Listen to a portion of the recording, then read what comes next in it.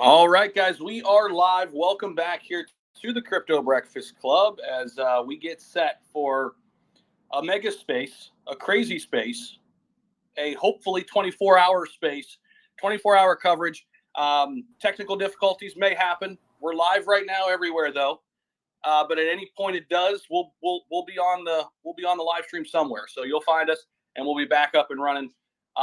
It's going to take a lot of people to make this happen. So we appreciate everybody rocking with us, and do not be shy to come on up here, give your thoughts. If you've never spoke on this space before and you've been waiting for your moment, today is the moment.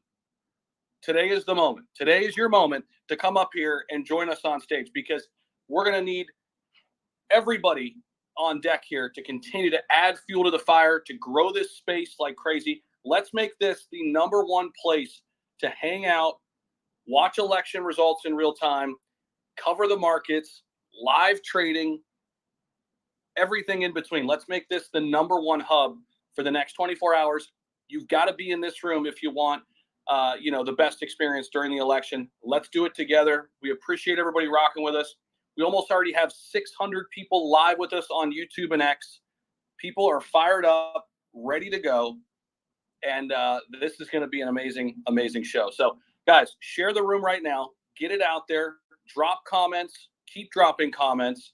Spread this in every Telegram you know, because this is the show you need to be on right now throughout the next foreseeable future, we'll say. Okay. All right. So appreciate everybody. We are tracking, obviously, political meme coins. We're looking at the overall market. We're going to be covering everything. And everything meaning related to the election, how's crypto responding, any news that comes out during the election. We'll be covering it right here on this stream. So appreciate you guys for rocking with us. Let's go. Let's get into it. I'm on my first cup of coffee, probably first of 7 today. So, we got that going. I've already started my Instacart order to get my groceries sent here because I don't have time to leave the house. I've got my perfect push-ups not too far away from me because I don't think I'm getting to the gym tonight, but we're going to do some push-ups in between. We're ready to go. Okay, guys? We're absolutely ready to go. Zach, what's going on, man? Good morning. How's it going? I leveled out some of my playing field with the Harris and Trump tokens. Hopefully, we can get some heated discussion in here. I love it between Harris and Trump tokens. At the end of the results of the election, you know who wins? Crypto. We all win. Definitely. 100%. So, Mar, well, you got thumbs down. What do you mean we don't win? You don't want your bumps back? He's the biggest fudder of crypto ever. This guy, Mar, funny, falling out of his car while he drives, talking about Caspa. Oh, it's not making him any money. And then next day he's so bullish on it. Calling me crazy because I'm buying Harris tokens. Whatever. I'm splitting them. I leveled out. I split them 50-50, and we'll see what happens. So I'm pretty excited. I'm going to do some major trading today on the space live as we go. But just watching the political stuff, streaming it too. I got Fox News set up. Obviously, I'm a Trump supporter, so I'm watching that. But I'm banking on Harris tokens to make me some money through this epic 24-hour space. That's what's going on right now. Just trading the political stuff.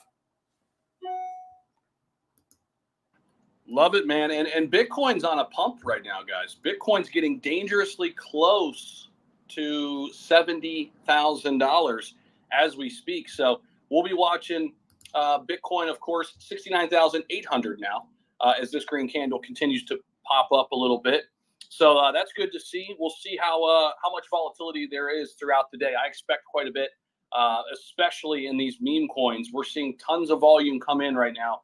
On some of the top ones we've been talking about over the last few days. Kamabala is up there. We got them up on stage today. Kamabala making some moves right now. 1.22 mil. Another big green candle. Ahmed, I saw you unmuted. What's up, man? Hey, Zach. Hey, other Zach. How you guys doing? So excited and so nervous. and so need some sleep. I haven't slept all night because yesterday was insane. And Zach, did you hold on to your tokens because we reached 1.5 million from I don't know 500,000? Oh yeah. Yeah. Oh yeah. I made a lot of money. Thank you. Come on. Good for you. Good. Of course I good for did. you. You know what I mean? I ate the first time you came up and said Kamabla, and just the words coming out of your mouth was like, I'm gonna ape. So I aped into it, ran the contract, everything looked clean. I was happy. And yeah, you guys were pumping. I mean, how can you not? This is it. It's It was selection. it was insane. It was insane, man. We got another 1,000 holders just yesterday, and it was crazy, and still is. Like I mean, now our our base was like 400,000. Now it doesn't. It's not going under a million. But if she wins, it's gonna be insane. If people don't know about Kamabla coin, we created. This project inspired by the U.S. election, Kamala Harris, based on um, Donald Trump's tweets and news about him nicknaming Kamala Harris and calling her Kamabla. And yeah, I mean, we're one of like handful of tokens that are connected to Harris, while on the other side, Trump has like dozens and dozens. Yesterday, from 500,000 to 1.5 million. Just imagine if she wins. Just imagine if she wins.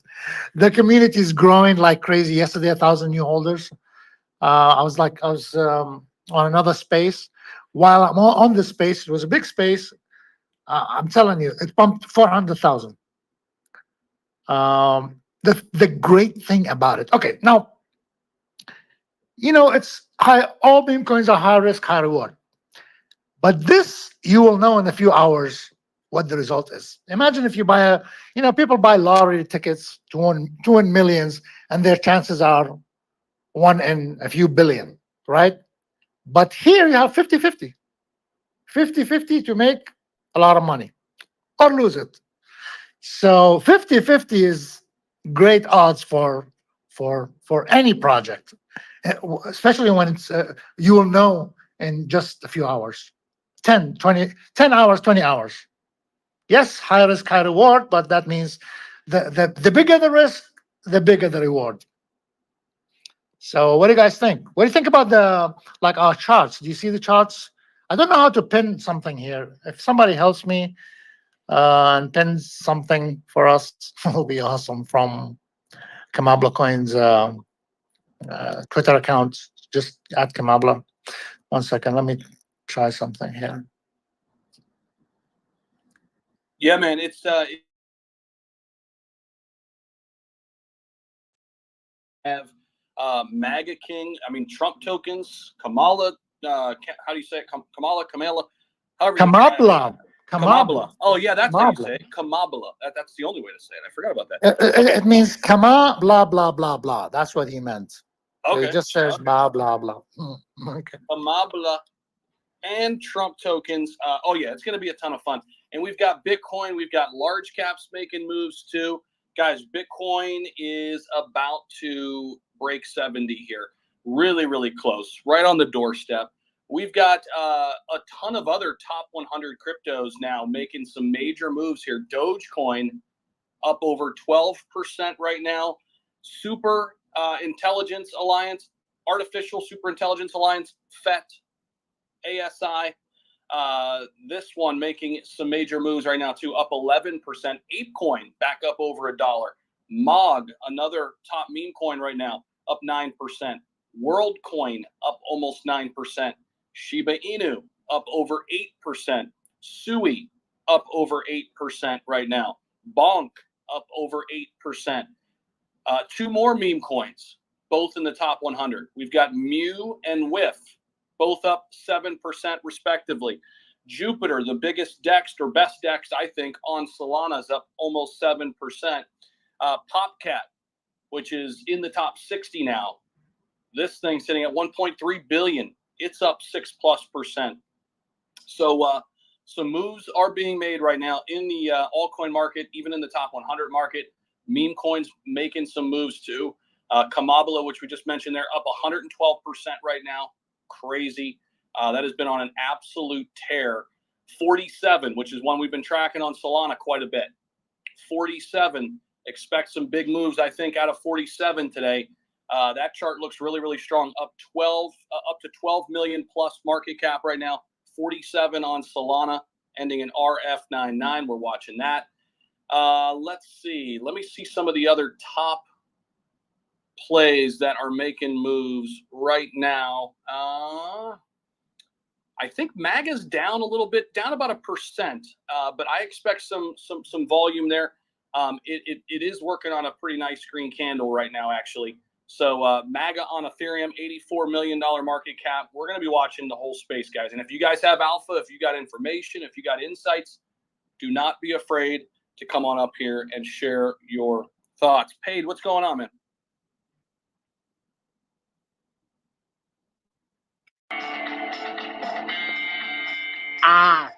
The sheriff have returned. Hey, hold on. I'm gonna get a copyright strike on YouTube, bro. Dude, it's copyright free music, bro. Okay, perfect. Play it. Bro, I can't believe you stopped. I just didn't want to ruin the live stream on YouTube. You think I'm new here?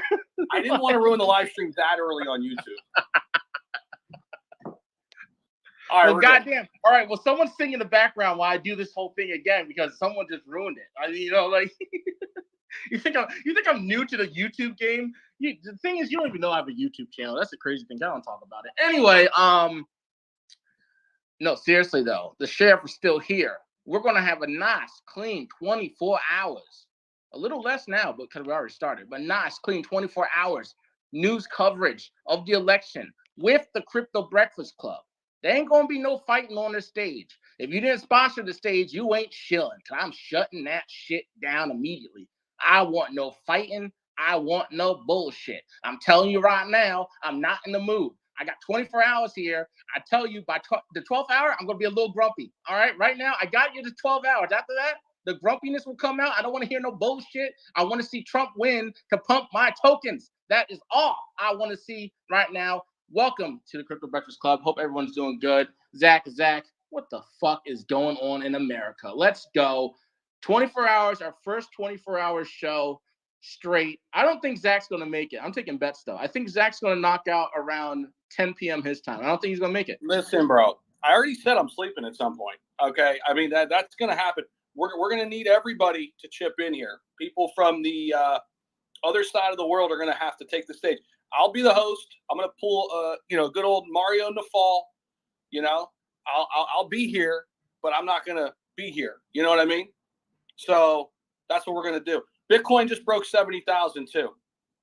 Okay. Bitcoin just broke through 70K. Let's go. Awesome. No, that's really all I had, guys, it's going to be an exciting time. So make sure you're sharing the room. Don't bullshit us. We're giving you 24 hours straight of our time. Zach, like he said, might be knocking out. So listen, just support us as we support you. We're here for you guys. 24 hours straight. All right, we're here. Let's get it. I don't know who's going to win the election. I really don't know. I really don't. It's such a coin flip right now. I have no idea. I see polls for Trump. I see polls for Kamala. I know Mars crying regardless what the polls say, so it doesn't even matter. But let's see what happens today into tomorrow. I've also heard rumors, Zach. I don't know if you heard this. They might not have all the votes finalized and tallied till the end of the week. So that's a whole nother situation. Well, we can unpack that because we have a lot of time. I think that is absolute asinine. Okay. First off, a ton of people have already voted. Why aren't those votes counted? And maybe they are. If they are, why aren't they already appearing? Why isn't there a live tally right now? They don't count those votes. I just watched the whole thing this morning about it. In some states, I think it was in Georgia, I was just watching, those mail-in ballots don't get opened until today. What the fuck's the point of voting early? But here's the thing. You can go and vote early on the electronic box thing. Here's another thing that's weird to me. You can go in a lot of states, you can go in and vote on an electronic thing, but then it prints out a paper thing, like a paper. Wait a minute. Why are we dialing back the clocks 30 years? Why aren't we just voting electronically? Better yet, why aren't we using the blockchain to cast our votes? What the hell are we doing? But I mean, we'll have a lot of time to unpack that. But I hope we have an answer at least on Wednesday. I mean, if it goes past Wednesday morning, I don't know what the hell's happening. Okay, we've never had this issue. Never. I think you'll have it doesn't an make any answer. sense. You'll have an answer within 24 hours. That's all bullshit. Forget about what they say in about a week. You'll have a 85, 90% results within less than 24 hours. I can bet on it. Okay, I hope I'll so. take some I hope action. so. I'll take some action on that. Hey, let's get down. Let's get down to the Crypto Breakfast Club. I think it's Shelby on the other end there. I see MAGA King. We're gonna get to everybody up here on stage. Larry just joined us. My buddy Crypto Moses is up here. We've got a bunch of people down in the audience too. Shout out to everybody. I see Oscar Ramos down there. My buddy the Crypto Mark Mutasco down there. Of course, tons of great content creators and people joining us. I see Mar down there. I know Mar's going to get up here at some point. Guys, share the room. I see 40 comments on the space right now. I want there to be 400 within this first hour, literally, okay? I want this to be the #1 place people are coming to talk shop in crypto with the election going on today. Let's make it happen. Crypto Breakfast Club, welcome to the show. I think it's Shelby, is it? Yeah. Hey, what's going on? Happy Tuesday. Happy election day. Welcome to the show. 24 hours. I have some news over here from the Coyote token. So they're going to be at 3 o'clock doing a giveaway. And part of that is you have to follow our sponsors today, which one of them is up here, Kamabla. We have Mega King, and then Izumi, who has been up here throughout the month now. So what do you want them to do, Zach? You want them to follow the host, the co-host, and the projects? Is that what you want today?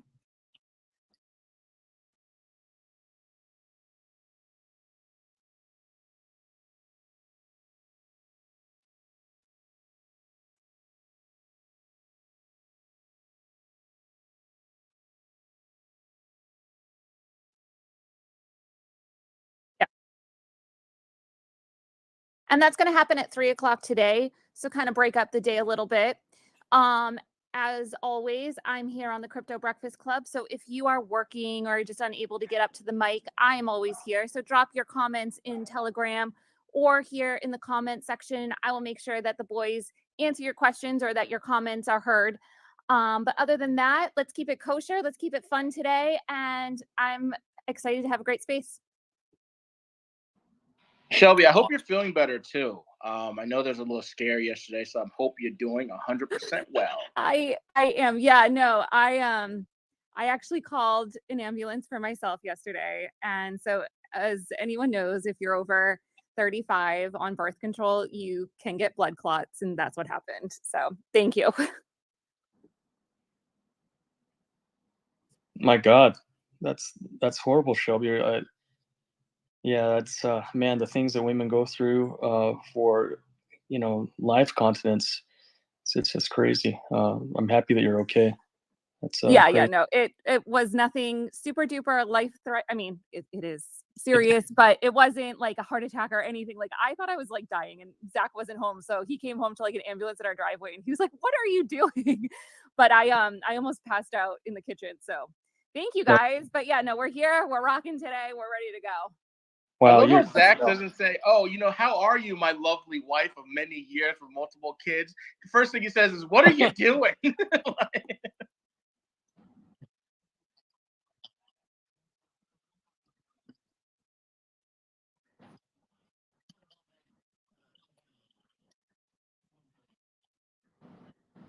can't take it for granted. I can't. Every day is like the last day for me, and we should look at this bull run as the same way, and this election the same way. It's gonna so much is hinging on this. Yes, the markets may bounce back or flatline, but there's so many facets of DeFi right now that are hedged on one candidate winning the race, which regardless of politics or party doctrine, I hope that this can come out smoothly. Like you said, Zach, I hope that the election results are released quickly and that the catalyst can, provide some positive sentiment in the market. Because if it's not done here, the rest of the world is going to catch up. I mean, I'm talking about for people that are from the U.S. It's really make or break. A lot of the bigger projects with large amounts of capital are really going to rely on this. China, verified that their second stimulus package is coming out and has already taken effect.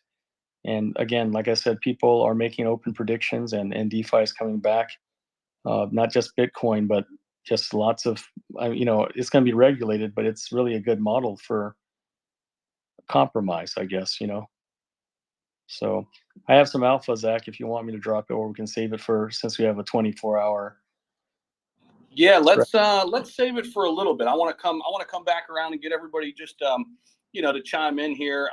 By the way, guys, Larry joins us, always brings great insight. If you guys are new to the space, I feel like we're going to have some new people popping in today, whether it's on YouTube or X or, it's a big day today. So the people you see up here on stage, a lot of them are mainstays, Zach Pate and Larry and some people down there. So welcome to everybody new. Again, glad to have you. It's going to be a crazy day. Of course, we'll probably have people popping in and out. Just know that we're going to be here. So even if you have to drop out for a little bit, come on back whenever you can, and we'll be right here with you all day long. So let's get down to my buddy Crypto Moses down there. What's up, Mo? What's going on, man? What's on your mind here ahead of the election?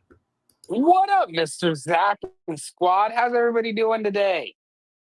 Hello, Doing great, man. Well, I want to say this is, as everybody keeps telling us, the most important election of our entire freaking lifetime. So I hope everybody got out there and vote. Many people don't think their votes count. I'm one of those people that does not think my vote counts, but I did give a damn, and I voted this time specifically just in hopes that my vote makes some sort of a difference. But we'll see what happens, as this is going to impact the entire crypto world and industry based on this specific election. I don't know how you guys feel with maybe her winning and how it would impact us. But I am going to say this, just a shameless chill. But I do want Trump to win, of course. But to me, it doesn't matter who wins right now because I can't necessarily control it. What I do know is that crypto and government is about to be the most important conversations we're going to have in the next couple of years. And there's going to be a lot of regulatory changes, whether it's her or him coming. We just don't know who's going to bring the biggest hammer and drop it down on us. That's the question. That's truly reality, since the FBI and the Treasury have a joint task force that's permanent now. It was just a momentary project as of last month, but now there's a permanent task force just for crypto and DeFi, or what they call alternative commodities. So see that, and people need to stay up on that news. We all need to be sharing that, because sooner or later, if we don't file our crypto freaking taxes and our information, they're going to use it against us. And one thing you guys got to know, everything's on the blockchain. When somebody attaches that wallet to you, it is on you. It is then officially your responsibility, right? And I'm pretty sure they probably have way better tech than anybody does to be able to find out that information, Yeah, before it was just arrogance, but now it's again, they have the resources to find the biggest and the best talent-wise. And like you said, it's good to stay on your P's and Q's and make sure that you keep your everything on the up and up, because again, we have centralized finance and TradFi and fintech coming into DeFi to get their portion of the pie, and also to use it as the bridge to finally bring digital assets and fiat together in a manner that can be semi-controlled. This will be the last what we call a true bull run. You'll always be able to make money later, but not in the fashion that we do right now, in the sentiment that we do right now. So the thesis is changing hour by hour. We used to have the saying that an hour in DeFi is like a day, a weekend in a lifetime. So it's that's really, really, really well said, and I 1,000% agree with that, man. If just so everybody knows, it's our responsibility tax-wise to have the information prepared for the tax man, which really pisses me off. It's our responsibility, right? So if you don't set that up and prep it and use softwares or use services like mine, even like you're gonna get stuck. So my recommendation, always, always, if you're in crypto, if you're in DeFi, keep track of your transactions, keep notes, just be prepared to file because you never know when this joint task force is coming for you, right? Well, well, Moses, you said something very important, but this is the one good thing about DeFi is that in regular law and regular litigation, intent is not enough to disseminate guilt or to prove that there is no guilt. But in DeFi right now, if you show that you have intent to try to show some effort and provide, and a lot of us degens will not agree with this, right? Because that's why we stand on decentralized finance. But whether we want to or not, your inclusion into these larger cap projects or these protocols that actually have the ability to shake and move the earth as we know it for our optics are going to have more scrutiny, not just on the project builders, but on the holders themselves to the last penny. Because Uncle Sam wants his last dime. Europol wants their last dime. So at least like what Crypto Moses is talking about, if you show intent, usually that's enough for compromise. Look at BitBoy. Look at a lot of the people that have gotten Wells notices that have been able to, kind of come to compromise or negotiate based on that they had the intent on doing the right thing. One thing, and we can use Zach Humphreys as a prime example of this. Zach has always stated clearly that he's paid and that he's not doing it for free or from a different agreement. That is a far different attitude that has let Zach pivot, not just from being a KOL or to being an influencer, but to being a spokesperson or a bannerman for the space as a whole. And the reason why I really want to double down on this is the intent for Zach doing the right thing has always been there, and that's why we can have this space right now. Another thing is the reason why I'm talking about what Crypto Moses is talking about is because at MetaTrust we've gotten quite a few inquiries about providing both post-mortem forensics if need be, and beyond that from authorities. So I've had the ability to bring you some alpha like lists and things from FOIAs and updates on the what the task force currently doing, either to do with the market makers or some of the projects that were on the market making list, and then of course like Saitama, etc. But it's unfortunate. I'll bring more of this news early, at least, so that you can at least show intent. And intent in DeFi is 9/10 of the law, which that is kind of optimistic. That's one of the good things. So I just wanted to kind of chime in there. No, it's really, really well said. And I'll just say this, you guys. So like what we do is I break down all my wallets and all my transactions, transaction by transaction, and then that's my intent.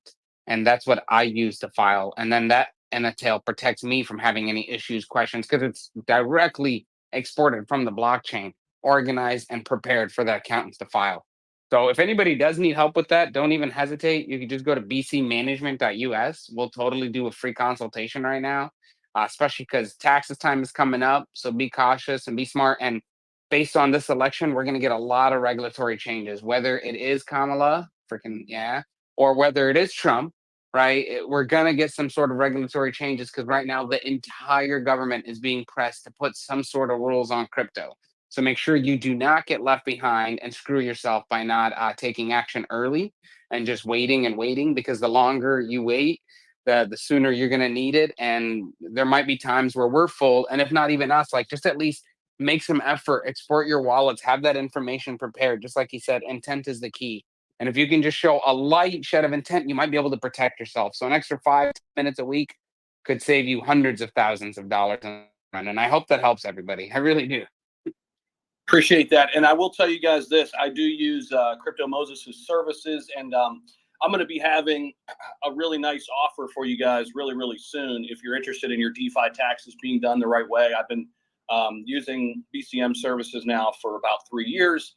This will be my 4th year as we head into 2025. So, Mo, appreciate having you up here. And guys, I will say this, as I'm going to get to some breaking news here in just a minute.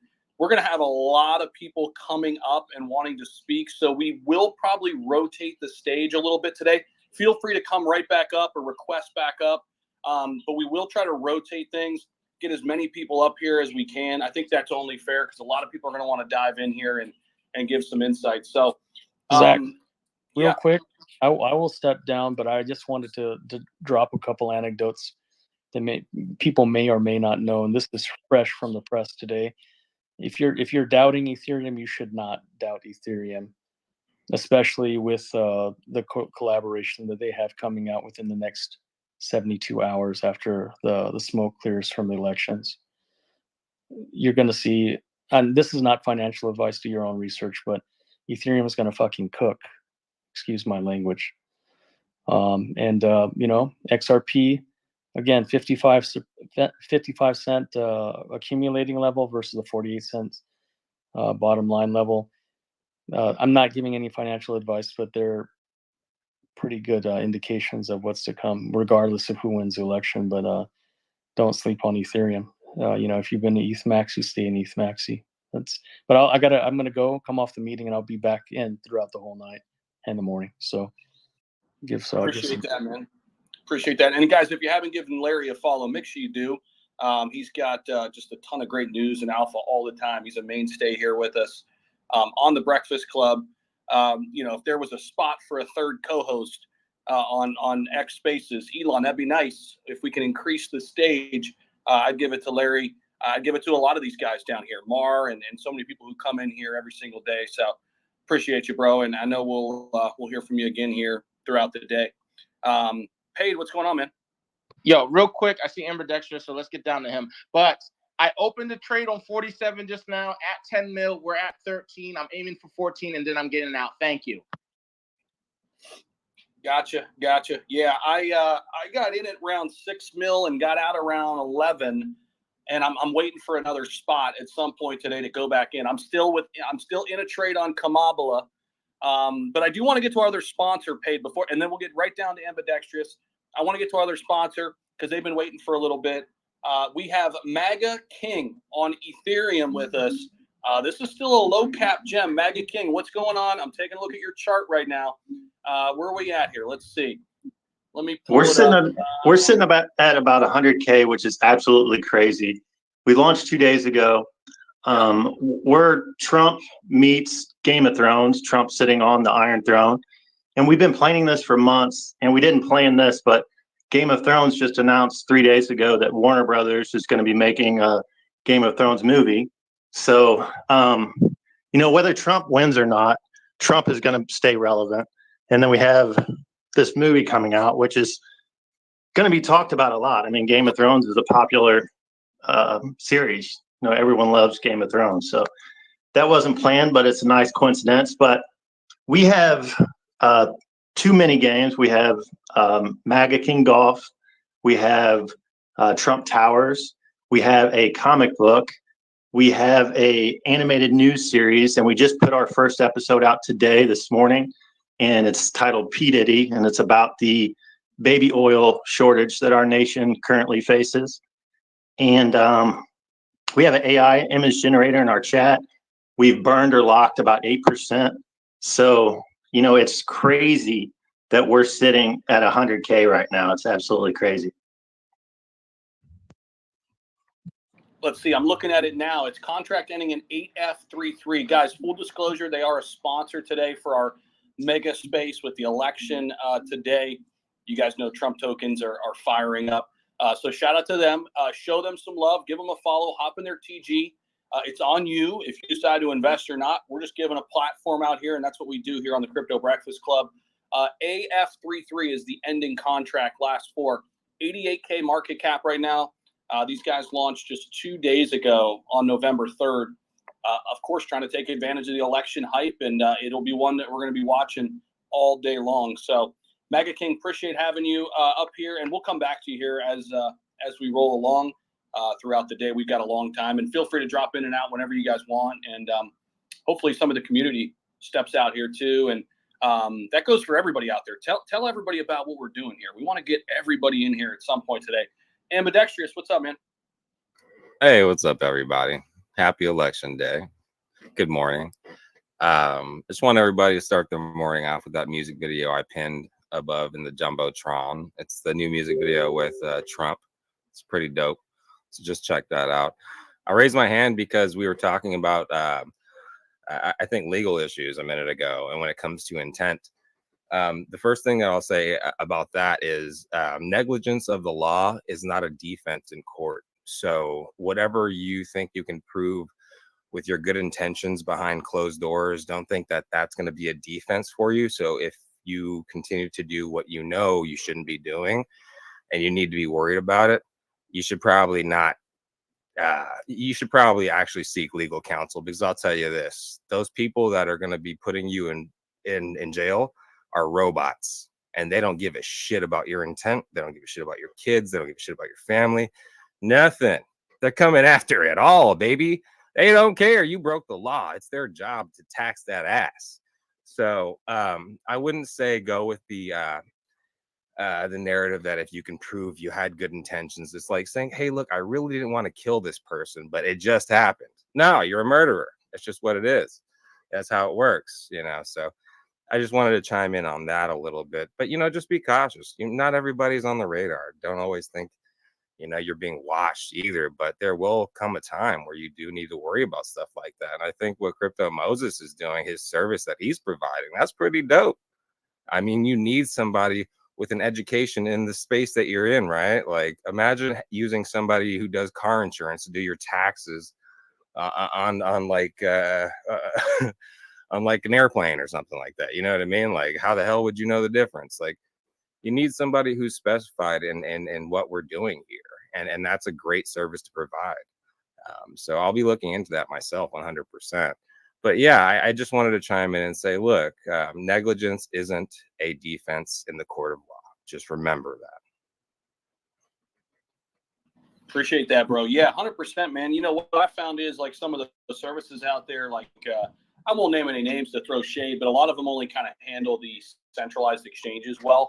They don't handle the DeFi trading very well because, one of the things is, like, token taxes, gas fees, these sort of things are write-offs for us, right? But if we don't, leverage that, right, and take advantage of that, then, you're not going to get that with just one of your run-of-the-mill services. You have to get in there manually and actually look at every transaction, create a spreadsheet for every asset, the whole 9 yards. So, yeah, definitely, guys. And again, I'll be having, a discount code / affiliate code up and running really, really soon with BCM. So if you guys are interested in the tax stuff, we'll have a long time to talk about that ahead of April as we get things rolling. So be on the lookout for that. I think Mo will be coming in here more and more as well, talking about it. So appreciate that. Azumi, one of our sponsors for the foreseeable future here, is up here on stage. I want to drop the mic over to them. We got Catalorian, who was a former sponsor with us, I believe, last week up here. We'll get over to you guys here in a few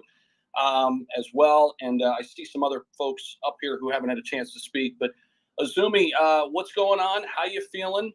Election day, what's on your mind? The GM. Guys, I have a proposal. Well, not proposal. I have an idea for you. Since it's going to be a 24-hour space, why don't you have like a couple of hours of political conspiracy theories about what's happening right now, on theories about what's going to happen in the future? Is the big reset gonna get triggered by a possible Trump win, or is, are we gonna go into the new world order if Kamala wins, etc., etc.? I mean, I don't know. It could be an interesting topic to talk about, since it's going to be 24 hours. Yeah, it will be. And we're on the right platform for it too, here on X, but we're also on another platform that, I won't say anything more, but yeah, we'll see how it goes. But that's one of the reasons why I put a lot of stock into X and what Elon's doing, right? Because this is the platform where you can have those conversations, which is pretty epic, actually. Because if not, I don't know where we would be right now, to be honest. It's kind of crazy to think about. But anyway, man, great having you up here, and I know you guys are building, you guys are grinding. Yeah, it's going to be a wild day, and we're going to be here for it. There's going to be a lot of time to get into a lot of stuff. But yeah, love it. Love the idea Catalorian, what's going on? GM, thanks for having us on again today. Election day, right? Yeah, look, Yes, sir. it's great to be here again.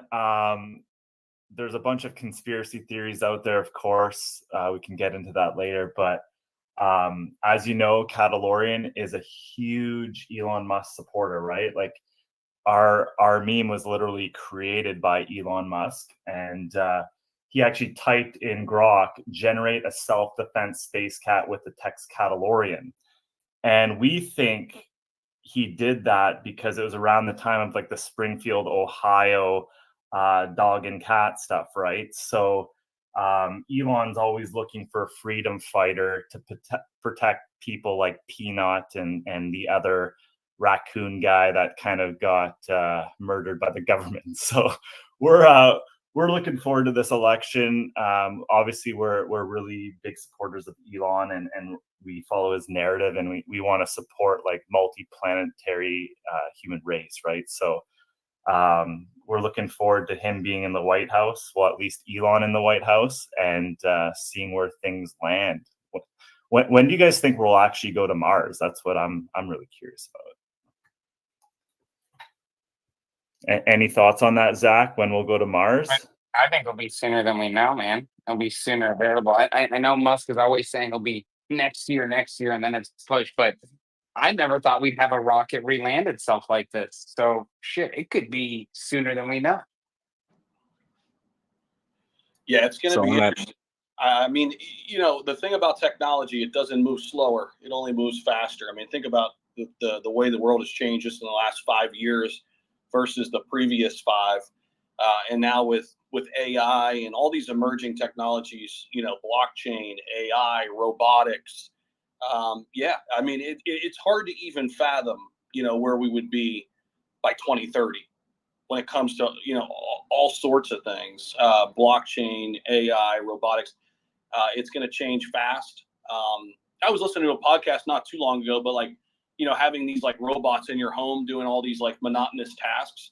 A lot of the people that are heavy into AI think that's like, you know, 5 years away, which is pretty crazy, but also pretty cool, man, because, you know, a lot of people are afraid of it or scared of it. But I think it's just going to, you know, allow us as humans to have a lot more time to do things we love and be more creative. And you know what I mean? Because I don't want to get too far down this rabbit hole, but I think the monotonous tasks and things like that kind of hold us back. Like, you know, they suck our energy a little bit, where we could be doing stuff like this. You know, this is way more fun than doing laundry. This is way more fun than running the dishwasher or washing dishes. This is way more fun than, you know, running the sweeper. This is way more fun than washing windows. You know what I mean? So it's going to be interesting, man. It's going to be cool. And I think, you know, you got to embrace it, I think. And there's going to be people who are afraid of it and go hide in the corner and cry about it. And those are the people who are going to get passed up. And then there's going to be people who are like, man, this is exciting. This is cool. How can I leverage this? How can I decide how to work alongside this big shift and not be consumed by it and afraid of it? You know, that's kind of my quick take on it. Yeah, I think that's the perfect answer. I think every human needs to hear that, really. Like, AI is not really going to take away jobs. Well, it might, but it's going to make us more efficient so we can do better things like spaces and be with our families or whatever it is, right? And actually, crypto is going to be a huge part of that. Like, A16Z just put out a report that they really feel like crypto is going to accelerate the movement in AI, right?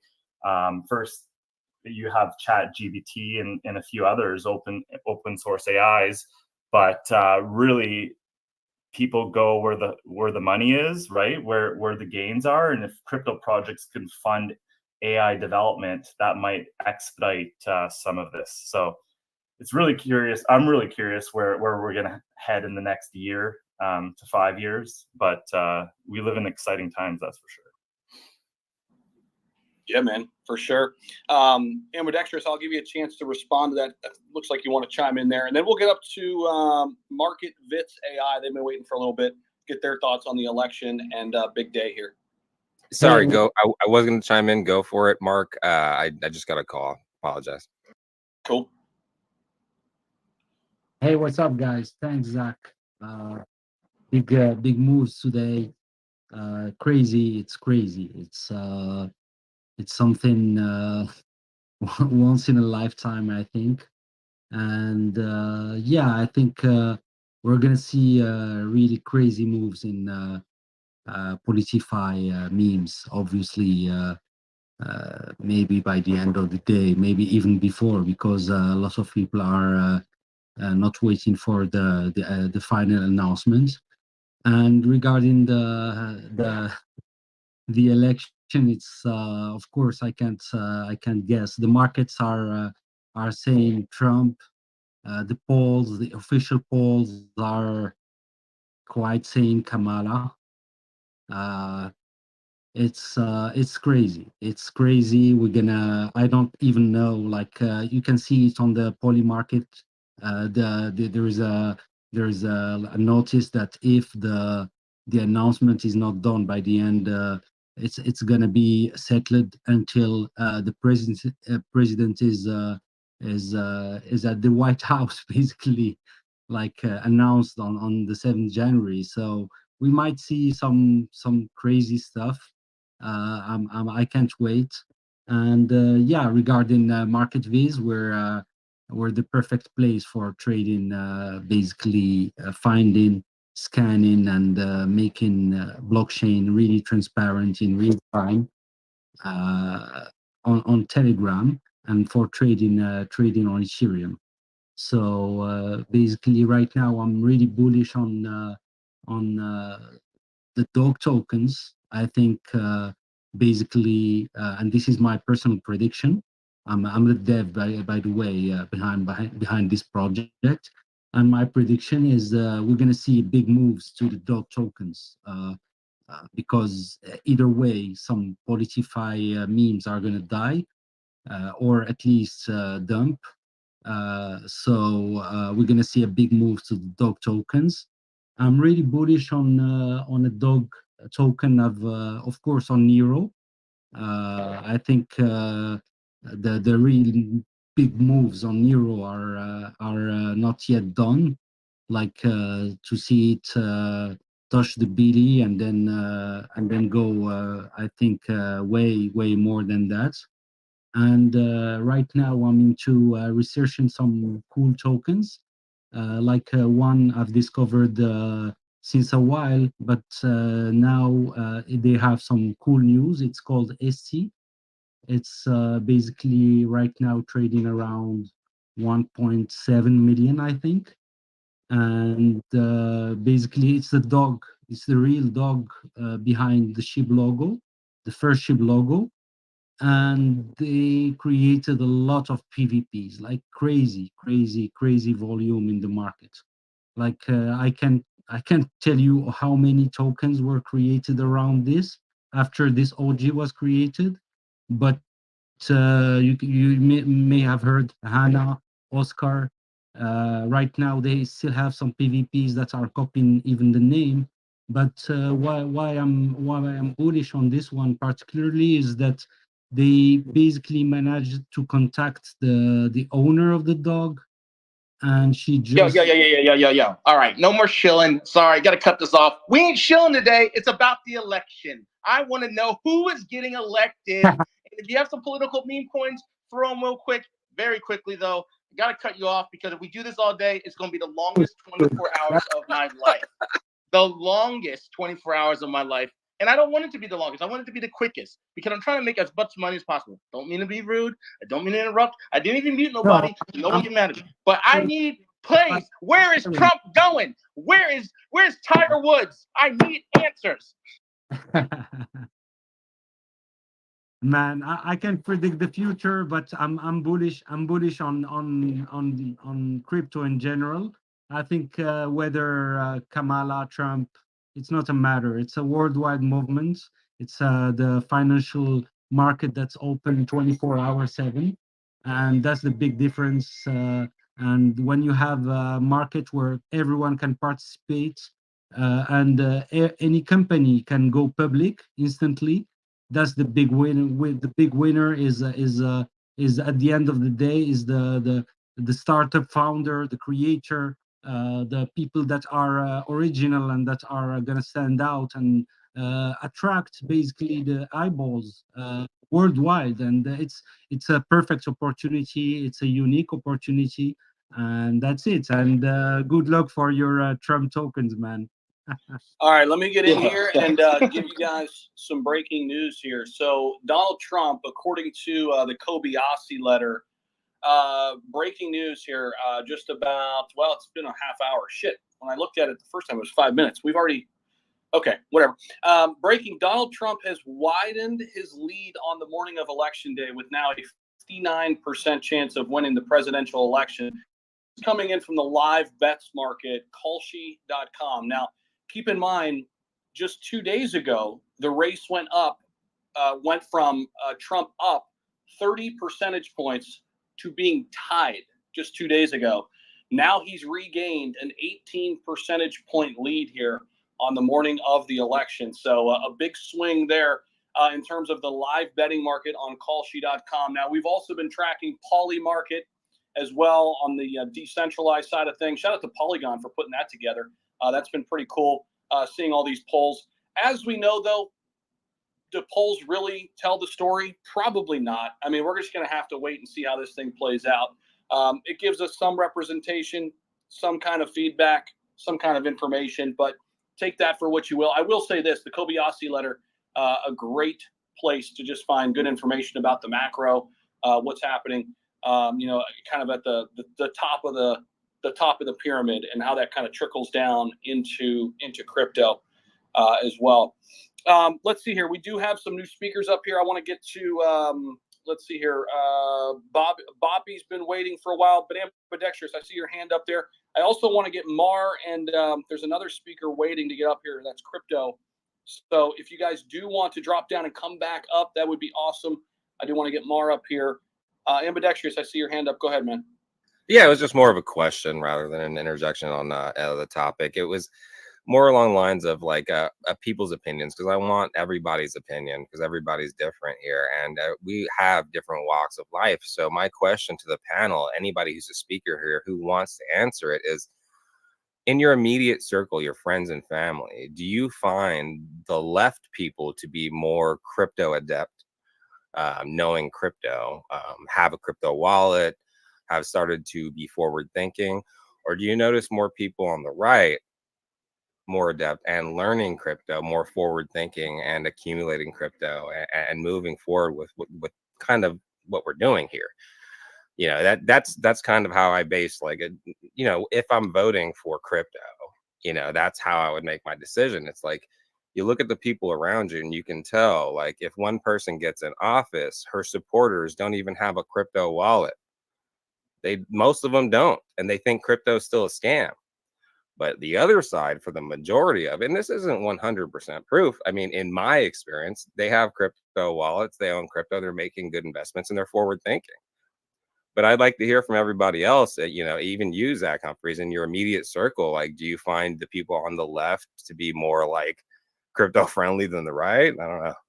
Yeah, I think it's an interesting point, and we can go around the room with this. I'll go first here because I think I have an interesting answer to this. I'm going to say neither. And you're wondering, like, what the hell do you mean? Well, let's remember, I mean, crypto at its infancy stages, and I still think this rings true, it was really a libertarian movement, right? So somebody in crypto, if I had to put an ideal image of that person, it's not somebody who drinks the red Kool-Aid. It's not somebody who drinks the blue Kool-Aid. It's not somebody who identifies solely with the left or solely with the right. When I think of a real crypto investor, I think of an independent thinker. I think of somebody who is trying to go against the grain and who's not easily persuaded by what other people think, by what other people do. And I think that's, because let's just call a spade a spade. Most people will look at somebody that's heavily invested in crypto and they'll call that person a crazy person. You're crazy. What are you doing? What are you doing in that wild, wild market? It's a bunch of scams and, whatever. And you'll hear that from left and right.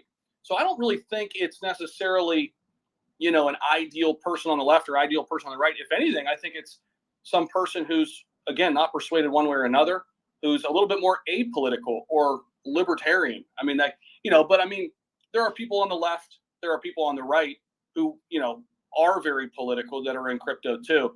When it comes to these two candidates, the guy on the right has been much more adamant about what his stance on crypto is. And it's not to say that, in my opinion, that Harris is bad for crypto. I would just say we don't know. We don't know. There's not been a lot said. You know what I mean?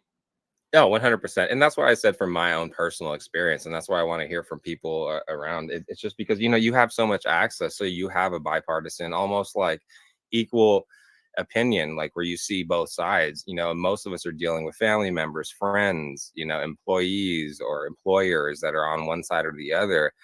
And they don't, and I'm experiencing a lack on the left as far as them being crypto inclusive. And just to be on topic, that's not my only issue with that at all, because I'm voting red 100%. But in my personal experience, I've experienced them just calling us a scam. They don't want anything to do with us. And it leads me to believe that community will have the best interest for crypto in mind if voted in. So that's what I meant. Yeah, and that's good. I mean, there is a lot of people that are into crypto that aren't on the right 100%. So thank you for saying that. Hell yeah, man. Go ahead, Pate. I was just going to say, to answer your question, all of my friends are in crypto because all my friends are in the room right now. Thank you. Yeah, we got some friends waiting to get up on the mic too. So we'll get to everybody. And guys, if you guys want to jump up here, just request. We'll get to you. Hang in there. We got to go around the room. But let's see here. Tequila Pete hasn't had a chance to speak. What's going on, man? What's your thoughts right now on the election as it is election day? Things are heating up.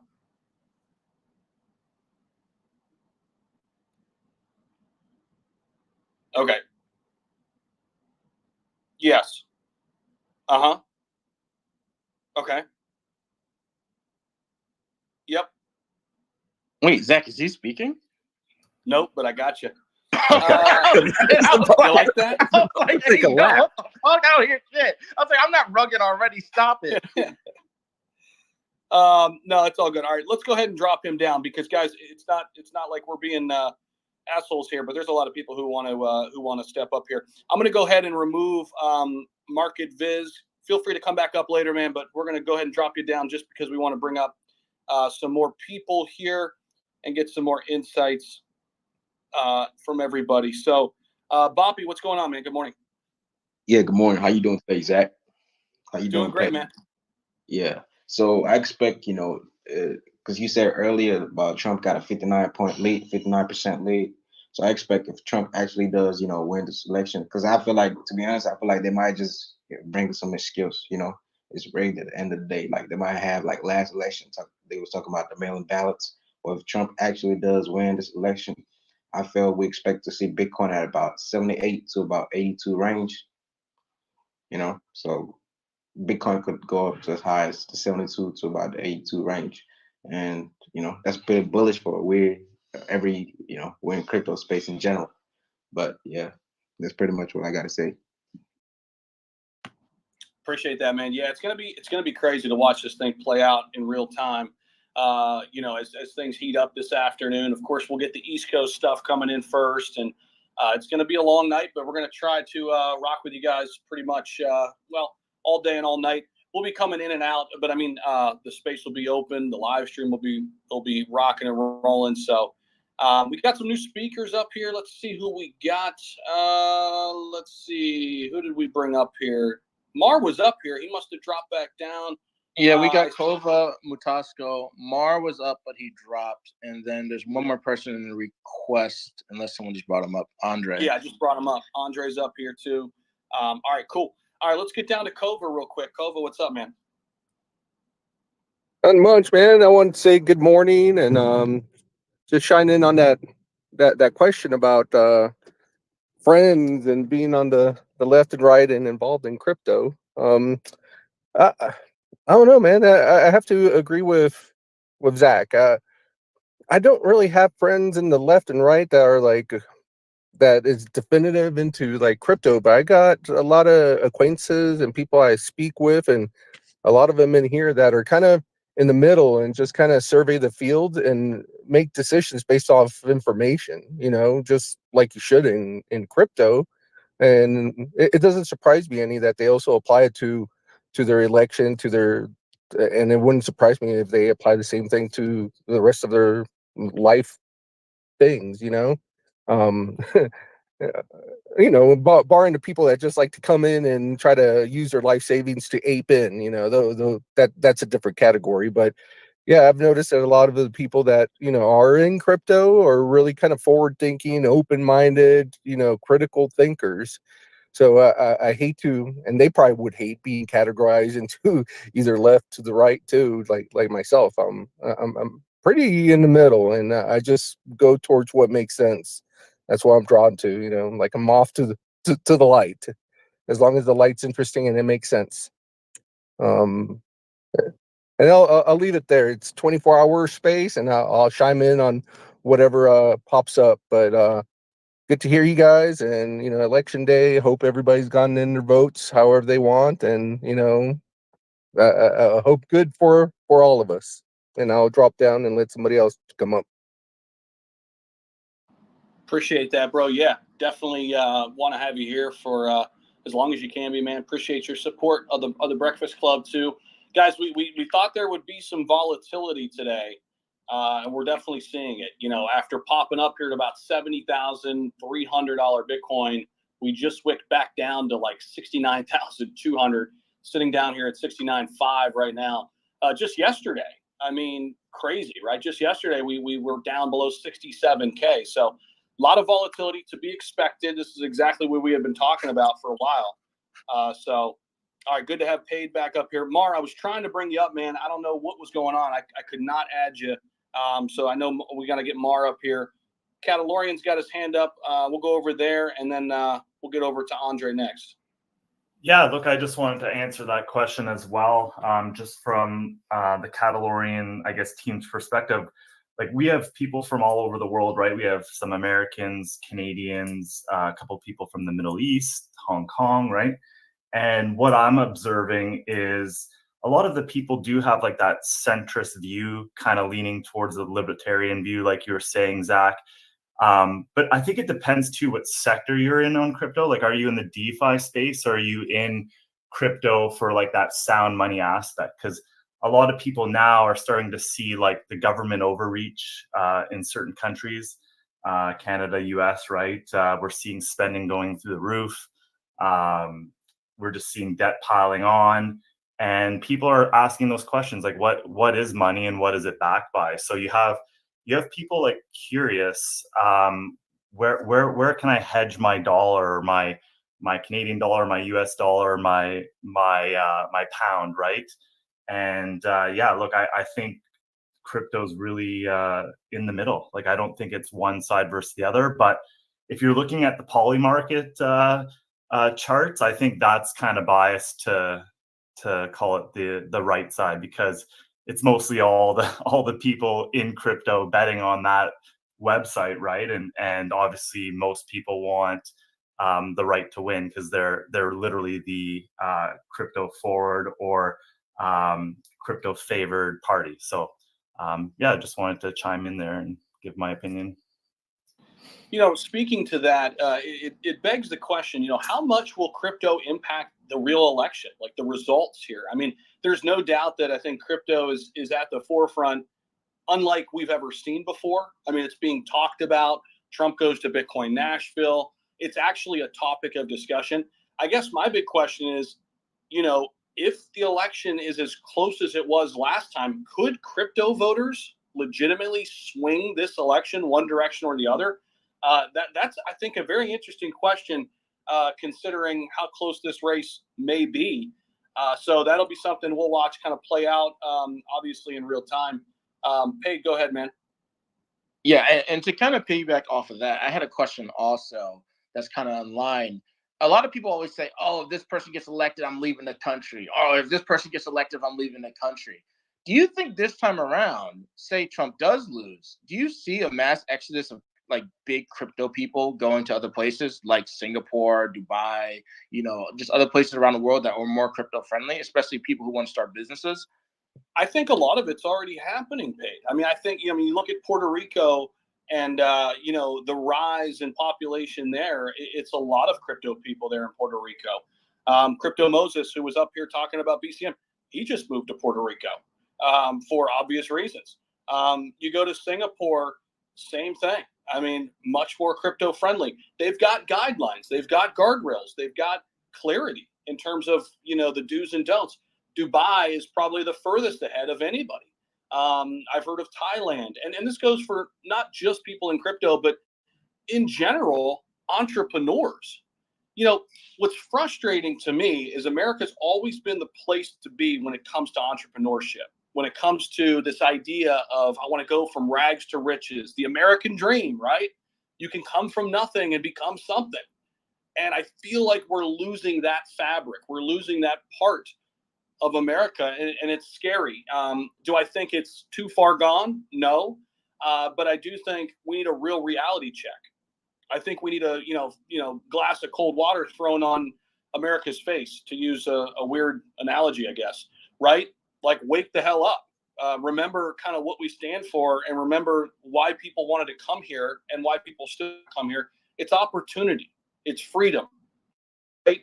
It's the idea that anybody can do anything in this type of environment. But it feels as if people are seeing that go by the wayside a little bit. And obviously you can get into the tax side of things and all of that as well. And yeah, I mean, there's a lot to unpack with that, but that's my quick response to it. But we've got Mar and Mutasco, two people who always come into our space all the time. And I see you down there, Andre. I'll let Andre jump in here first. New speaker. I haven't seen you in here before, I don't think. So welcome to the show, man. Hey, how you doing, Zach? This is Andre from the Roaring Kitty community. I just wanted to, get a few points in because I think election day is very important. And I think that whether you're on the right side or the left side, guys, if you're in crypto, we have a different perspective. And I think the greatest thing about crypto is that it allows us not to be trapped to any currency. You could go around the world and use your crypto. You really have to think back to where Bitcoin was created and that freedom that it's going to give us. So whether you're on the right or left side, I think the bigger picture is more about us understanding that, whether you're self-employed or a 9-to-5 worker, at the end of the day, we're still trapped in the same system as far as working for the dollar. We're controlled by the Federal Reserve. The governments, a lot of time, they get elected. They don't do the things that we need them to do as a society. They spend our money the way they want to spend it. And I think crypto is the way of us getting back that control and us being able to travel around the world and be able to spend money and also peer-to-peer transaction without having to go through the system. So I just think at the end of the day, we don't want to lose that thought process that, crypto is a whole different world. And, that's what we really need to focus on, about building peer-to-peer systems and being able to border between each other and really be able to do that around the world and not be trapped on whether you're on the right side or left or blue or, red. At the end of the day, it's crypto family, crypto community. That's it. Great insight, man. Yeah, appreciate that. Yeah, I think it truly is, an industry and a larger community, just the crypto community, that I think it kind of play on words here. I guess it trumps politics a little bit, right? It's kind of its own. It's its own thing. It's its own group. It rises above, politics. It's much bigger than that. It is truly kind of giving the power back to the people, and I think that's why you see so many people from around the world coming together through crypto. It doesn't matter where you're from, what your ideas are, or your values, or your religion, or your politics. It's if you're in crypto, people can relate to that. Other people in crypto. So I think it's an interesting point. Mutasco and Mar are up here. Mutasco, what's going on, man? Good morning to you. What's on your mind here on election day, guys? Also, share the room if you haven't already, and drop a comment down there. Keep this thing rocking and rolling. 1,000 people with us on the live streams, by the way, which is epic. So shout out to everybody on the live streams. Make sure you guys do your part over there. Hit the like button, share the room, all of that. Did we just lose Mutasco down there? Classic. Yeah, we'll try to bring him back up. He's been having issues with Spaces, man. He has the new phone. He said he has the 16. I don't believe him. I think he has the 3. He's got that Morocco Wi-Fi, man.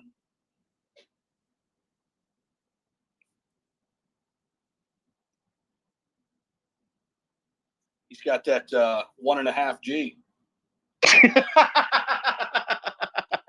I was waiting for you to say something else. Little baby G connection. We'll try to bring him back up here. Is he? It says he's on my screen. It says he's a speaker, but it still has a blue dot next to his name. Yeah, I think there's some kind of weird thing going on. Mutasco, maybe get out of the app completely and come back. He probably already knows that. He spends enough time at Spaces to know it. Let's see here. Let's bring up my buddy Oscar wants to get in here. Larry and Matt want to get in here, but let's go to Mar. Mar's been waiting too. Mar, what's going on, man? I know you're chomping at the bit here. Big day, election day. What's on your mind, brother? What's up, Zach? Yeah, I've been rugging. I don't know. Just maybe the Democrats are fucking with X. But yeah, good morning. Good morning to everyone, except for Zach from Subway, the Harris supporter here. But yeah, good morning to everyone. Yeah, man, I'm pumped up for today. I'll tell you what, man. Democrats normally the early votes, and they're down. They're down like 1.5, I think 1.4, 1.5 million votes to Trump. So it's looking good. Republicans are voting early. I am getting a lot of news on X and friends calling me, fucking writing me message that there's already issues in Pennsylvania, the machines and all this bullshit. But it happens. It happens. And I gotta tell you, man, it's looking good. It's looking good. I think people are saying we might have to wait like 48 hours or more to finding out who got elected. But I truly think by 12 o'clock we'll know. We'll know these guys. The lefties are ruthless, and it's disgusting, man. They're talking about if Donald Trump loses, what's going to happen to Elon Musk? You're talking about the richest fucking guy in the world, you fucking clowns. That the U.S. can't even afford to lose this mine. And I mean, it's incredible. It's incredible. And look at all the people that are supporting Trump. The powerful people, smart. Actually, no one is perfect, and we don't know the secrets behind who has done bad or good. But all these actors and actresses in Hollywood endorsing, Harris, and I'll tell you what: if Trump wins this election, he's gotta maybe go visit P. Diddy, and say thank you to P. Diddy, because a lot of people are not believing these actors anymore, or because they're in the P. Diddy list. And I mean, I just don't. This shit would have never happened, Zach, back in the 80s, not even the 90s, probably. Why will Kamala? I mean, you know what? I didn't vote for her, but at the end, the woman is fighting to be president. To get to that position, you got to do a lot of things right. Probably a lot of wrong things too, but a lot of things right. I don't give a shit what people tell me that she's dumb. That woman is not dumb, because to get up there, to have an opportunity to be the president of the United States, you got to do a lot of things right.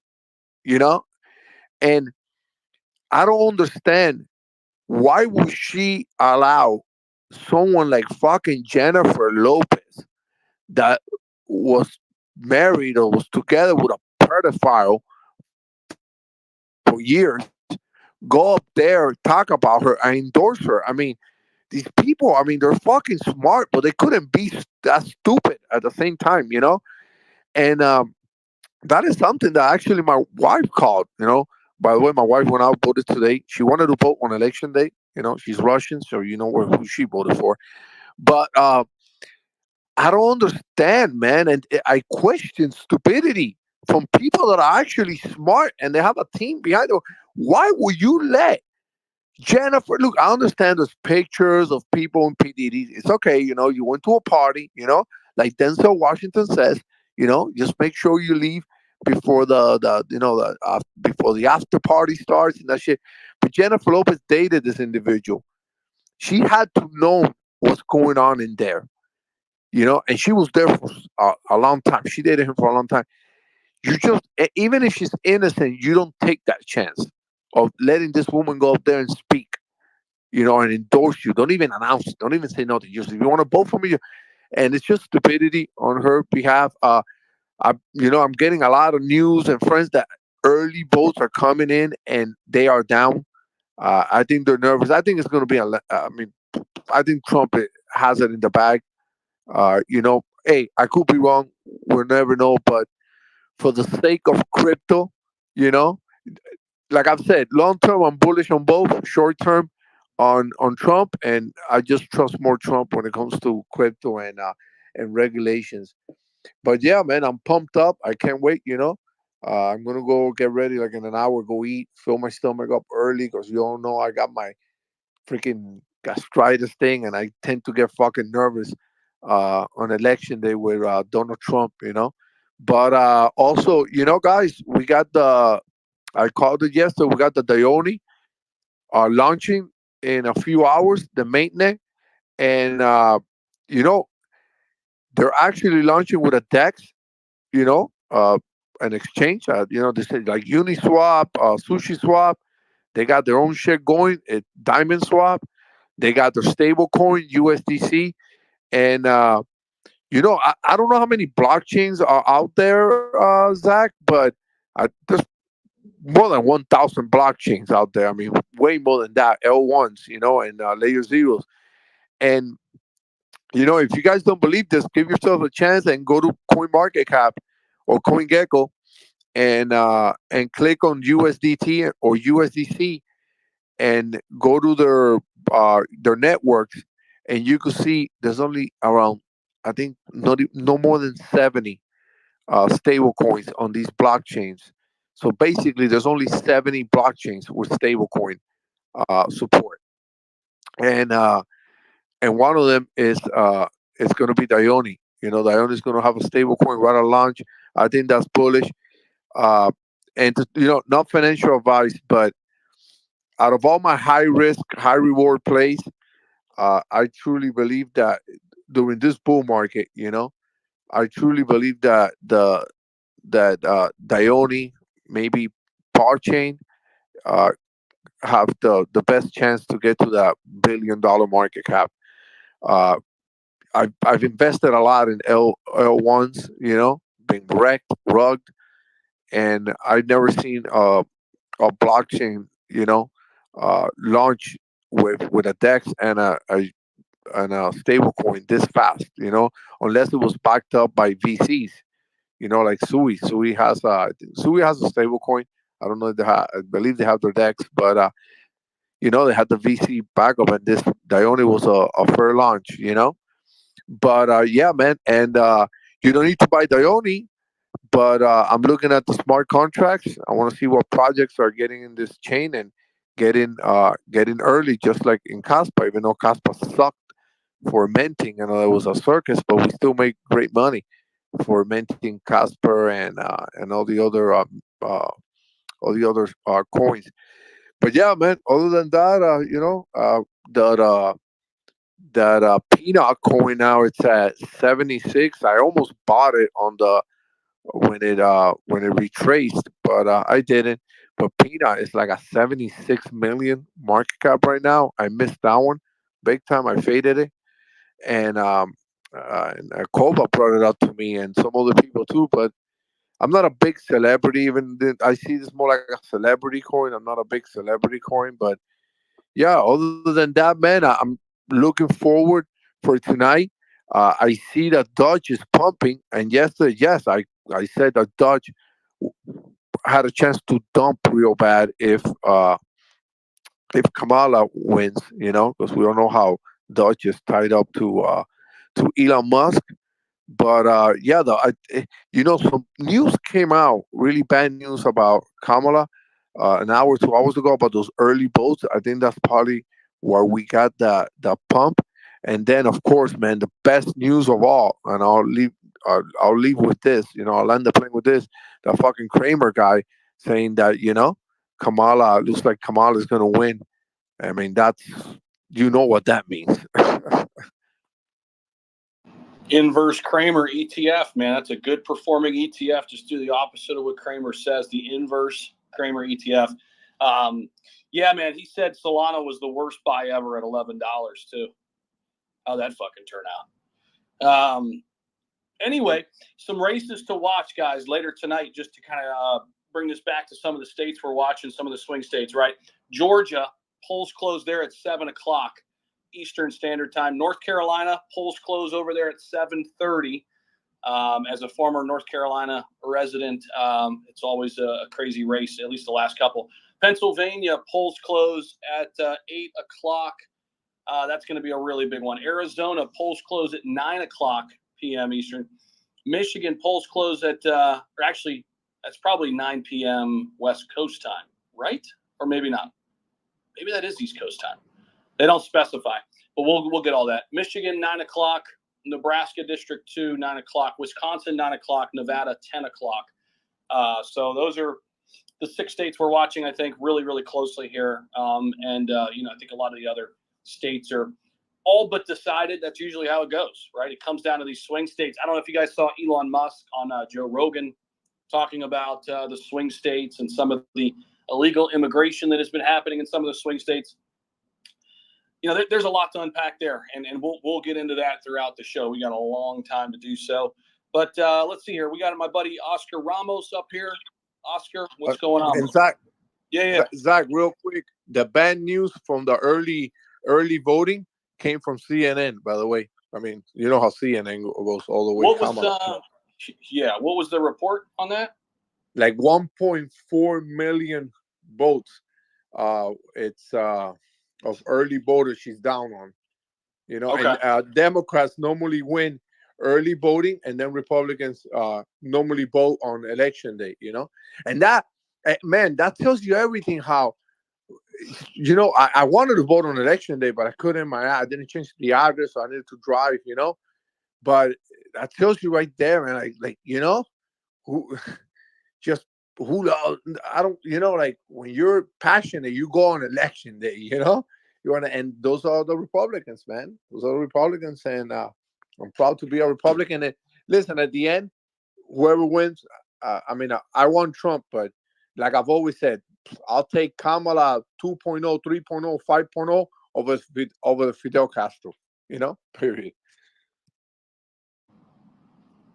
Yeah, bro.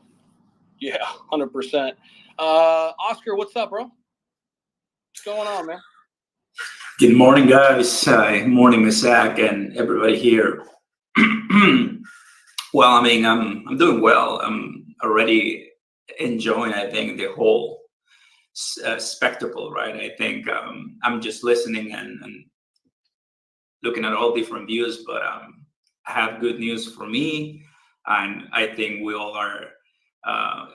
We can use our common sense on this one. After watching so much cable television, polls, odds, and all type of predictions, I think this one is going to can really be a landslide in favor of Donald J. Trump. And I think earlier today we are seeing that reaction to it.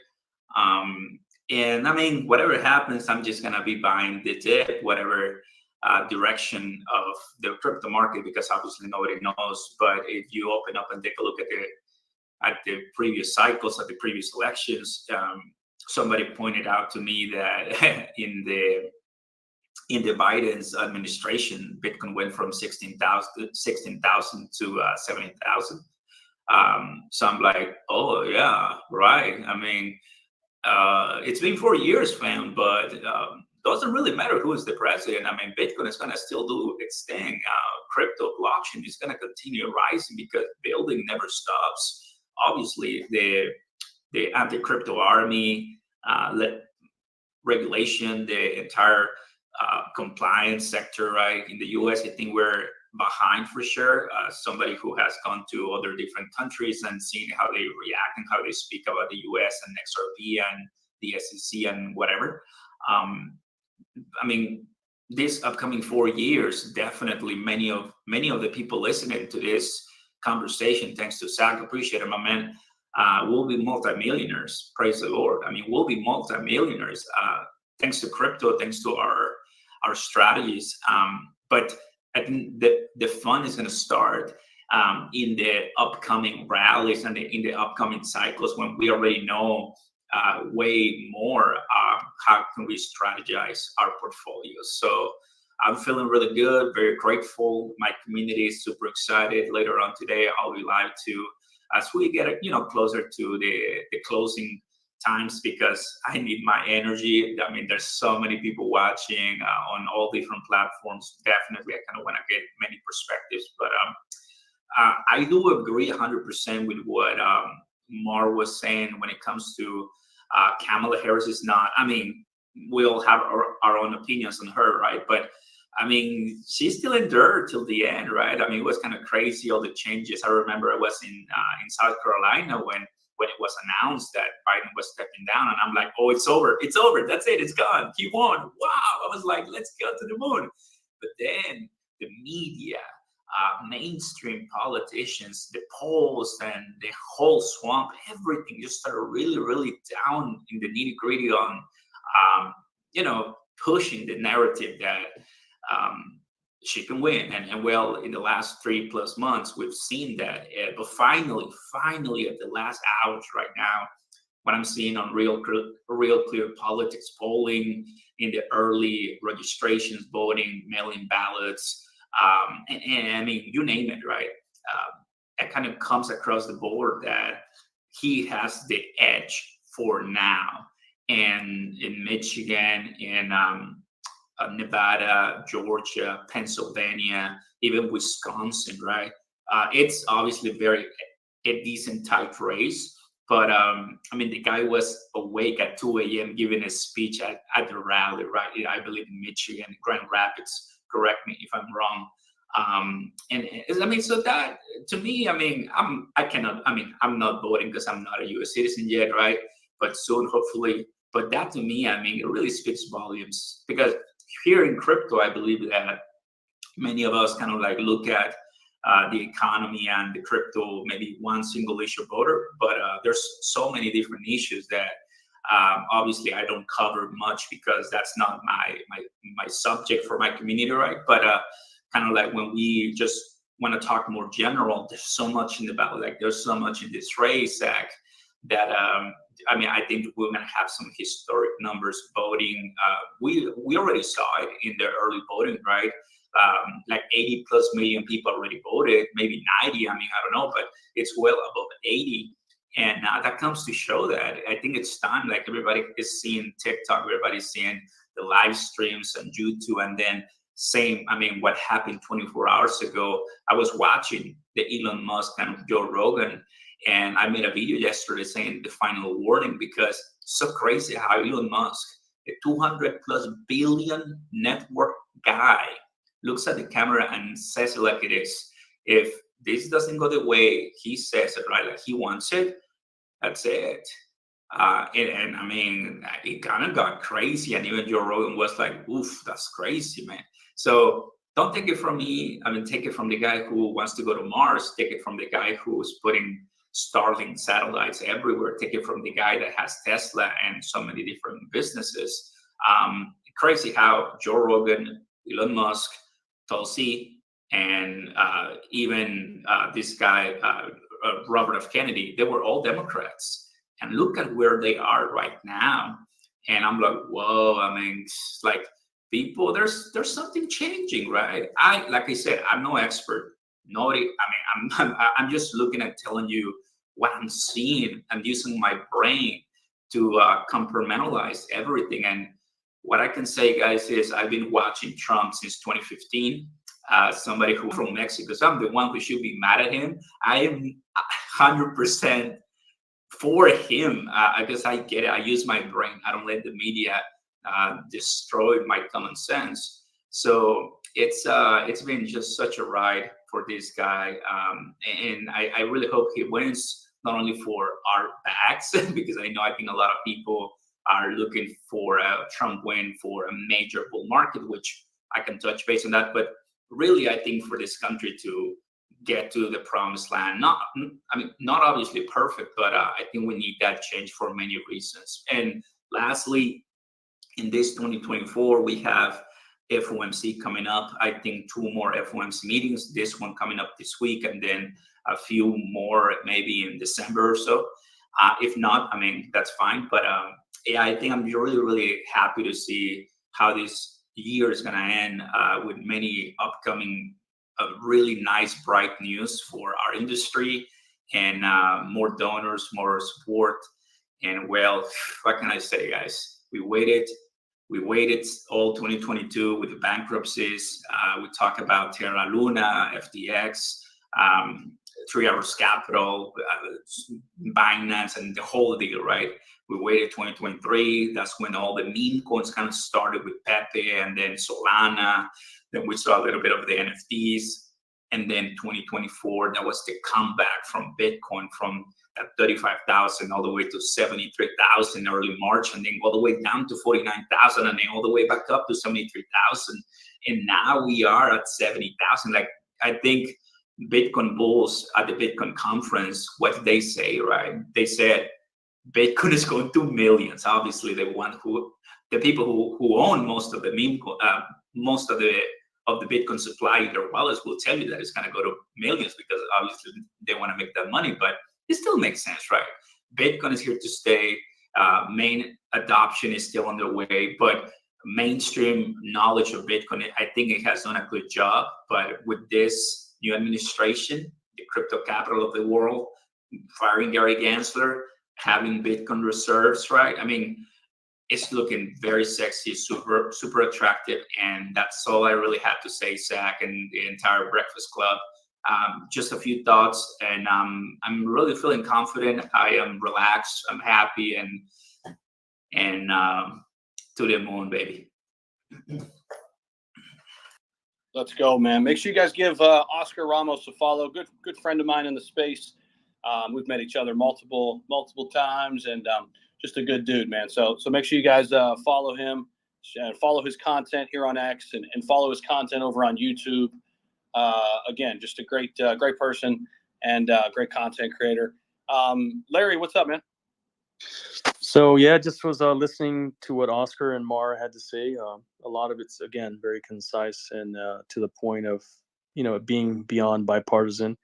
When we look at the macros on both the constituency and the current economic situation, we really need to cut back to what the effect on BRICS, and BRICS, they have consensus on their DeFi policies and crypto mining policies and stable token policies, right?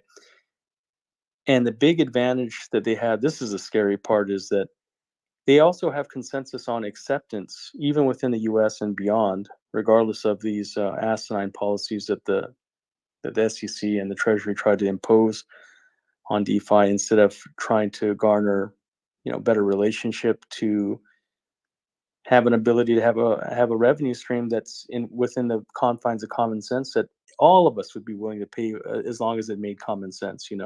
Not talking about CalCare or CalTax or state, U.S. income tax, or having, crypto taxes be beyond, to be in the capital gains territory based on a digital IP, right? Even countries like South Korea that have regular relationships with the U.S. and just Asia in general have also came to this compromise by not, providing a huge blanket tax on crypto, because it provides much needed cash inflows now, because it's become such a huge part of the general diaspora of financial commodities and tools.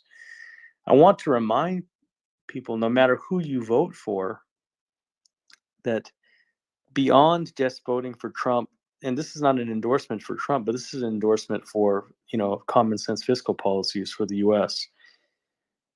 China owns 1 trillion. It's 850 billion, but the actual numbers are far, far off. It's a minimum of $1 trillion in debt.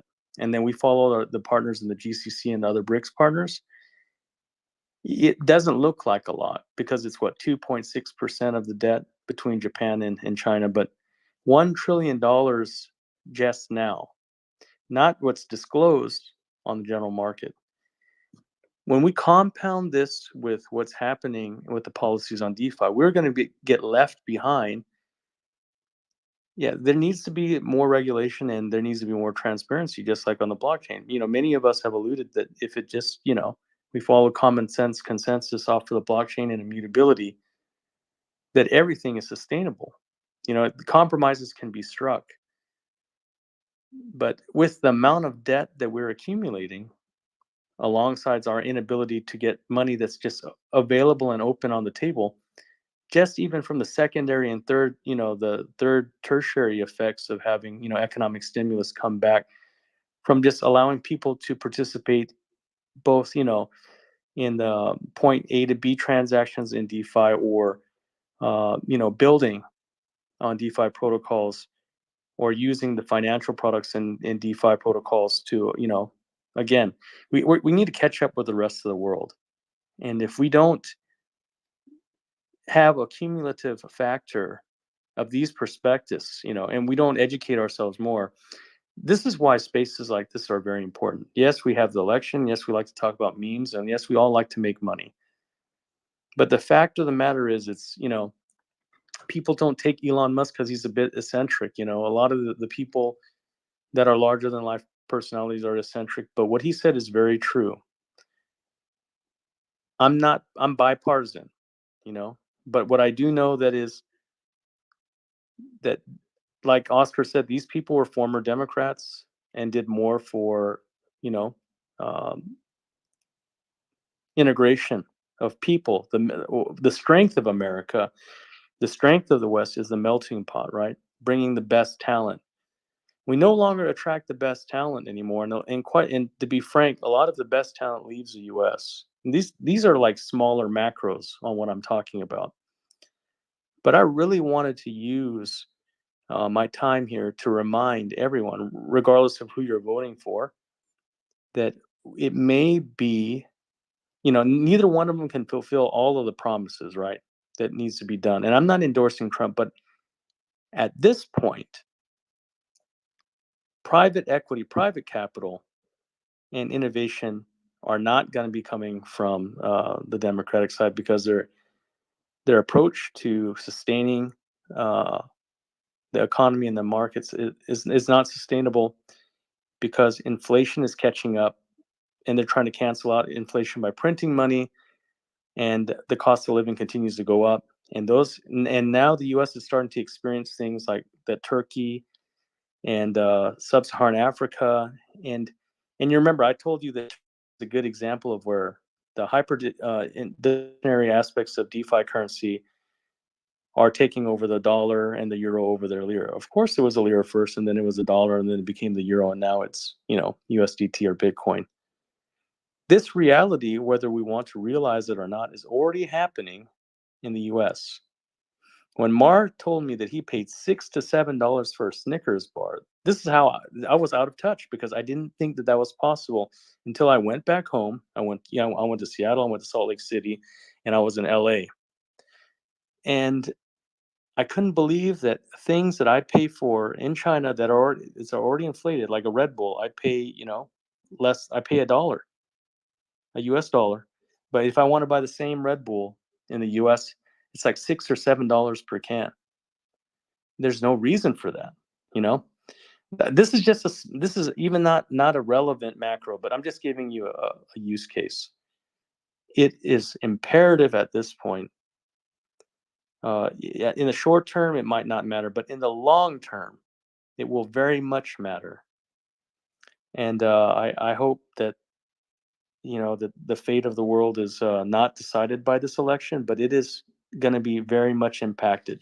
Of course, there's going to be good news for the first 2 months, like after every election. But the next cycle that we have, we're not going to have a bull, like we know, because too much of centralized banking is going to be here. This is a long-winded narrative, but this is something we have to think about. It is our job to be more compliant and hold our peers accountable. So, again, like I told you earlier, intent goes a long ways in this space right now, because we're providing a lot of the experts that the authorities and the policymakers are relying on regularly. But we have to take this conscious step to try to hold our peers accountable for better practices in the space. Because, like, I can't remember who else said it. I think it was maybe Oscar or Mar, that when you go outside of the U.S., I think Oscar said that the prospectus and the optics on DeFi are very well organized. The policies are way advanced.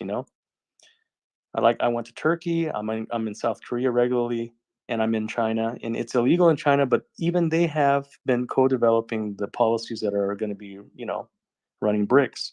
Russia's back in the game 100%. China will be in Q1, along with the 2 stimulus packages that are in excess of 1.4 trillion that they're pulling out from their tax base without printing extra money. Yeah, they're going to print a little extra money, but not a lot.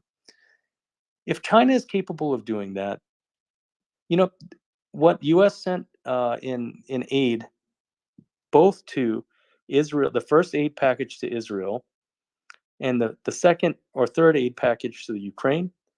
This is not politics, but this could have offset the inflation for another 5 years. Take that into account. It could have provided $1,000 to $3,000 in stimulus, and also set back inflation for 5 years. And we could have still provided arms and material support packages. But under the current administration, that didn't happen. At the same time, as prior service, we had, I don't know how many trillions of dollars of infrastructure we left in Afghanistan. We didn't have to leave that way. And now we have, again, the counter strike on balance in our geopolitical sphere. We have we have low intensity conflict zones that keep sucking the rest of the money and our attention away in this 24-hour news cycle that we're living. It's not foil hat stuff. These are just macros and things that we have to appreciate every day. This election is crucial for the next 20 years. And it's based on not just how we'll impart. Now, it's amazing that it's finally admitted to that DeFi has a huge factor, because you remember, Zach, I dropped it here first. Alpha 1 week ahead. I said that Democrats will be begging for money for this election. And what happened? And I said it's going to be on, and they announced it, and it was for Kamala, right? It happened here. And that is a precipice that I will go back to cite that's showing you that we have an ability to make huge change here, even through consensus. And I know that's long-winded, but again, we have great minds here, and I just wanted to kind of bring some macros into effect. That if we held back at least just 2 arms and stimulus packages, we could have set back the inflationary bubble and our debt to China and Japan back 5 years and provided stimulus for every household. And we proliferated DeFi, that could impact 20% of that without doing anything else other than coming to common consensus and compromise. And that's what I'll end with. Thank you for giving me some time, Zach, to kind of pound these points through. Yes, sir. You got it, man. No, great stuff. This is what it's all about, man. So many great people up here giving great insights.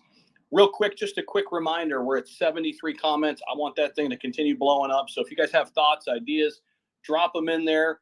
We'll eventually kind of roll through all those comments, bring some things back up. We're going to be on the space for the foreseeable future. So definitely do that. Share the room if you haven't already. Also, if you're over on YouTube, you're on X, do your best, do your part over there. Share the live stream.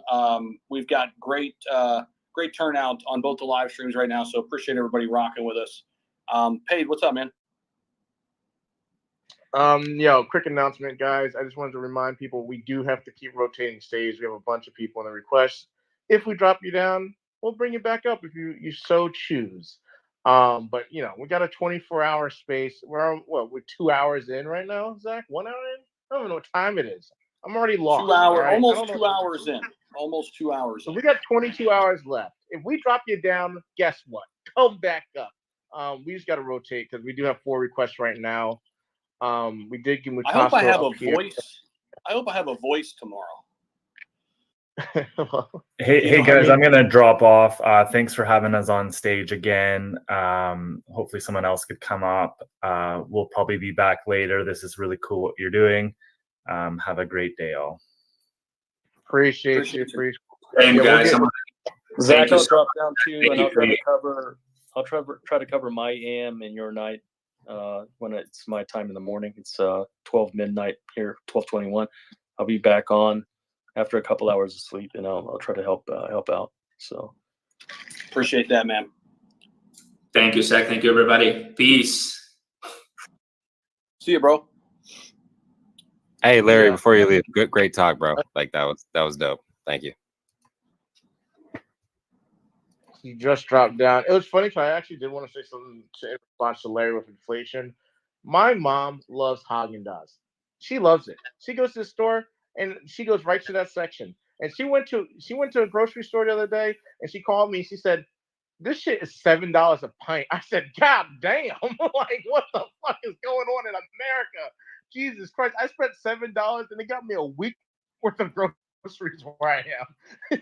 $7 for a pint of ice cream is insane. I remember when you Dude, get I'm- the big Breyers thing for $3. I remember you get the white, the fucking chocolate. I said white, the vanilla, the chocolate, and the strawberry. It was $3. I remember those days very vividly. And I remember when it was sneaking up to $4. I was like, damn, that's a lot. But the pint right now is $7. Get the hell out of here, America!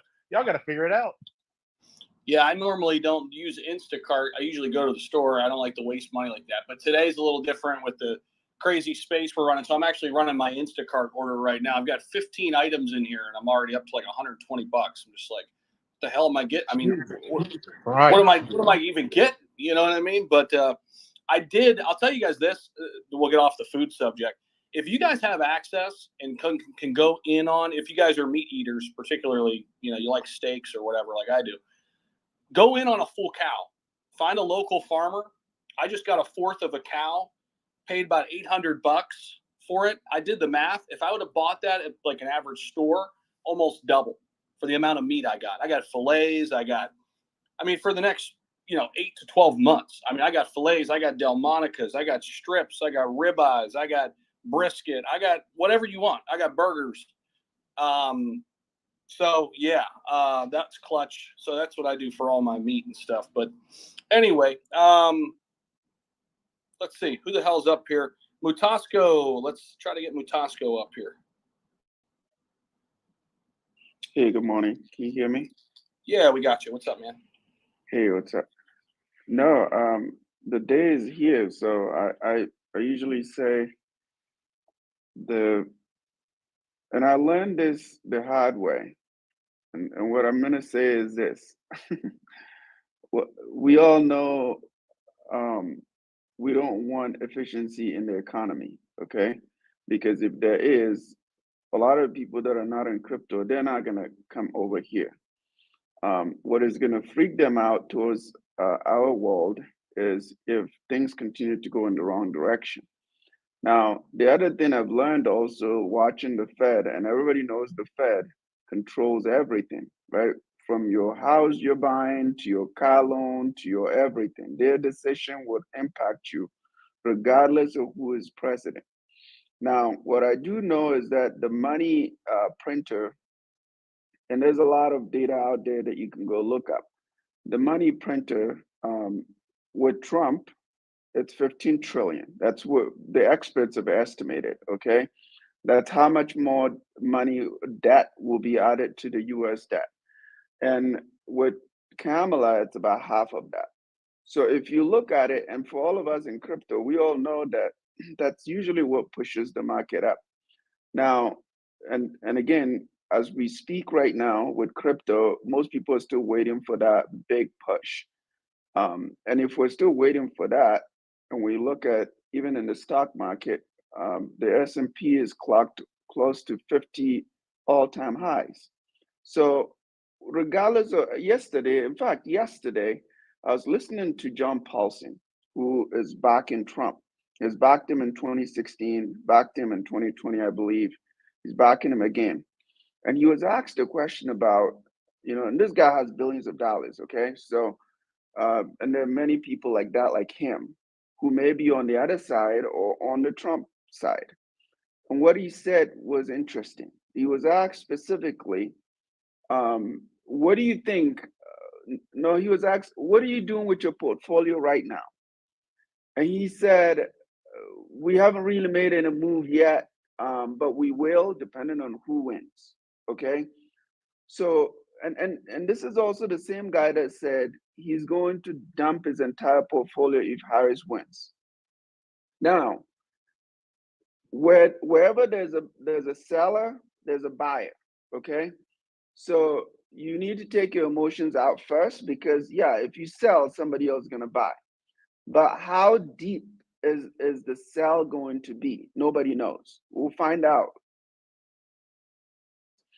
But one of the things that I like to look at is, and space I go on every morning, David Tao said something, and I agree with him, because he said, when you start asking the question, should the Fed cut interest rate right now? What is the reason for cutting interest rates? Some people may say, yeah, the mortgage market is struggling, the builders are not building, all that kind of stuff. You have all kinds of reasons you can say why the Fed should cut rates. But does it make sense to you? And there are people who would say, no, he shouldn't, because the economy is doing great. GDP is 2.8, whatever. Why would he cut the rate? Is there any fear in the market? No. And what David said stood out to me was, he said, don't get hung up with the fact that, hey, they should do it right. You should actually think about how you can make money based on the moves they make that are influenced by people you don't see. And I think what that means with this election is this. I would love, based on what I've heard, right? Also, I'm somebody who's followed Trump and I've listened to him. I've seen the tweets on his view when he had the power, okay? When he had the power to make that change, he actually out there vocally said things that weren't pleasing to crypto. That's all recorded and it's out there. Do I believe that if he comes in, he's going to make a change? I don't know that. We'll find out. Now, how can I make money is the point I made about the deficit going up double if Trump goes versus, Harris. And one thing that I've concluded in my mind is, so far, for people that follow the stock market, if you haven't gotten into the stock market, you're probably already too late. So if it starts dumping, it's not because Kamala won or Trump won. It's because the stock market has pumped to the right for the past 11 months, okay? About 11 months. If you've been watching from January through now, how many times it's clicked and clicked and clicked? So if people start dumping or start moving money, it's not because somebody came in and whatever. It may be partially that, but that wouldn't be the reason, okay? Because some people have made profit. You're going to take profit off the table. Whether that's going to trigger a panic for other people to just dump, like how people do in crypto, just dump and wreck the chat and walk away, who knows? There may be people like that, but I'm not going to tie it to a specific person generally. What my view is this. The size of the pump will be minimal with Harris. And we're probably not going to find out this until like 6 months after, because they're going to dance around all they're going to do, right? But will the market rip, which is in crypto? I'm in crypto, so I'm looking at whether the market is going to rip. But I think it will, because I also know how it's sitting in stable coins and on and exchanges. What are they going to do with it? Why did they move it on? That's what I'm looking at. So that will influence how I put money or what I need to move in or how I need to watch the market. There'll be a lot of people, and I think Ma, you're gonna have early tequila here in the morning, but a lot of people are stressed out, and there's a reason people should be stressed out because nobody knows what is gonna happen right now. And in my state where I'm at, it's like really calm, okay? Very, very calm. And the streets are really empty, okay? So that tells me that a lot of people are just chilling.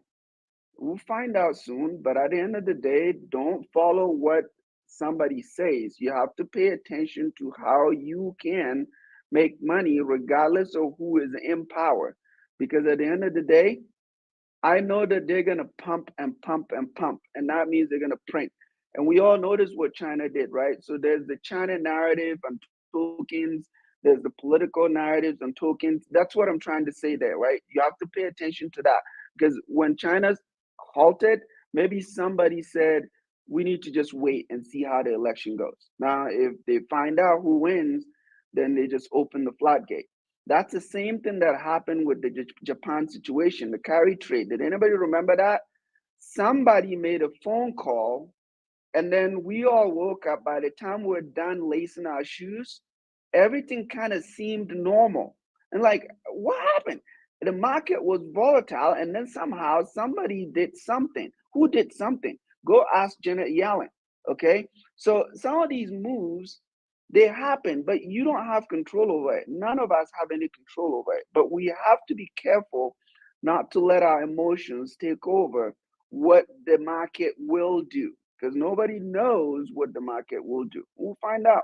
I'm a little bit comfortable because I feel like regardless of which way it goes, if you're in this market, I think, and I'll post the report here because it was Brian Armstrong about a month ago. I think it was this month.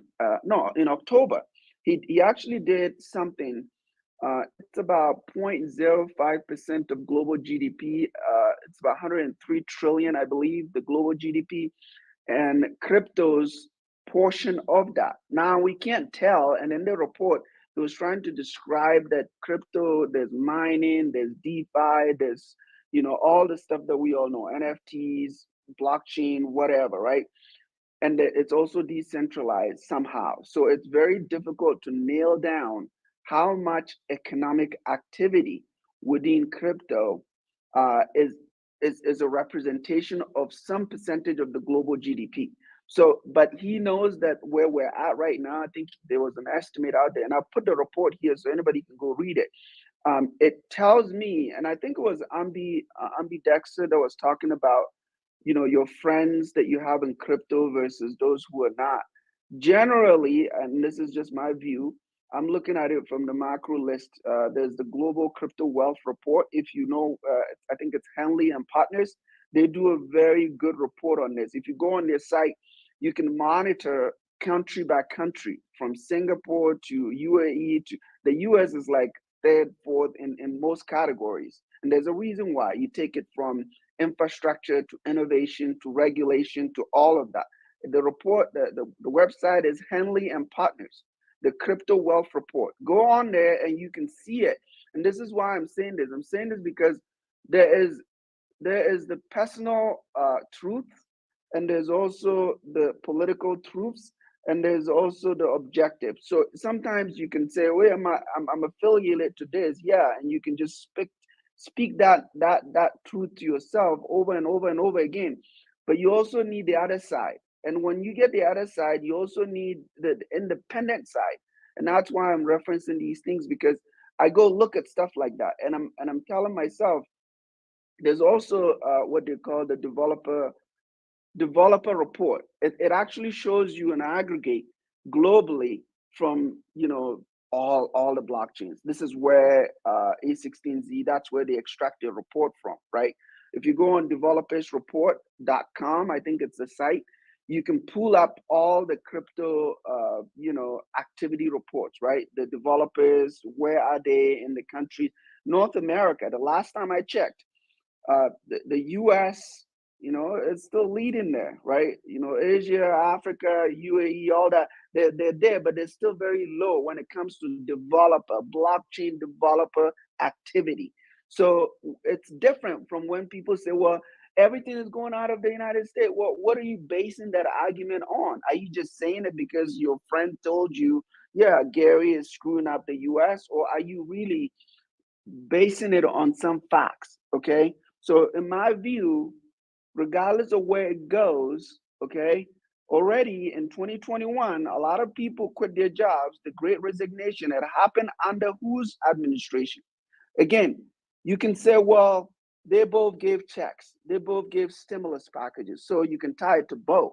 But if somebody can claim victory because in their era something good happened, well, somebody should also be able to do that. Because what, as far as I know, I've been in crypto for a while.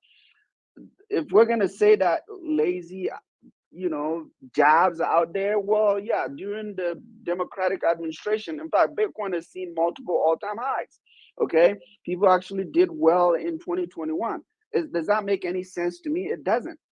You know, the very good book to read on this is Thinking in Bets. Okay, Thinking in Bets. It tells you about how people associate certain things just like randomly. It's like, yeah, we're all fooled by randomness, right? So some things happen randomly. Let's say a bad curveball happens when the next president takes over. Well, what are you going to say about that, right? When it's good, you can hail it, but when it's bad, well, no, it's not my fault. So what I'm trying to say here, and I'm concluding with this, is that there is a lot of problems. It's not dimensional. It's not like, you know, multi-dimensional. In some cases, it goes even beyond that. So I don't tend to hang out on like just simplification of things, because I know that there's so many powers ahead of us, above us, that have so much at stake that if it swings one way or the other, they have a lot more to lose than my $100, okay, or my dollar, my pennies that I have in the market. So do I think they will serve their interests first? They will. Is that fair? No. But the world is never going to be fair to anybody. You just have to get out there and work hard and try to figure out how you can help feed your family. That's my take. That's good stuff. Yeah, I mean, back in 2016, when Trump came in, I was actually just looking at this data, guys. It's hard to believe. When he came in, you know where Bitcoin's price was? Right around $700. Think about that. When Donald Trump came into office, Bitcoin's price was right around $700. By December of 2017, all-time highs, $17,700. And then we came back down in 2018 a little bit. And by 2020, by the time he pretty much exited office, we were back up at 15,000. And that obviously took us to new all-time highs into 2021, which was insane. But yeah, less than $1,000 when Trump took over office. Think about that. And then 17x. Whew, that's crazy. More than that, 20 plus x. So insane, right? Now, some of that's just diminishing returns over time, right? I mean, as price goes up, you're not going to have a 20x very easily, right? But I think the point is, you know, there's money to be made, I think, no matter what happens here. But, you know, a lot of people have different opinions. But I think when you think about it in different ways, you know, one way is policy. Because it's pretty clear that Bitcoin and Ethereum are kind of policy-wise good to go. But what about everything else, right? What about XRP? What about everything else in the altcoin market? I think that's really the question. So which person could help us get there the fastest is one of the things I'm looking at. Not necessarily just price. Yeah, I want the bags to pump, but I think the bags will pump no matter what, as long as you have a long-term vision here. But I think when it really comes down to it, it's clarity. That's what I want, you know, in addition to obviously bags to pump, guidelines and guardrails, and who can do that quickest, who could do that in a way that suits us best, right? That's really my my kind of concern, I guess, or something I'm really looking at leading into this election. We've got Matt up here with us. Matt hasn't had a chance to speak. Matt, what's going on, man?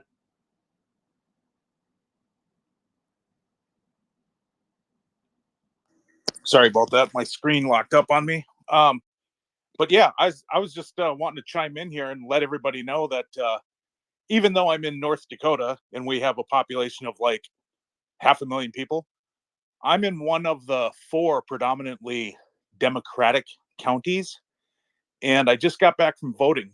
And check this out.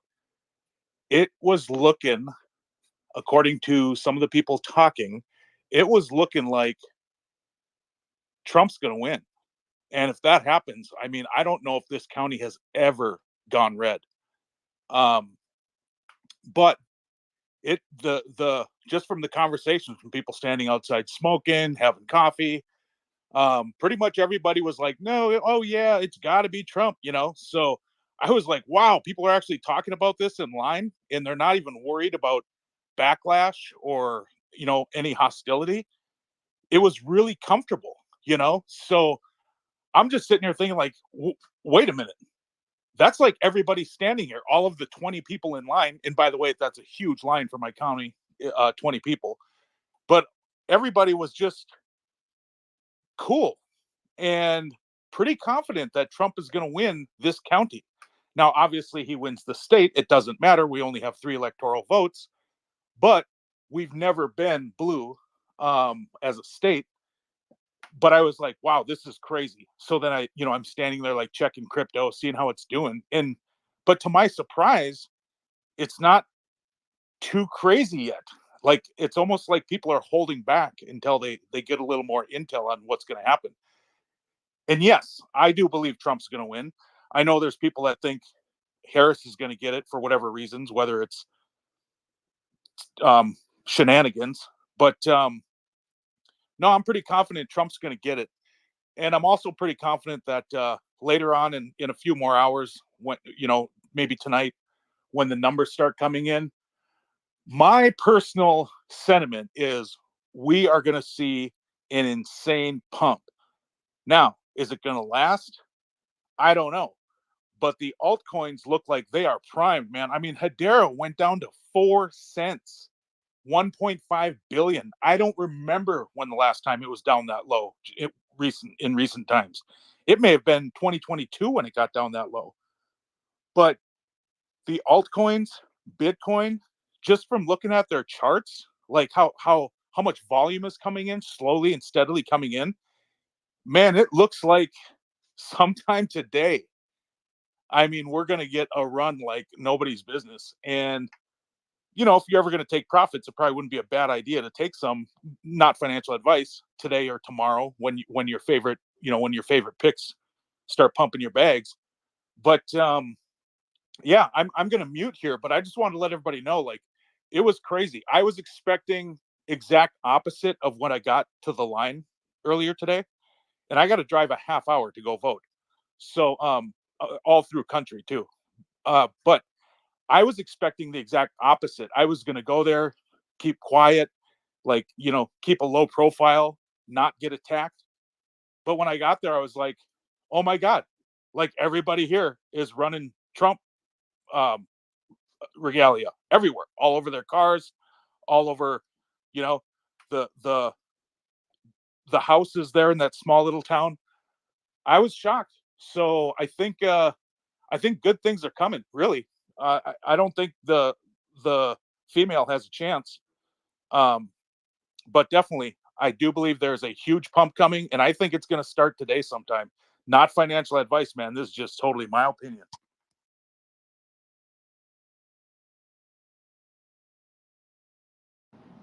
That's good stuff. Good insights, too.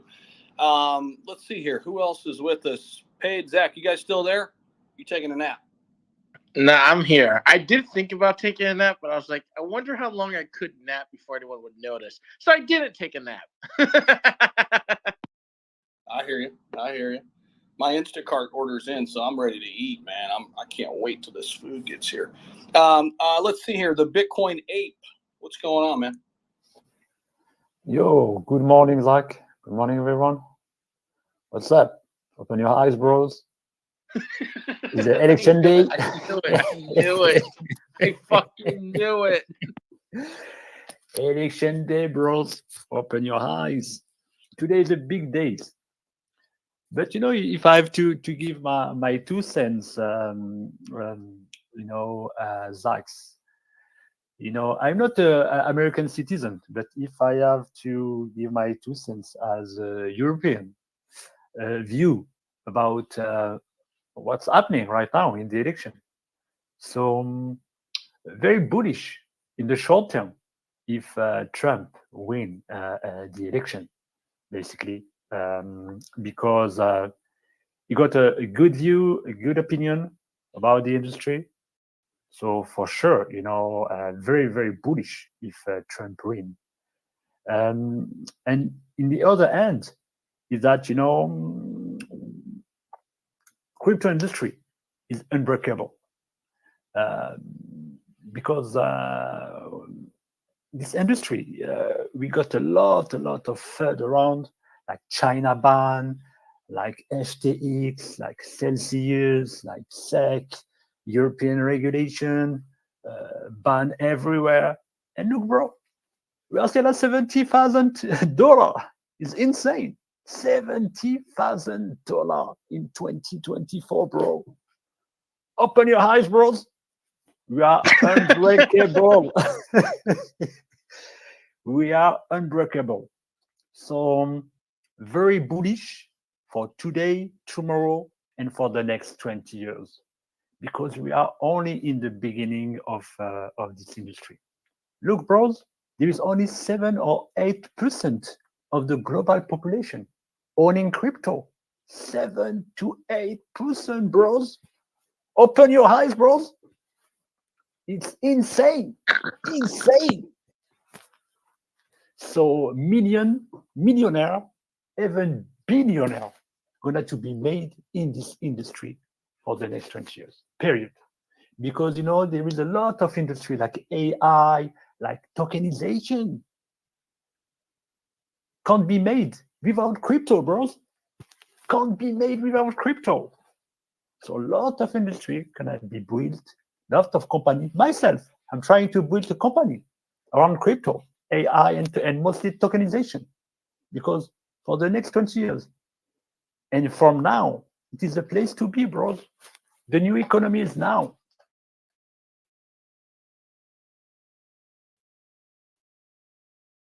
Only my advice for this election, and open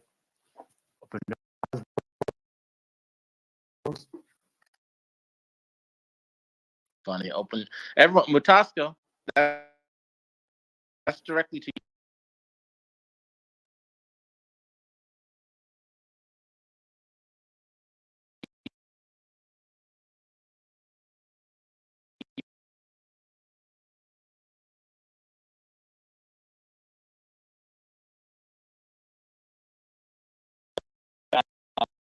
Again, little come up here.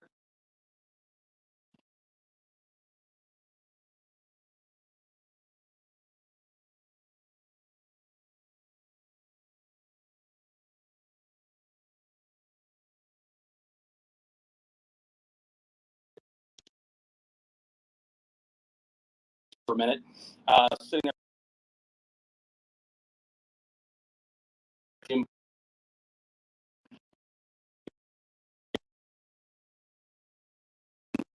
Long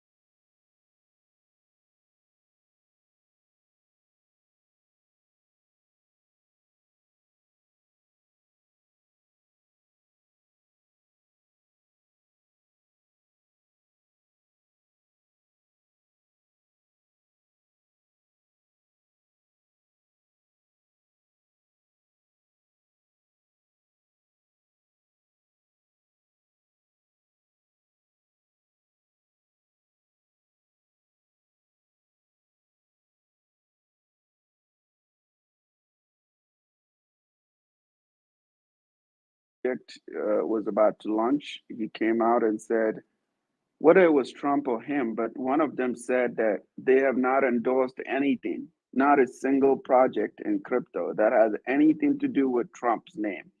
And the only one that they're supporting is the DeFi project. So that message alone, and this is just my view, for any token that somebody, your top influencer, tries to say, yeah, it's Trump signed, endorsed, blah, blah, blah, it's just, yeah, be careful. You're going to get, exit liquidity. Yesterday, I heard that even DJT, which is the Donald J. Trump Truth Social, that whole company, there was some, interesting stuff happening on the back end. I read it, and it was interesting to watch because the brokers in crypto, as you know, we all love DeFi, right? Uniswap is our god. We get in there and we do what we need to do, right? But in the centralized world, there are broker dealers that manage liquidity, that they can shut you down, they can stop you from selling depending on which direction it goes. But this report that I read yesterday regarding DJT stock, something fishy is going on. I don't know, but they're freezing liquidity on one side or versus the other and all that. So what I think might happen, and this is just, there's going to be revenge trading, right? People are going to get pissed and they're going to do something. So something's going to pump. But as the election goes on, we all know the conclusion here, right? I've heard also reports that Elon might buy the media company for Trump. That's also an interesting rumor. I don't know if it's going to plan out, right? Even if Trump wins. And if that happens, I'm sure Elon may not want to have a competition to X if he's going to integrate, advertising, payments, and all that stuff in it. So he might want to just buy out and consolidate. And it makes sense that he's aligned with Trump. So the good news is you want to be playing your bets right. And also just open your eyes, right? If you open your eyes, you can at least, you're not going to know everything, but you at least have an idea, right? That, hey, you're not going to just say, I'm hodling this to the moon. Well, no. If you hodl it to the moon, somebody is going to moon you down. And that's what's going to happen. I see Ambi's hand up if you want to comment. Yeah, we can get to Boppy. Zach Humphreys, I know you are currently moving cows around, but when you have a second, please bring Zach from Subway back up. Thank you. Boppy, your hand's raised. Good afternoon, good morning. I don't even know what time it is. It's almost afternoon. Well, it depends on where you are, but what's happening? Yeah, you made a statement regarding like if Trump does win the election. I think we will see it similar to what happened about a couple months ago with Kabusu. I'm pretty sure a lot of people are familiar with Kabusu, like the Dogecoin Doug after the Doug passed away, and there was a surge in demand for Kabusu coins, and after a while, everybody just pretty much moved on to different things. So I think for a couple hours, we will see a demand in down Trump coins, and then after a period of time, everybody will probably move on to another, next thing. So that's pretty much what expect to happen. Hey, Paige. Yeah, I like that take. Mark, real quick. I like that take. I heard another one though. Also, they could pump up until inauguration if he wins, and I could see that as well. Motasco, are you there? I'm here. Yes. Man, I thought I saved the image. I swear to God, I clicked on save image 2 days ago because I wanted to post this here, but I guess I didn't. Someone posted, I how he made nice wealth on crypto, and he posted an image of my strategy. What was my strategy? I bought and did nothing. Just hold. And when you feel like you made the right amount of money that gives you peace of mind, retirement, whatever it is, open up a business, sell. Don't worry about your friends. Don't worry about who's holding. So yeah, he put that image. He goes, I bought and did nothing. And then by coincidence, Mutasco, it was like a domino effect of the same information. I went into a space and damn it, I forgot his name. There was an individual. He's got a huge following. He has almost like 500,000 people following him. Again, I don't know if they're real followers or bots, but whatever. And he said, I'm an amazing I'm a really good trader, like Mr. Jeter here.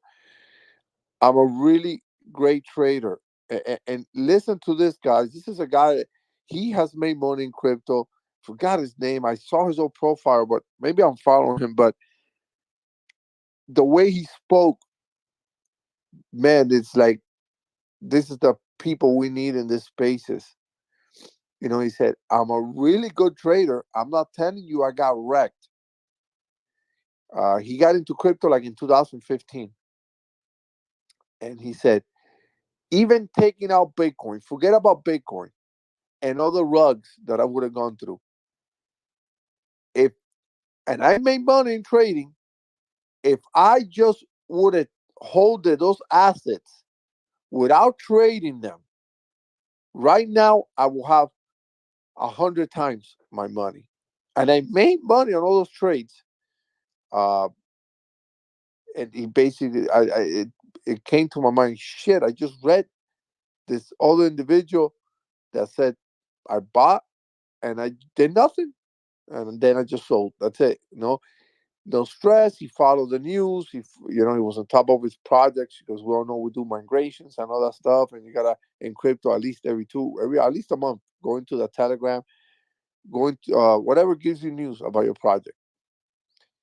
But this individual said, I'm a great trader. I've made a lot of money in trading, and then he he killed it with this, Mutasco. He goes, not only would I've made more money just holding those assets, I would have more time in my life to enjoy it, because trading just destroys you. It's hard. It's stressful. So that was pretty awesome. He goes, guys, just hold. At least hold, not financial advice, but at least hold most of your portfolio long term. Though, and he says the biggest mistake people do also, it's they do a nice pump and then they're like, oh, okay, I'm gonna move this money into this new asset that I think is gonna do better, because the one you were in was doing a little better. And you get the price impact on selling, on buying, and then the other one goes a little negative. And repeating that process, you end up losing a lot of the power you had and the gains you could have had in your portfolio. So just leave it. Just leave it there. Look, one of the investments I did early was Dione. I left the Telegram. I did not want to hear the FUD. There's 8,000 people in there. I didn't care.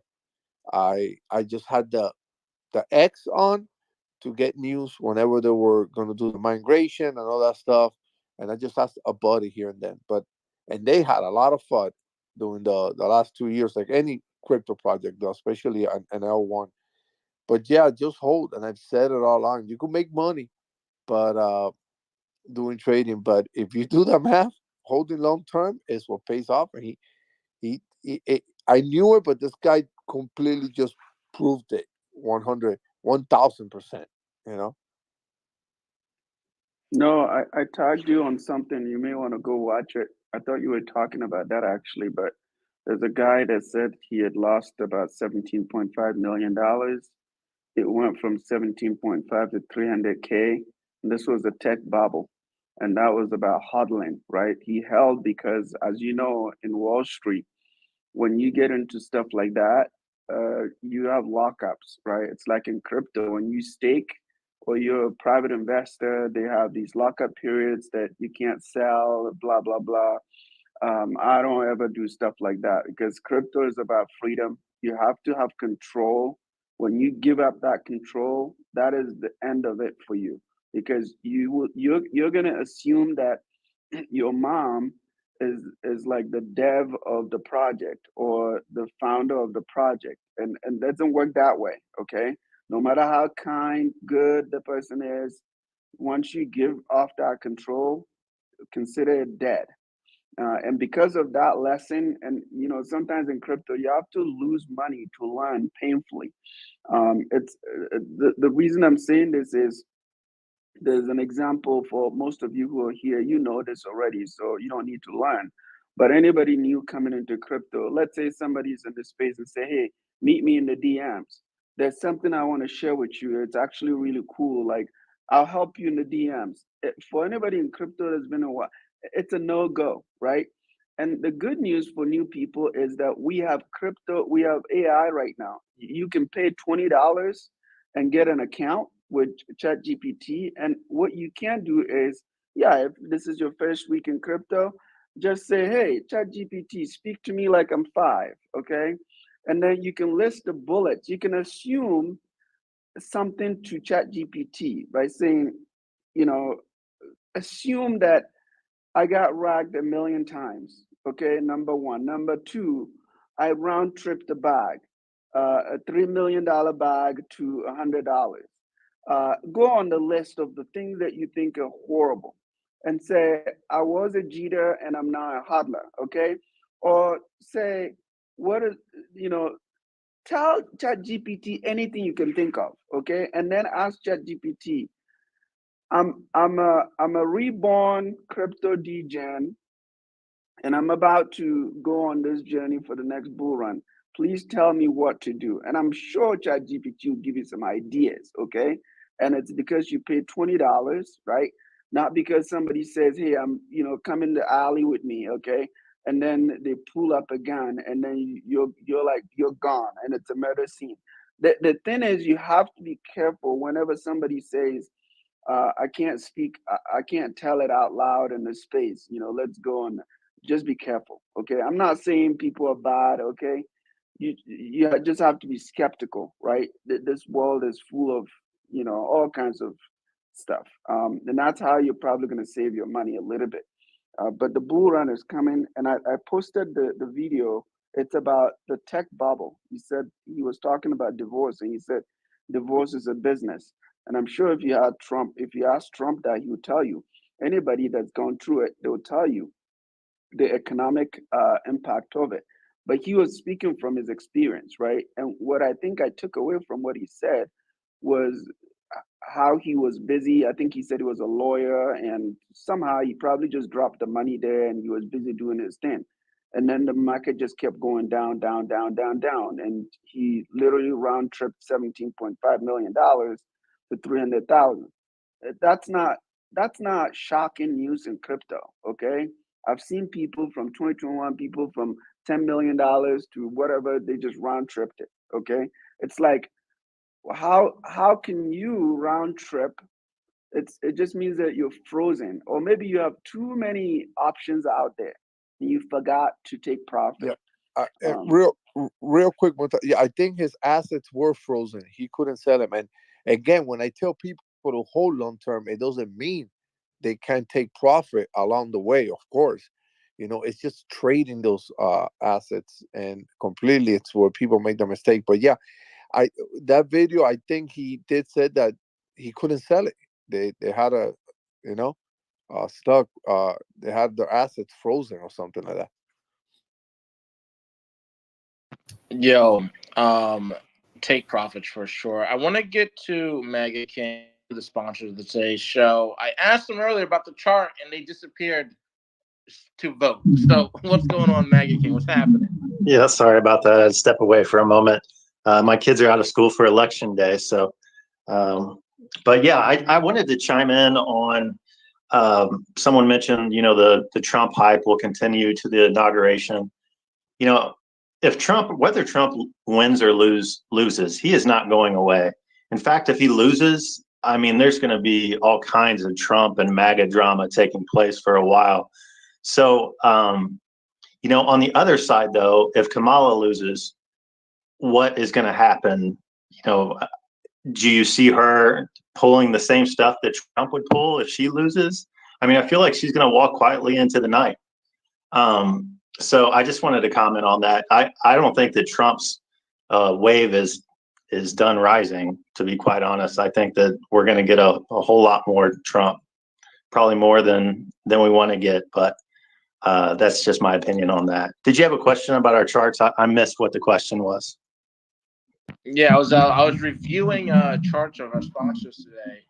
You being one of them, seeing how you guys are looking right now.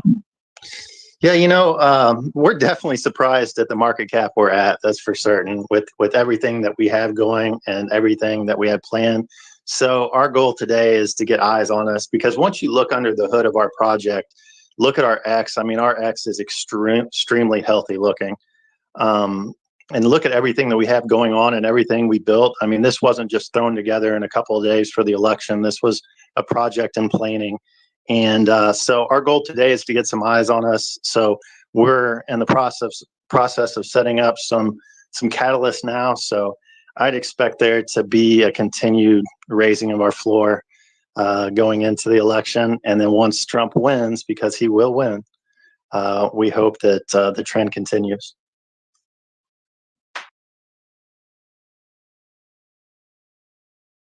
Great stuff. Great stuff. Kobe, you have your hand up. What's up, bud? Yeah, I just wanted to jump in on that. Whether Trump wins or Kamala, one of the things that I look forward to if Trump wins is all the memes that are going to come out of Democrat or Kamala supporters just breaking down. I saw it in the past. There's a bunch of memes that came out of people just breaking down in the middle of the street and everything. That is what I'm looking forward to. I can't wait to see those memes and the possible meme coins that come out of it, because it'll be hilarious. That's if that happens. As far as Camilla, yeah, I think she will kind of fade away into the goodbye, whatever. That's my opinion.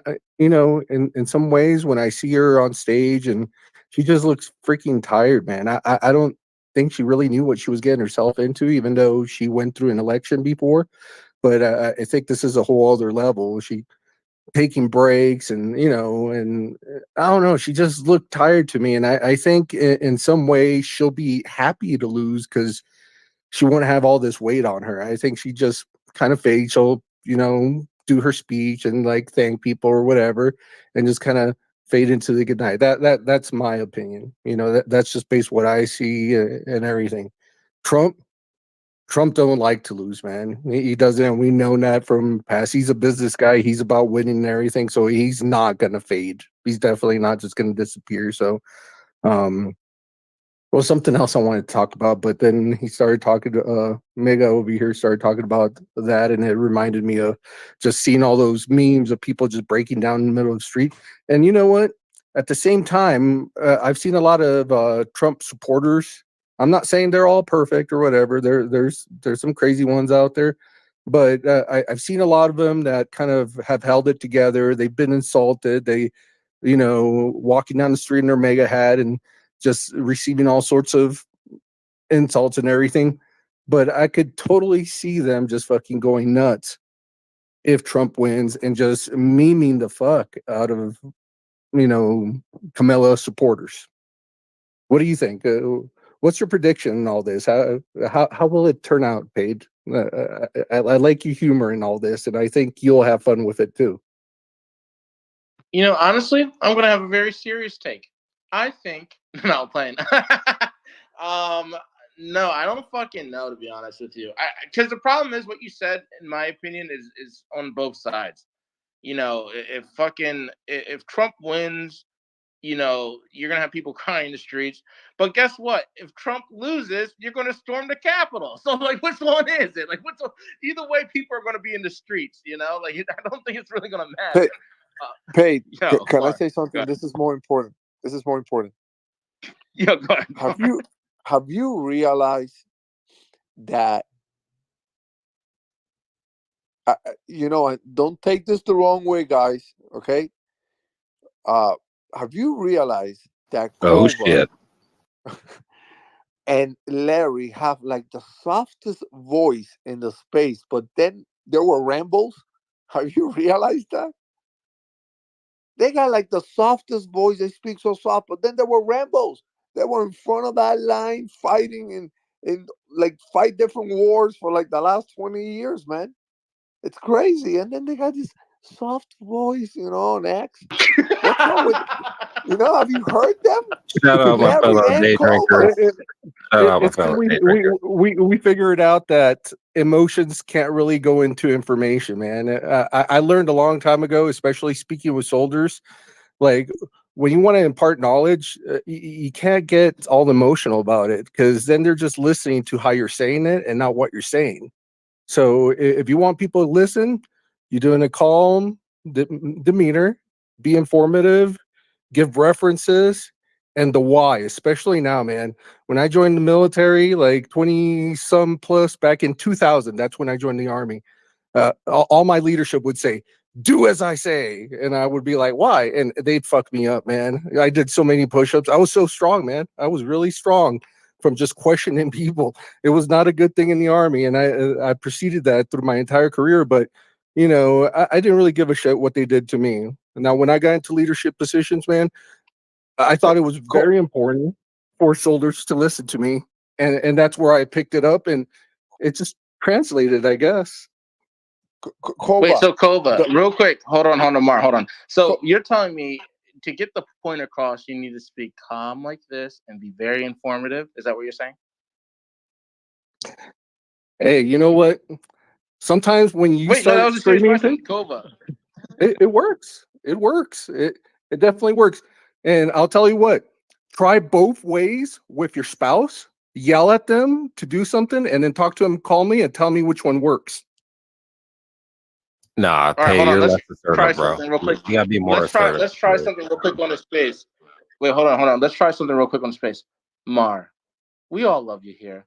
In order for you to not fall out of cars anymore, especially your 1995 Toyota Camry that you still drive around, I'm sorry. I'm gonna need you. Hold on, Mar. Hold on. I'm trying to cove away. I don't want to yell at you. I'm trying to cove away.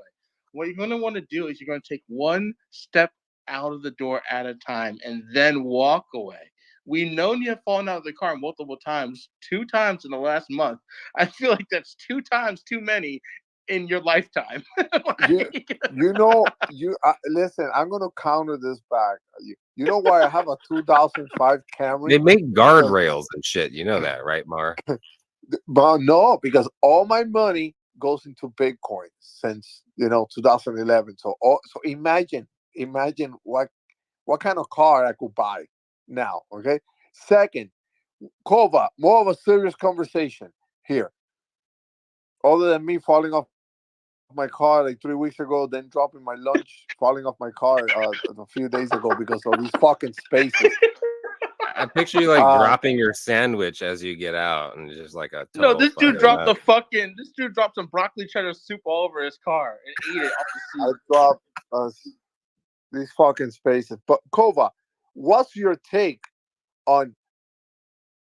And nothing against Trump, but why is the president that has no experience in war, like McCain would have been great? Why is he the commander in chief when these are fucking dumb idiot politicians that have like they have no fucking experience in war? They don't know what the fuck it is, How could they?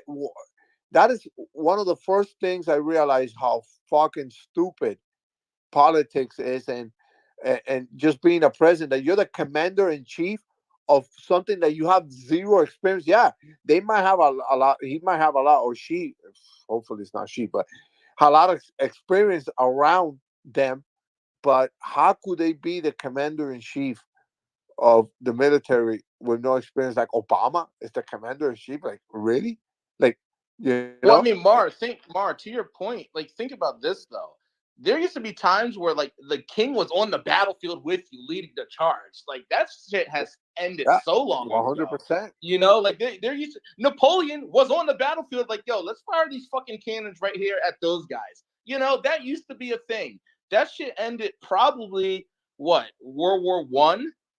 Like at the end of at that turn of that century or whatever the fuck you want to call it into the 1900s, because that's what it used to be. You're the king, you're the leader. Okay, you're leading the army. Get on the fucking horse. We got to go march 1,000 fucking miles into the Middle East because we're in the middle of the Crusades right now. That's how it used to be. And I think about that. I'm glad you brought that up because I think about that shit all the fucking time. Like, imagine going to the battlefield and Trump is just in the fucking tank. Like, yeah, let's go. We're doing something today. He doesn't want to do no new wars, so it probably won't be him. But you know what I'm saying? Imagine Trump's just on a horse, like, yeah, we gotta go. I don't even fucking know, somewhere. We're just going somewhere. Hey, Mar, my question to you is, did you scrape an elbow or a knee when you fell out of the car one time or the other? Both. The knee and the fucking elbow. I almost broke my fucking my elbow, my arm. Yeah, this was a hard fall, man. This is a hard fall. Like, I wish it would have been video. Actually, it was videotape, I think. Let me see if I can get the video. The camera over the fucking yard. Not only are you gonna tell us you fucking ate shit, Mar, you're gonna provide a video proof of it, man. Hey, let me jump in on that answer, man. Wait, but no, last thing about the question.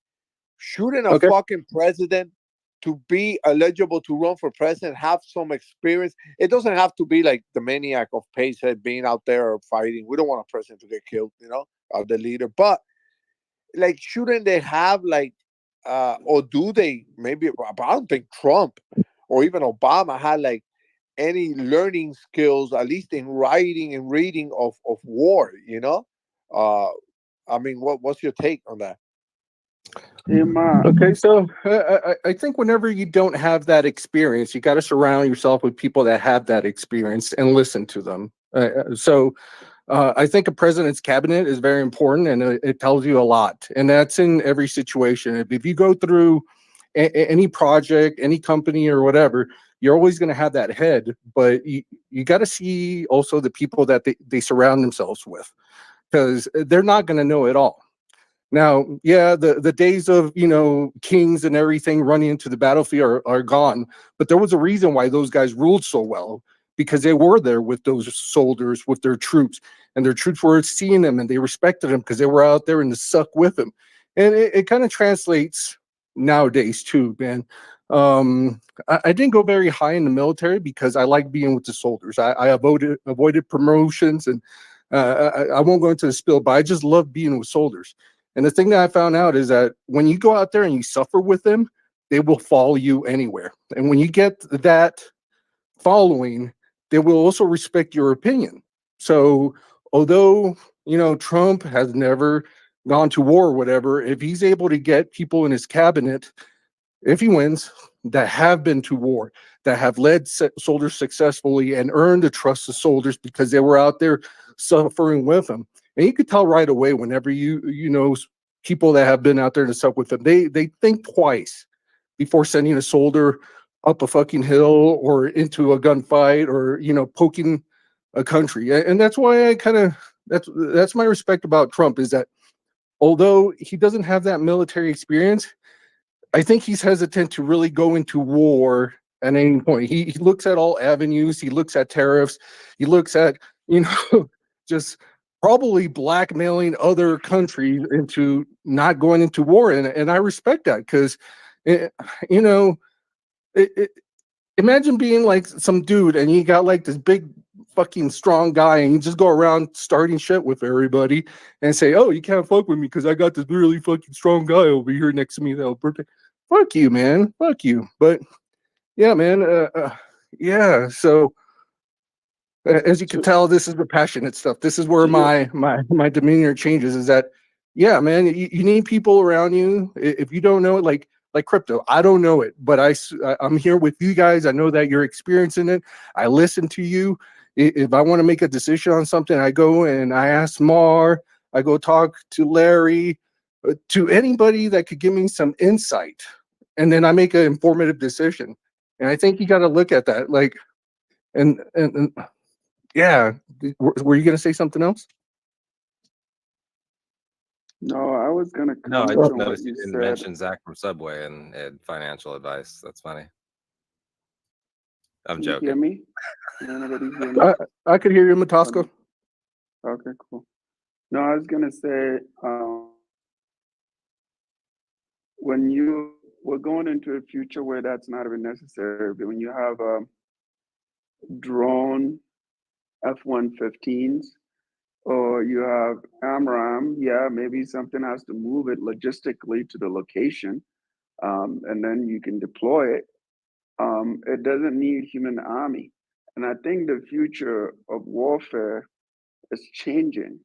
And that actually opens a very interesting question about leadership and nation states, and how they compete in warfare. We could also reallocate those human capital resources back into other areas for intelligence purposes. But that's not the point. The point more is to what somebody was talking earlier. If you look at, maybe if you live in a village, there's a saying that if you live in a village and there's a king, you want to piss off the king because he will lock you up. But if the king locks you up, he has to take care of your family. Okay, so they're going to feed the family. If you're going to be in prison for 5 years, the king has to, because the king is like respected, the ethics and the morals of, like, you know, I think there's two sides, right? You can't expect Trump to do that, because if Russia or China or, you know, the chaos that everybody likes to create so that they send the invoice to America, that's going to stop. And I think it's almost like sending a message to the rest of the world that can we live in peace at least for a second. And there's a bigger machine. I can't even comment on these things because I'm in a space. But I'll tell you one thing in a very you know, vague way, that there is a more structural system that controls this whole thing. So the debate can be between us, between the leaders, but there's a much bigger invisible structure that is going to go hungry if these things don't continue. And what I mean by these things is the chaos in the world. So what, you're going to convince me somebody's going to be able to control that? Well, I don't know. I don't know if I'll buy that. But I do know that there's a system around that that's going to continue to be flaming no matter who is in office. I do believe that Trump, every move, and I think DJT is going to be probably one of the biggest trade, whether up or down. And there are already people that are positioned on that one. But I do see every move that, like him or hate him, he's had. And if anybody has read the book that's credited him, The Art of the Deal, every move that he's made that is interesting to me is he has a backup plan on everything.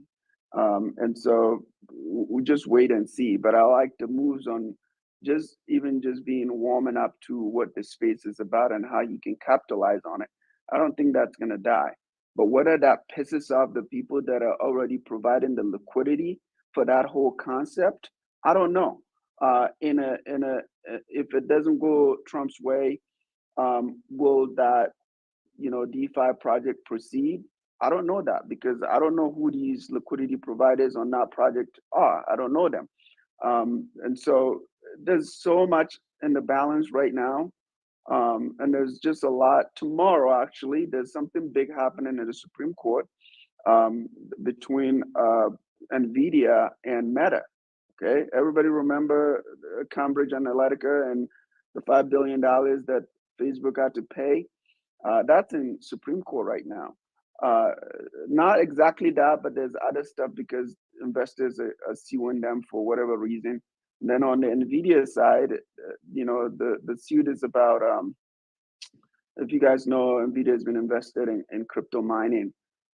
And for some reason, there's some class action lawsuit in San Francisco that got knocked off the appeals court there to the Supreme Court. So we'll find out. They're going to have an argument. I don't know if it's a done deal, but it's kind of an interesting thing to look at. And all of the stuff that are moving on, because today, actually, the chips company, the data center company, Microsystems or whatever it's called, they're supposed to make an announcement today about the future of the company with all the Hindenburg report on a short report on them. But there's a lot of things moving on, guys. It's kind of scary. If you have money in the market, you know, there are moves that you want to just either stay calm and, you know, whether you want to deploy, you can't always catch the uptrend because it's going to move with sophisticated computers. So you can't say I can catch it, because even in DeFi, 70% of trades are done by machines. So the thing is, what is left for us to be able to do, like saying, hey, I can catch it, it's very small. So I do think that there's a lot that will happen in the next 48 hours. And the best part of it is to just sit calm and watch how this whole thing plays out. I would not put my money in harm's way. I'll just watch and see if I can catch something. Yeah, I'll try to, but otherwise, I'm not gonna try to chase anything right now.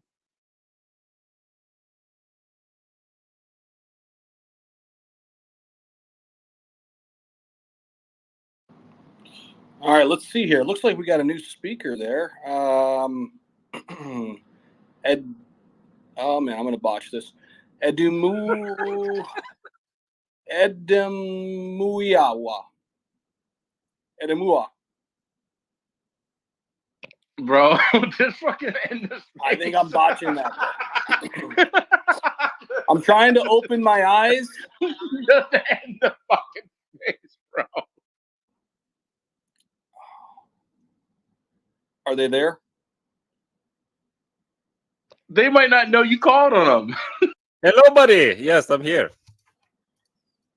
Wait, who's that? Sorry, that was me. I was just fucking around. That's my bad. Letter A. Letter A. Profile picture A. Are you there? Okay. Yeah, I'm gonna Yes. do that now. I knew it. Wait, what is happening, guys? What's going on? You're interrupting my peanut eating as I listen to try to figure out what. Zach, did you call that guy up? Are we good? I have an allergy. Can you stop eating those online, please? This generation is weak. I'll tell you. This generation is fucking weak. Get Boner Pill on the fucking stage because we need some fucking testosterone up in this bitch. This guy said, I don't have a peanut allergy. What the dude? I'm in a different continent. Like, what the fuck is going on? All right. Well, hey, let's get into the market here. A little market review here. A little market reset. Gas station's coming up. There we go. Bitcoin's still above 70,000, so that's good to see. We are starting to see some movement out of the altcoin market too. I just bought some cryptos the last hour. You guys want to know what I'm buying? Did you get 47? No, I'm not back in there yet. I'm watching it, but Paige, you're gonna love this. I just converted some more Tether into Superverse, so I'm adding on to my position there. So love to see that. I'm sure. Yeah, I like that price point right now. So anyway, I got more into Superverse, and then I bought a little bit of Toncoin. Nobody's been talking about it for a really long time. I've been waiting, kind of sitting there, waiting in the wing. It's down a little bit today. It's still kind of, getting overlooked, I think, right now a little bit. So I opened up a position in Ton so far. So that's what I've been doing. I'm planning on degenning pretty hard at some point throughout the day with some of these meme coins, but those are more longer term plays for me within the cycle. Dogecoin looking good, up 11%. MOG up 12%. Aerodrome Finance, we talked about that one before. The biggest DEX on Base, they're making some moves now, up 10+%. Kaspa up 9%. Mar, where you at? Kaspa's up 9%, almost back to a $3 billion market cap. It's good to see, a little over 11 cents. I just had a conversation really quick, Zach, with a guy that wanted to invest 70% of his whole assets on Kaspa. I'm like, don't do that, man. I mean, be aggressive, but not that crazy. You know, go buy all the coin. Buy all the coin. If he done that last week, he'd be doing pretty good because it'd been dipping pretty good the last 2 weeks. So if you DCA'd into Kaspa or the meme coins. I think Casper, Congo, and KDAO. KDAO, I don't like that one too much, but those other ones are doing pretty well right now. They're Casper's up, I think 40%. I just took a look a little while ago. So yeah, I mean, it wouldn't have been a short bad play. You know, he'd be up in the green right now. Yeah, well, the reason.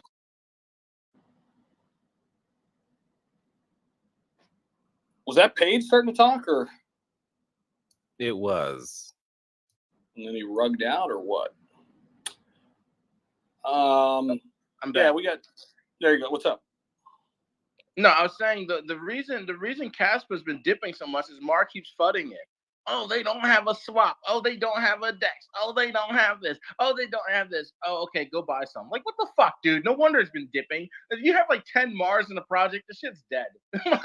Mars like no, China. Mars like China. He's like swooping it up while he's fighting it. It's his strategy. He's just trying to get it at a better price. I believe that. Yo, Zach, I'm not gonna lie. The Superverse play, love that, and that was actually my game plan. For these Trump meme coin profits, they were all going into Superverse around this $1. What is it, 107 range, something like that. That's where I'm trying to stack up on it right now. I think that's a great place to allocate. Yeah, it's sitting at 119 right now. But I first bought at $1.04, and that was my first buy. So I still have an average cost of like $1.12 or something like that, $1.11. So I'll take that. I mean, I'm slowly starting to ramp that up. I do like that. The more I'm looking at it, I look back in like 2021 and where that thing went. And then obviously I think gaming is very undervalued right now. I think it's going to be a big narrative. So I'm kind of shoring up my gaming portfolio a little bit. I'd like to get a little bit more of a couple of my high conviction plays. I took a bunch of profits on Sui because I first got in there about 83 cents. I took a bunch of profits near all-time highs there, like at 230. Got my basis plus like 30 or 40% back. Now I'm trying to build back up that position, especially when it dips down below like 180. So we saw that happen like not too long ago. It went down to 165, October 28th. I scooped some more up down there. Yeah, anywhere down like lower than 180 right now on Sui. I just think that has Solana vibes written all over it, man. For a lot of reasons. I still like Aptos for the same reason. I've got a little position there, but I'm more concerned about building out my Sui position again. And again, I've already won the trade, put it in USDT. Actually bought more Bitcoin with some of my Sui profits, and then I'm trying to build that position back up. So those are some of the things I'm looking at right now. I'm looking at Ondo Finance right now too, down to 63 cents. That's intriguing to me too. That's really low. My average cost is 78 cents, so I could lower my average cost here down to 63 cents. The all-time highs there's like $1.40. So you're basically, you're getting that at a nice discount. I think the RWA narrative will heat back up, and Ondo will have a big run. That's just my opinion there. Yo, Zach, about gaming, this isn't necessarily related to crypto, but we can segue it later. League of Legends Worlds Tournament just happened in London. It sold out the O2 Arena. I think it was like 15,000 people plus like, the teams or whatever. And, this isn't necessarily a crypto story, but it's a gaming story. The mayor of London, or whatever they call him over there, literally said that competition alone brought an extra $15 million into their economy over the course of a couple of days. And that was only one tournament. They also, like, Worlds has like the finals, quarterfinals, that whole thing. And it went through Paris. London was the finals, and it went through one other country. I forgot the last one. But the amount of money that's in gaming now, not even on the crypto side yet, is just astronomical. It's the economy around gaming. Think of GTA 5. The same game has been around for 10, 15 years. GTA 6 is still not out, and that game has still generated revenue to this day with their online stuff. So gaming has to be huge this cycle. I'm sorry. Like, if you don't have at least something in, I'm not even saying get Superverse. I love Superverse, but if you don't have something in gaming, you're just gonna miss the boat at some point during this cycle. That's enough ammo right there to go back to your parents for all the gamers in here that grew up and were playing video games, and your parents were like, "You're never gonna be able to make money. Go do something else." That now you could go back to them and tell them, "Look at fucking the O2 Arena sold out. They brought in like $15 million extra into London. So you didn't listen to me then. Listen to me now. Go get some crypto." Yeah, that reminds me of all the teachers who were like, when you grow up, you won't have a calculator in your pocket. You better learn this arithmetic or whatever the fuck they said. Where the fuck are you out now, Mrs. Fenton? I have a phone. I don't even need this shit no more. And I can find all your nudes online. Yo, what the fuck? Whoa. God damn. Are you the one with the peanut allergy? Jesus Christ, have some peanuts. What the fuck? Calm No, down. but seriously, I mean, gaming, like you said, to be honest, is already taking over, and people were sleeping on it just like a few months ago, and it was already up and coming via Tapper Games and mini apps and stuff like that, and it's being utilized differently. It's not how it used to be as far as gaming goes and play to earn gaming goes in this sector. It almost should be like there's different genres of play to earn games now because of how much is being developed in that sector here in crypto. So it's quite amazing. I think it's going to change marketing, community engagement, and then also the traditional gaming sector itself. You know, these assets that we've earned, we've done raids with 16 people, you know, online, and we're sitting there. We've done it 3 days in a row, and we're trying it for the umpteenth friggin' time. You know what I mean? And we get the loot box. Now, whoever gets the loot when we do that fair roll that we do when you earn the loot box, if you end up with the loot, now you earn an NFT and you can actually sell that. That would have changed the game for me a long time ago. That changed the game for me now. It makes me want to game more because of the fact I could actually own assets that are in-game assets. So what we're doing here is actually changing the game there and here as well. Yeah, I think gaming, you know, I've said this a few times. I think gaming has, if not the best, I don't see a better sector in terms of how we can bring normies into crypto. You know, how we can bring the people who aren't here, you know? And I think that's what really made me fall in love with the whole gaming sector from the get-go. It's easy to understand, a lot easier to understand than, oh, you know, we've got this crazy D app and this is how it's going to change your life. Versus people who game just like to game. So build good games on the blockchain, you know, allow the NFT marketplace to happen where you can trade in-game assets. All of this sort of stuff is pretty easy to transition to. I mean, from the standpoint of people understand it. I know it's not easy from the developer standpoint. You know, that all that stuff takes time. But from the, do you understand kind of what this is? You know, that from that standpoint, man, I mean, you mean I could play my favorite game for 8 hours and actually earn money now? Or you know what I mean? So you mean I actually own these NFT assets now? Like, these are mine, they're tradable?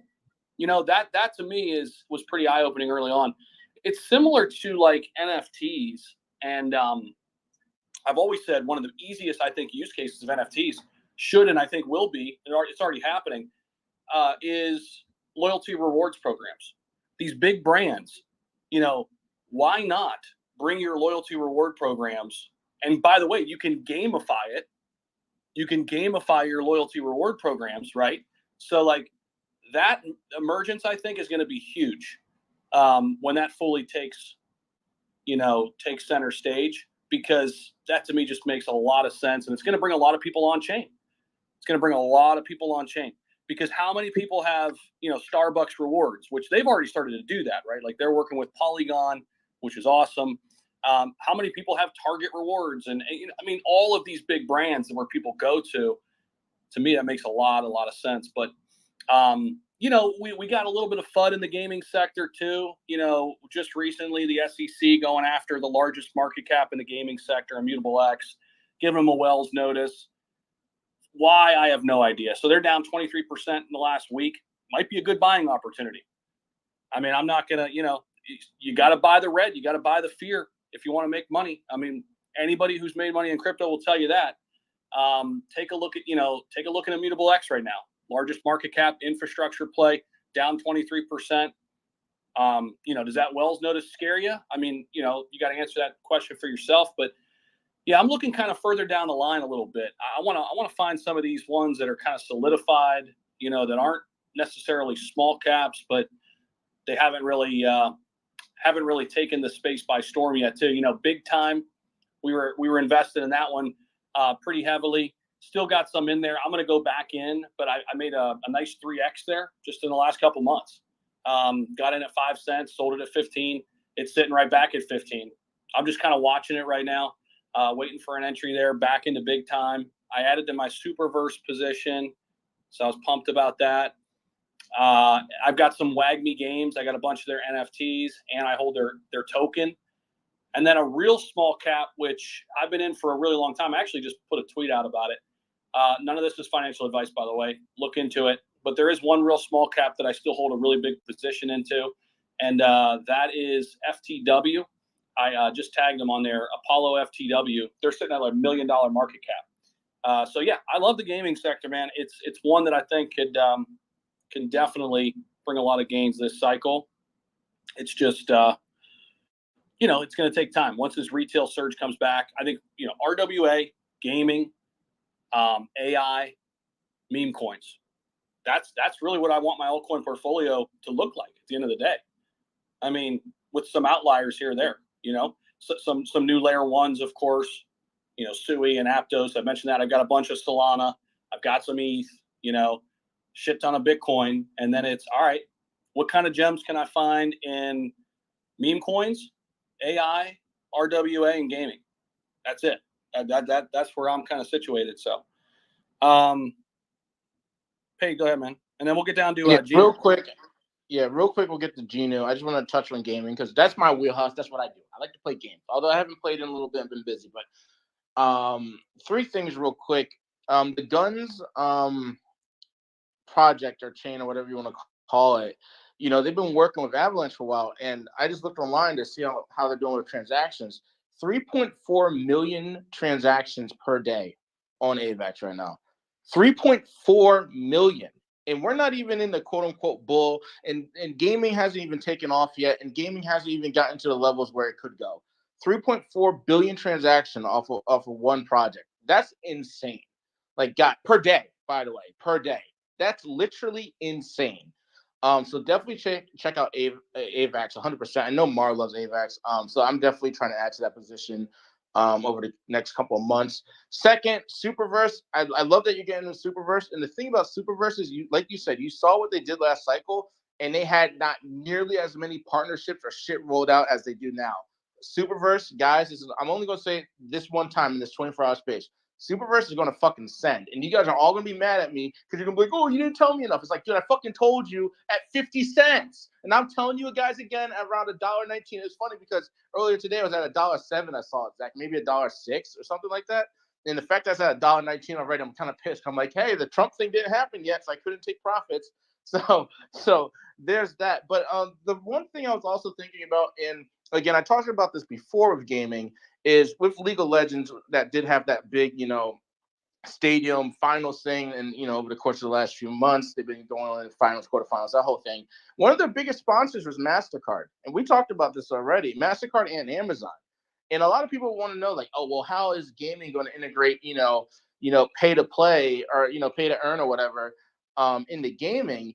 Bro, all you do is you're walking around a city in some video game, and all of a sudden you see a fucking MasterCard ad, and guess what? MasterCard paid the game development team X amount of dollars, and guess what? Now you earn as the player because MasterCard sponsored this shit, or Coca-Cola, or whoever the fuck else wants to sponsor and get, their eyes and the views of millions of people in the game. There's a reason MasterCard is advertising with League of Legends, a video game. Millions of people around the world watched this shit.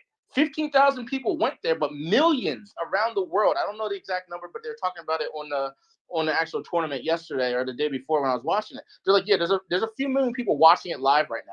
That's insane. And you think these people aren't going to go? MasterCard's not going to go and be like, you know what? We're going to invest in whatever this game is that's getting 3.4 million transactions per day, and we're going to advertise in there, and they're going to make some money one way or another, and we're just going to keep advertising. You guys are insane. So Superverse, that's it. I'm getting off my soapbox. Genu, what's up, brothers? And real quick before Genu jumps in, let's steer the conversation back toward the election. Real quick point here. Cointelegraph put something out early this morning that Hester Pierce, otherwise known as Crypto Mom, is seen as the top pick to replace Gary Gensler for a pro-crypto SEC under Trump. Let's not lose sight of that. Of course, we all want the market to pump under Trump, and we think it could and would and whatever. But a big piece of this is that he said Gary Gensler would be out. A changing of the guard at the SEC creates that environment that we're looking for, getting somebody more pro-crypto in there. So Hester Pierce, the front runner, at least right now, according to Cointelegraph, if Trump gets in to potentially replace Gary Gensler. Genu, what's up, man? Yo, what's up, guys? First off, if you're allergic to peanuts, you're weak, and your bloodline is weak. we eat peanuts like that allergy was made up, and we have no allergies. I have 3 kids. We don't have allergies. I have very strong Gerber baby looking American children. Okay, let's just clear this up. We eat that shit like candy over here at Genu. So, oh man, yeah, no, guys, just checking in to see how the 24-hour marathon's going. It's going to be a long one, but actually, I just got back from voting. I snuck out at lunch, went up to the school, got my votes in, got back. I got a couple Zoom meetings for work. I got to bang out here in the next couple hours, but then I'm going to be in here with you guys all night probably, and drinking some Miller Lights, and let's fucking see what happens, I actually had one comment. So many things have been said here. I'm trying to keep track, but on the NFTs stuff, real quick, I was going to ask too, like, I haven't been following it a ton, to be honest, but a while back I was reading some stuff, and I sort of always envisioned it going this route as more of like a digital title or proof of ownership, obviously. But I read something a while back that like big like luxury companies like Rolex and shit like that were going to be using NFTs as proof of ownership for their watches instead of like pieces of paper that you can fucking lose or can burn up in a house fire. I don't know. Yeah, just curious what you guys thought about that, if you've heard anything along those lines. Yo, that's actually kind of interesting. I haven't heard that personally, but imagine you sell the fucking watch online. I send you the NFT and I never send you the watch. Yeah. I don't know. Yeah. This watch represents this this NFT represents this watch. It's $50,000 because it's a Rolex and it's overpriced. And I'm sending you the NFT. It's proof of ownership, and then I'll mail you the watch later. Yeah, see you later. I'm in fucking Morocco. Like, what? They actually have a play to earn game like that right now, where you use a watch to play to earn a faux token that they'll eventually do an airdrop with. So there is a good segue into something like that. As far as DPIN, it could actually work. They're doing cell phones and stuff like that. I mean, we do it on eBay. You buy something from somebody and they hold on to the money until you receive the item. So I mean, yeah, you could get the NFT, or until you receive that item, the funds could be held somewhere. Now, who does it or whatever? eBay isn't a seller's market, though. eBay isn't a seller's market because as soon as one person files a complaint with either PayPal or eBay, you lose no matter what. They'll refund the client, even if they just say, "Oh, this phone is broken," or whatever you sent them, it's broken. You're going to take so many losses. I mean, when vape products were legal to sell in the States here, I sold a lot of them.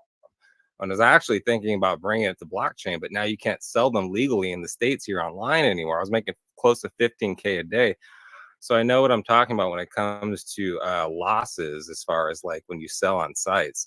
So that's not like good advice, like as far as like eBay goes.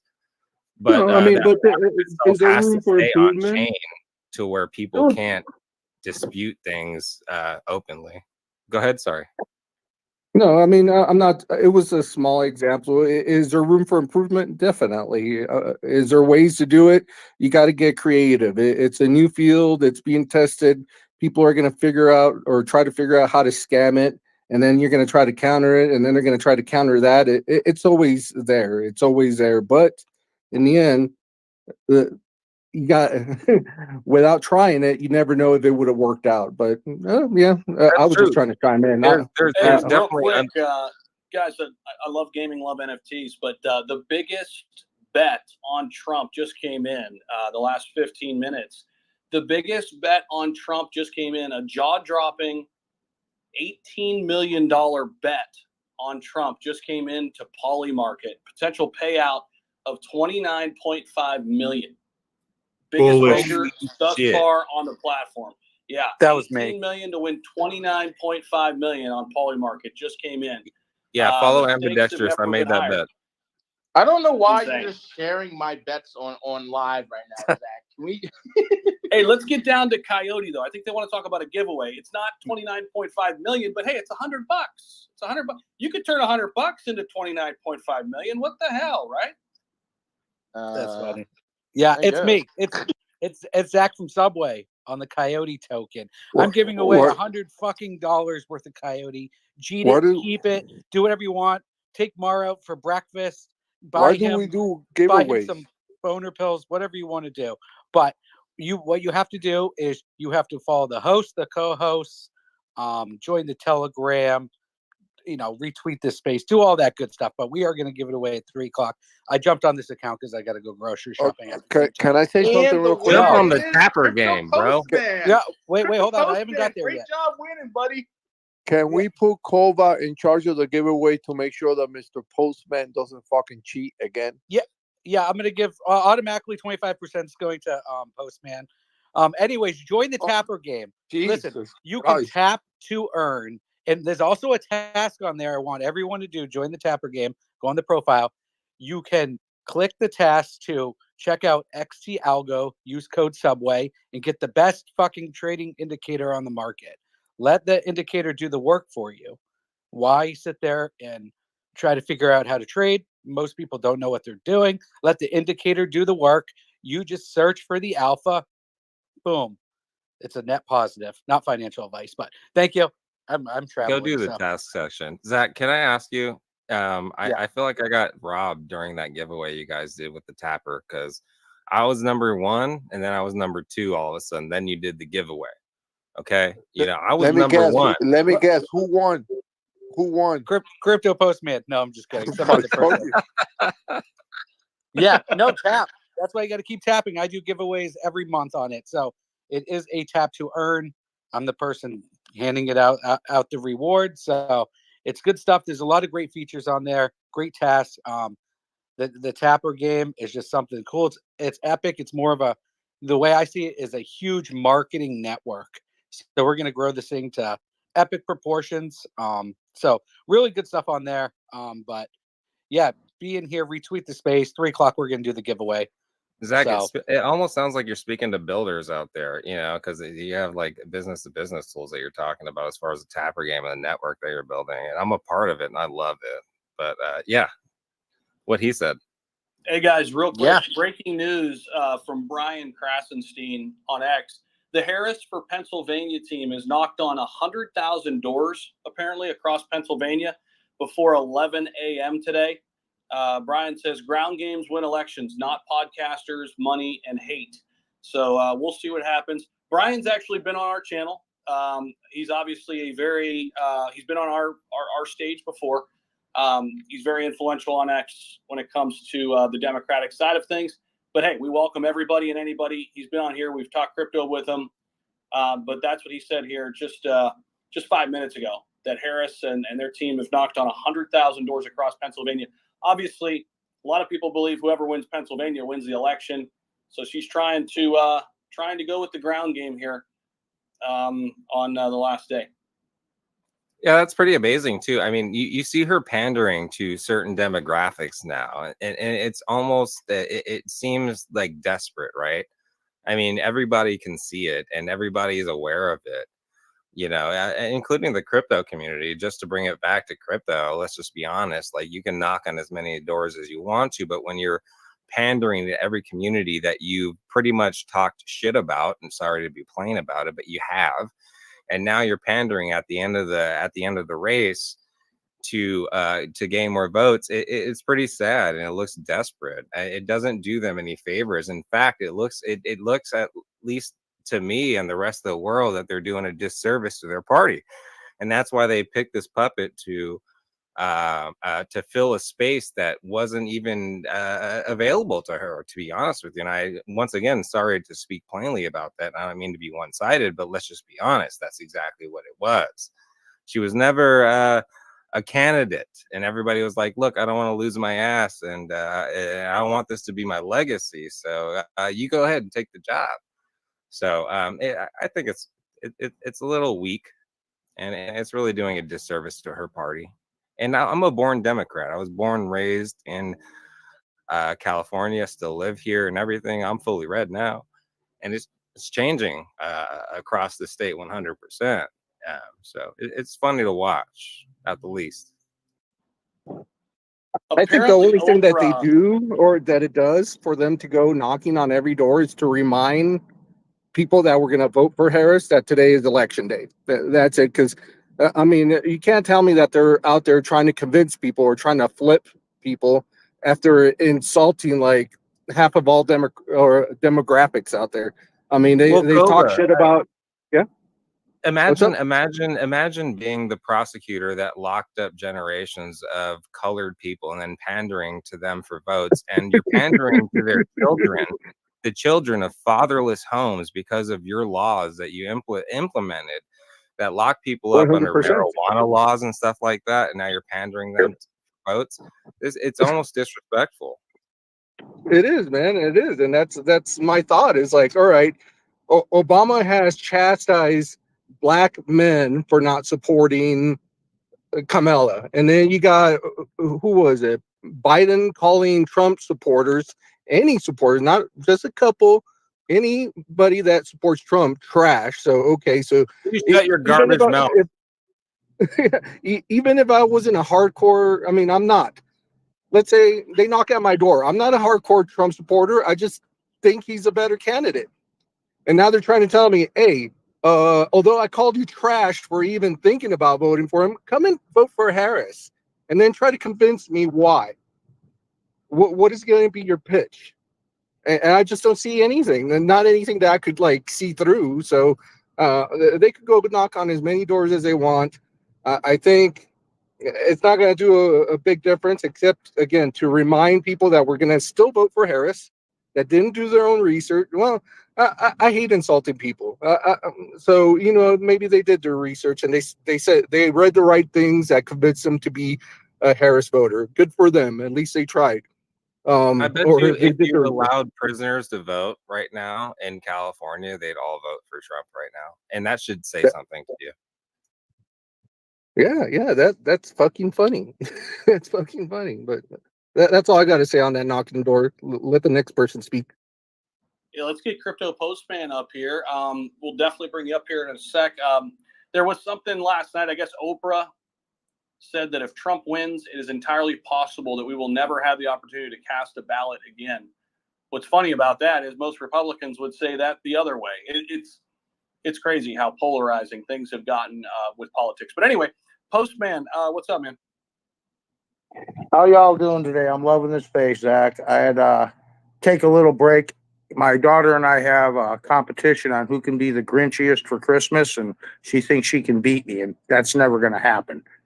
But I'm garbage, and I went and voted today.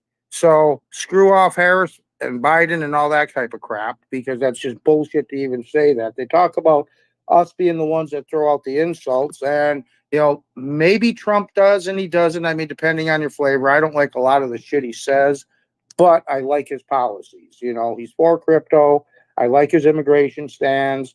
I like his, you know, let's be oil independent and all that other stuff. The things that actually make America great are the things that he strives for. And I'm an independent. I can vote either way, so I don't really care. So, and I'm in both tokens trying to win some money. I've been working with Paid. He's teaching me how to trade, which is hilarious because Zach had to teach him. So it's fun. I'm making some money. Wait, hold on, Paid. But Postman, listen, Paid has been teaching you to win because we're winning. Are we not winning right now, Crypto Postman? Oh, Are we not winning? we are winning, Paid. We are winning, We are baby. winning.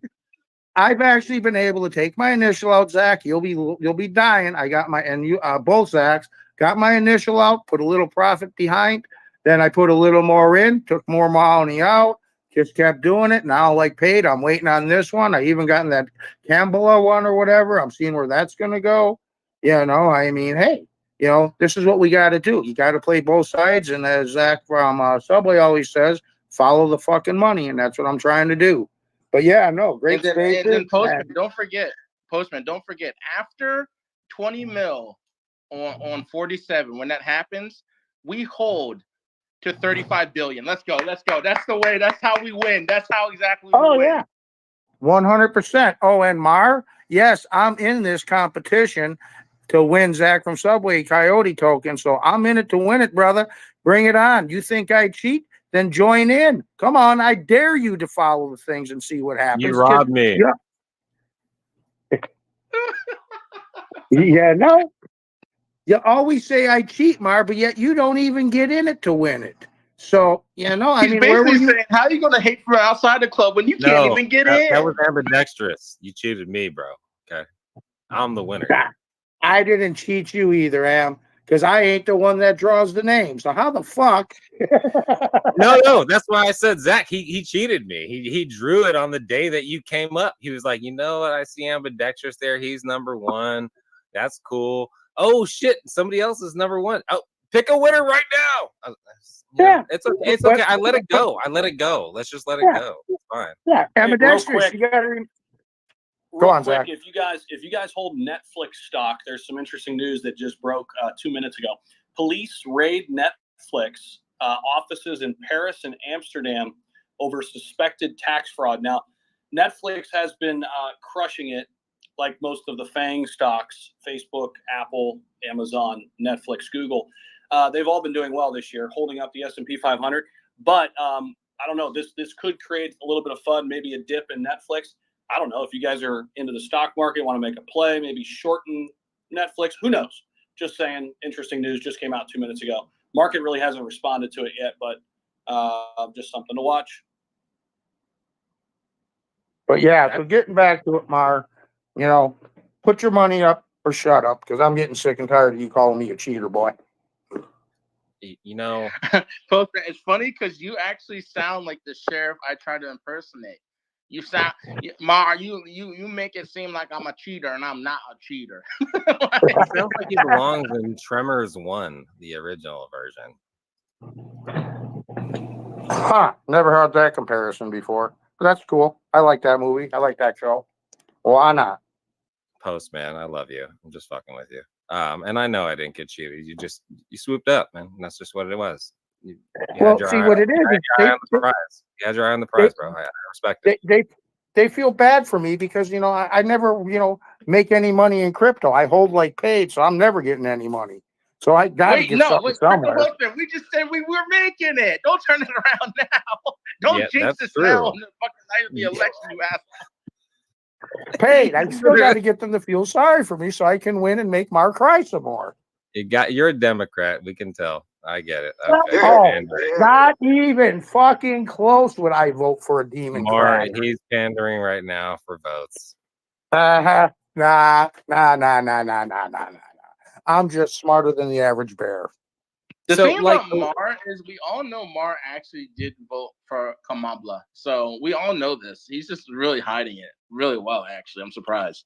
All right, Polymarket just put out some latest swing state odds. Interesting here. Polymarket coming out 5 minutes ago. Arizona, Trump leading, and this is according to Polymarket's data, okay? Trump leading Arizona 78% to 22%. Georgia, Trump 70% to Harris's 30%. Remember, this is just a betting market. Pennsylvania, Trump 59% to Harris 41%. Nevada's 50-50. Wisconsin, Harris 54%, Trump 46%. Michigan, Harris 61%, Trump 39%.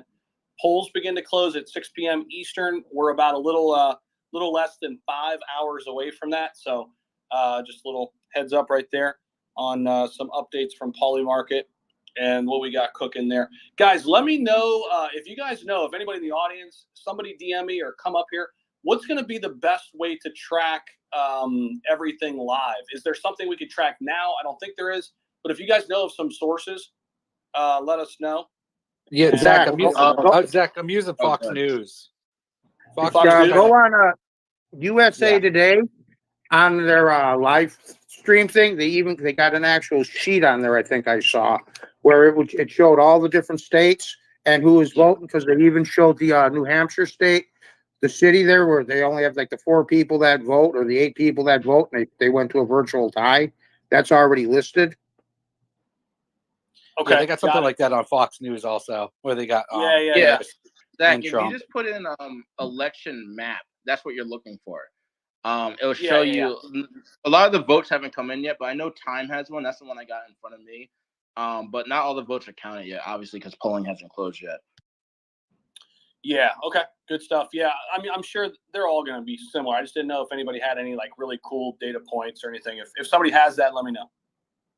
I like 270 to win. It hasn't really started counting. Everything is that's on there right now is just kind of like what they think. But eventually, when they start counting ballots and everything, you'll start seeing the states get into colors and everything. It'd be a good place to go get a screenshot and post if you want to show like results as they happen. That's what I like.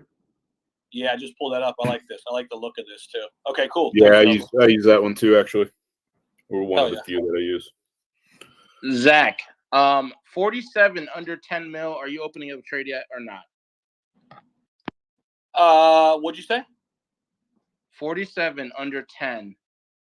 Are you Under opening 10. a trade Interesting. or not? I just I'm sold going to some. double down when you get in, but obviously I want to get out at a different time, so I'm probably going to be exit liquidity. But I'm going to get in when you get in, so keep me posted.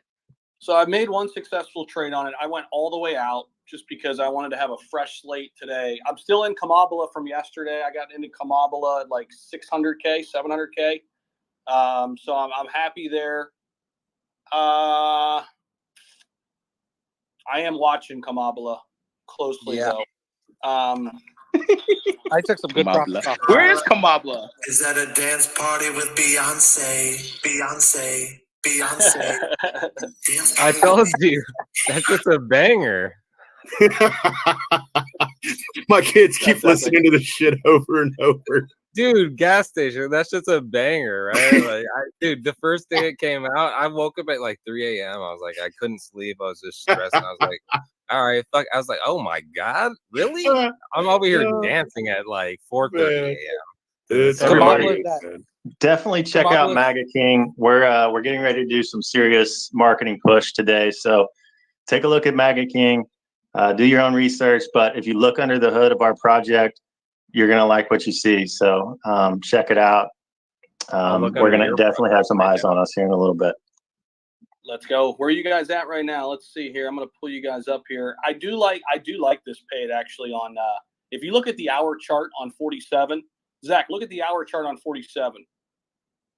I actually like this as a potential entry on 47. Look at the hour chart. Let me know what you think. Let me pull up our other sponsor here. MAGA King. Sorry, I'm looking at all my freaking DEX tools. There's too many damn tickers. Let's see. Here it is. M King. Okay. Oh, you guys are pumping a little bit. 119K. You guys were just at 88K not too long ago. Nice. 119K right now. 84K in volume. This one just launched 2 days ago, guys. Back on what would that have been? Sunday night. Sunday. Yeah. Yeah. Sunday evening. There was no volume on ETH Sunday night. Wasn't the best choice, but we wanted to launch and try and take momentum into the election. Didn't work out as planned, but our project is still strong. We built a strong foundation, a lot of features. So we're going to get some eyes on us, and it's only a matter of time till people take a look and realize what we've got going. And our X is absolutely sexy, and our new animated video is hilarious. Again, it's first one's called P Diddy, and it's about the baby oil shortage that our nation is facing. Skin is dry and friction is heavy. Yo, that's a crazy fucking quote. Friction is heavy. I've never, in my infinite wisdom, I've never thought to ever say that ever. So that's funny. I'm writing that down. I'm going to start saying that every day. Zach, I did open a small trade on 47. 47. I was going to say this is a perfect, not financial advice, great opportunity. You know, it's seeing higher lows. So, lower highs. So I think it's going to retrace at some point within the next half hour, 45 minutes. My personal opinion, not financial advice. G, thank you. Yeah, that chart looks really bullish. Like it's a really good chart. Like in my opinion, like over the last and couple they got days. they had 21,000 holders. I mean, that shit's not going. Yeah, dude. I would listen. They have 20. No, they have more than that. I think now. I think they have like 23 or 24 almost at some point. Well, so I mean, 21. they might have. Okay, maybe it went down a little bit. Maybe we have some sales, but it was at 23 at some point, and they have 7,000 people in their fucking Telegram right now. That Telegram is, you can't say anything. Like, it's ridiculous. Yeah. I was in there when they had like 1,000. I think it was 1,500 or 2,000 maybe, and now they have 7,000. You literally can't say shit. Like it is just, it just goes. Did they get listed paid? The conversation we had. They're supposed to be getting listed on what is it, Gate.io later today. Yeah. They mentioned it in the main Telegram a little bit, I think, and then, but this is all speculation. I don't have everything 100% in stone. Don't fucking shoot me a messenger. I don't know. But, this is something that was in talks, and then MEXC, they had a competition with MEXC also about there's some listing competition with MEXC right now, and it's like 4 other projects, and like whoever gets the highest votes gets listed this week. So if both of those get listed and Trump gets elected, $35 billion. You heard it from Paid XPO first, not financial advice. Thank you. That's a catalyst right now. They're trending number 2, 9.34 million. The chart's going to retrace soon, and then some alpha of an exchange listing. And if Trump wins, I mean, come on, people, we're giving you something, not financial advice, but a fucking dude, monkey. Fucking the squirrel. Dude, listen, the squirrel. Here's how I look at it, right? This is why I'm betting kind of heavy on this. The fucking squirrel went to like 133 million, all because Elon tweeted it. If Trump wins, you think Elon's not going to tweet 47 a bunch of times? You think Trump's not going to tweet 47 a bunch of times? You know what the fuck's going to happen? People are going to go in the market and be like, is there a 47 token? Boom. It's over. I'm telling you. $35 billion is on the table. Call me crazy, but I just gave you the biggest catalyst with Zach. Zach is going to be way more, conservative with his price point. But I'm telling you, if they get these listings that there's rumors going on that's going to happen, Trump actually does win, right? That also happens. And Elon just mentions Trump 47 or 47 something. And then, listen, the day fucking Trump says if he wins, I am 47 will go to $1 billion. I almost can guarantee it. Look at fucking Nero. Nero went to 800 mil, and they don't have the same type of fucking notoriety as these people do. Let's look. Listen, Trump went on fucking Joe Rogan, 44 million views right now. He's like literally any rapper you can think of. They don't even hit those numbers anymore. Like that's fucking insane. But that's just I just aped. Not financial advice. I just put some bags in. The ticker is SQD, Squirrel Death. All right. And we all know Zach is a man in the streets, a Jeet in the streets. All right. So let's not even talk about that. No, the ticker is ZTO, Zach Takeover. Let's go. I like that. Sounds like something Mars for 47. I wanted to look at 47. I just don't want to look at the wrong one. We're talking about the one on Solana, just to be clear. I think. Yeah, I'm in the one you're talking about. That's what I'm talking about. Yeah, I'm talking about the one on Solana. Dance party. Honestly, not financial advice, but $20 here, $20 there, and both of them couldn't hurt. You'll Hey, outweigh watch your the losses. slippage. Watch your Yeah. slippage when you buy this. You got to up your slippage. I just got it at 10.6. I'm pretty pumped about that. Yeah, ask Mar about slippage. Did he drop his sandwich? I want to know like how big the scab slippage. was. Like he fell out of his car twice. Like, was there a scab? Like, you know, He fell off his car and gave the blockchain $1,300. Well, And we that's know it was loss. an all meat sandwich for sure, like a meat lover's sandwich. That's like Mar style, 100%. But like, how did that look? Listen, Meaty. all I know But that's why you is come to the space. Mar, he Mar, went- listen, Mar needs fucking life alert, bro. He needs that little fucking pendant that you press the button and immediately sends the cops. You don't even need to call them. I've Listen, fallen can and we I all can't get put up. fun together and get Mar life alert with a 1-year subscription? No, Can we please do this? It wasn't meat, it was chicken. Mar went and got chicken and he dropped his chicken bag all over the floor and had to pick it up and fell. Yeah, this Let's dude go. was I eating just got chicken in it. off his car seat. I just got in at 10.6. We're already back in the 11s. I'm about to G. Let's go. I'm about to G. Making everyone a Jeter. That's so Jeeting the funny. sheets. Derek is in the Look building. at Zach. You No, know, the I'm worst actually part pumped is about that that, I told Mar, don't fucking tell the Crypto Breakfast Club about your slippage. They will fucking ride you till you die. And what do I log on the next day to jump on the show, and guess what you guys are talking about? Mar slippage. Mar His slippage. I'm I'm making like, a at least t-shirt. 50% slippage right now. But- I'm 50%. making a t-shirt of Mar slipping. Hey, but you know what? Yo, that's the ticker. Slippage. Slippage You with know, Mar's face. please. Mar, I got respect for Mar for sacrificing himself for entertainment, because I knew Paid would never let it go. I knew fucking Subway would never fucking let it go. But hey, you know, I love Mar, man. He's a fucking smart guy and a funny dude, and he can fucking If he take it. had Where those is he? like Why is he down 90s there? seatbelts, you know, the ones that were like automatic that would like choke you to death, like back in the day. And if he had those, he would have never fell. Like he would have never fallen.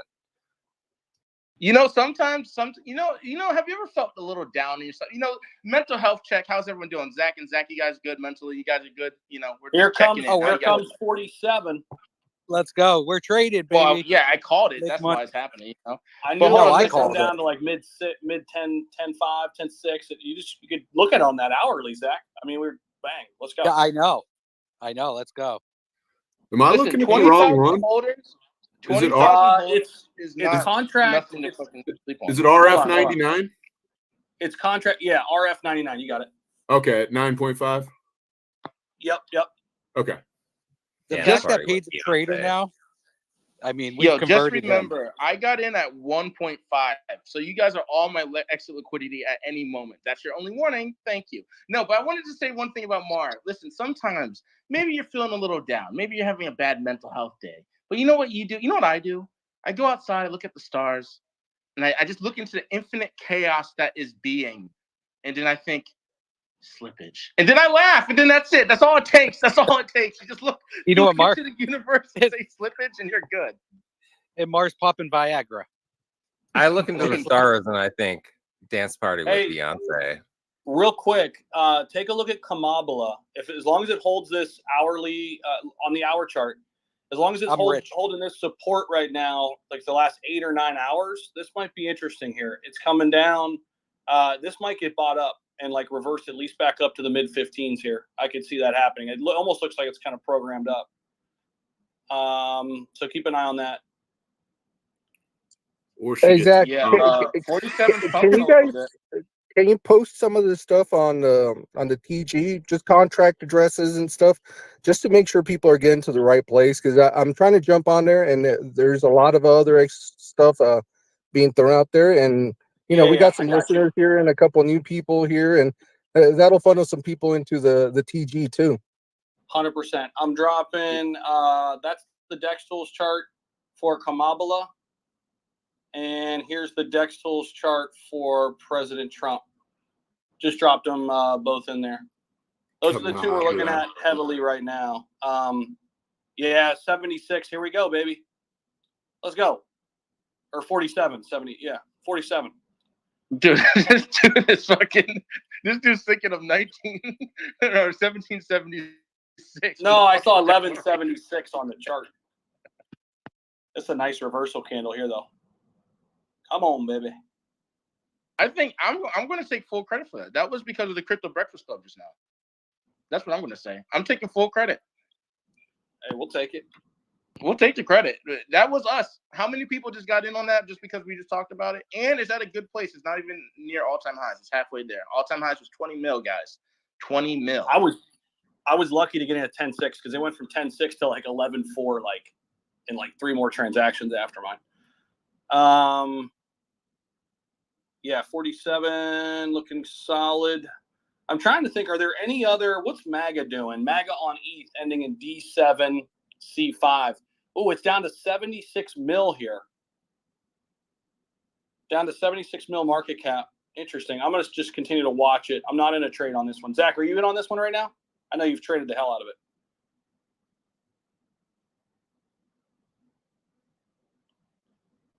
Yes, I trade it all the time. My name is Zach from Subway, and I just cheat out of things. That's about That doesn't accurate. sound like Zach at all. That was probably pretty what it said. terrible. I have too much bass in my voice to pretend I'm Zach. Let's see what else is doing anything. Yo, I want to bring the alpha to the room. I want to bring the alpha over here to You're Florida. trying, Mar, you're what's up, trying buddy? too hard, Michael. No, that was Mar. That was Mar. I heard it. Mar, you okay? Did you fall out of your car again? Hey, you know what? Alpha in the room, Caspa 9% up on the day, man. Did you get the bag? Caspa 9% up on the day. Did you get to the bag? Michael. Why do you sound? Why do Michael. you sound Jamaican? What is going on, bro? Is that Mar or no? That's not Mar, huh? Damn it, I tried. Michael, we see you. Okay, calm down. Hey, what's up today, huh? Who's going for who? Who's going for what? And here's the alpha in the room, okay? Alpha in the room is half cow Inu, okay? Because you know what? Zach's eating half cows. I'm eating half cows. They selling them over here like the bundles. They're selling half cows like nothing, and Pay don't even know what's up. That's alpha in the room, okay? Hey, they got dropped security. today. Security. Half cows, all right? Bro, I'm telling you, man. My Instacart order is 6 minutes away. We're about to eat some steak.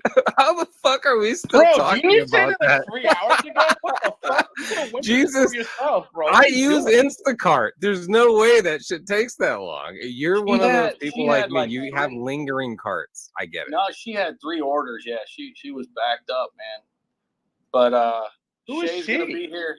Shay's The gonna be delivery. here in 5 minutes, man. What does she look like? Can you share it with us?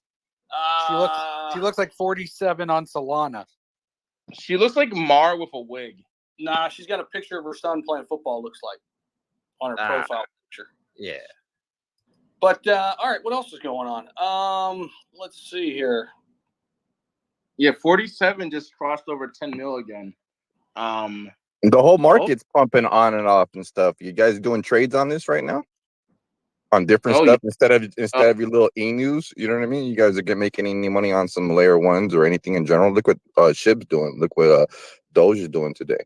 You know what I mean? You guys are making any profit on there? You can't make this profit on the other side of town where it's called old stocks. You know what I mean? This is Bitcoin. This is crypto over here. You making any profits?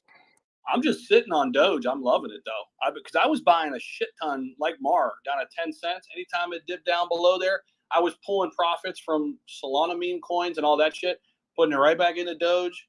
That's just a long-term play for me over there. I did buy more Superverse today. I mentioned that earlier. I bought more. What else did I buy? Oh, I just bought more Ondo Finance too. I bought more Ondo Finance down at 63 cents. I trade on Doge. I trade on Doge and shit. That's like, to me, it's like stable for me and stuff. I know that stuff's not going to go anywhere. So I do long term on it. And I also trade on it because I know it's volatile. Like stuff like this on these days, I'm eating little percentage and stuff. And I just keep on stacking to my bag, or I take that and go somewhere else with it. It depends on what I want to do with it. But stuff like these, like out of Caspa, if Mar was on Caspa, if he's on long term, not financial advice, but I'll be making a trade on it. You know, it's 9% up on the day, right?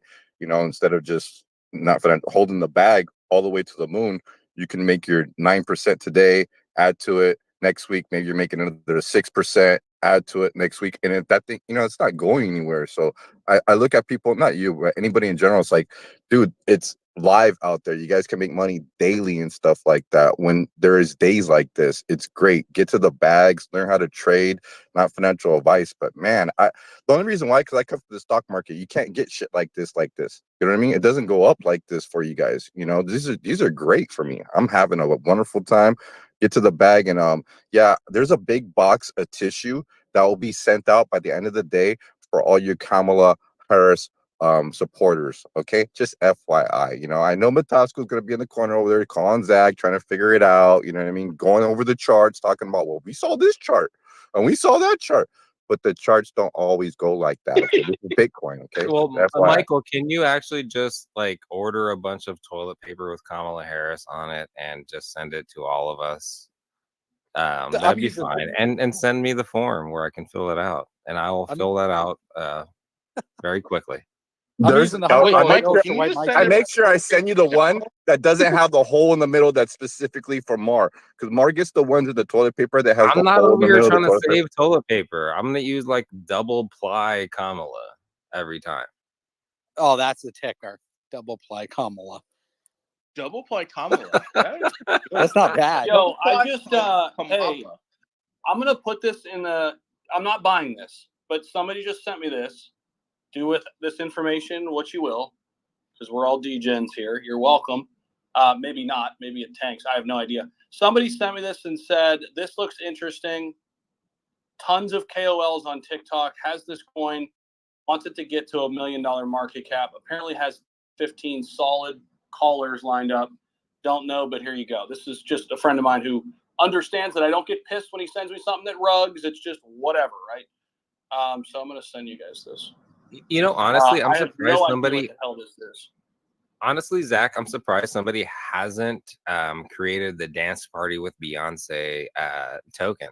It's like a huge song and a meme right now, and nobody's actually created it. It's big on both sides. So like Dems are using it just as much as Republicans are, and nobody's created this meme token around this yet. It's funny, and you got a couple days left, so anybody out there, go and get it. Go and get it. Yeah, I don't know what the hell this is, this Repnik TV Habibi, but it looks hilarious. I just I just sent it to you guys. What the fuck? Repnik TV Habibi. Where Apparently do you there's buy it some on? TikTokers who want to get this thing to 1 million. Where do you buy it on, Zach? Solana, Oh, it's even at better. 165K right now. But look at the chart. I don't know. I don't know what the hell it is. I can't find a Twitter account yet for it either. Send me the link because I got some shit on Soulflare, but I don't really fuck with Solana, man. That thing's It's crazy in over the there. Crypto Breakfast Club Telegram. Dope. Oh shit, I'm in there. You don't fuck with Solana, you fuck with Tron. I like Tron. Oh, somebody just bought a shit ton. Damn it. Who did that? What about that guy over there running around selling vitamins on Bitcoin vitamin on Tron? What is that? I never even heard of that.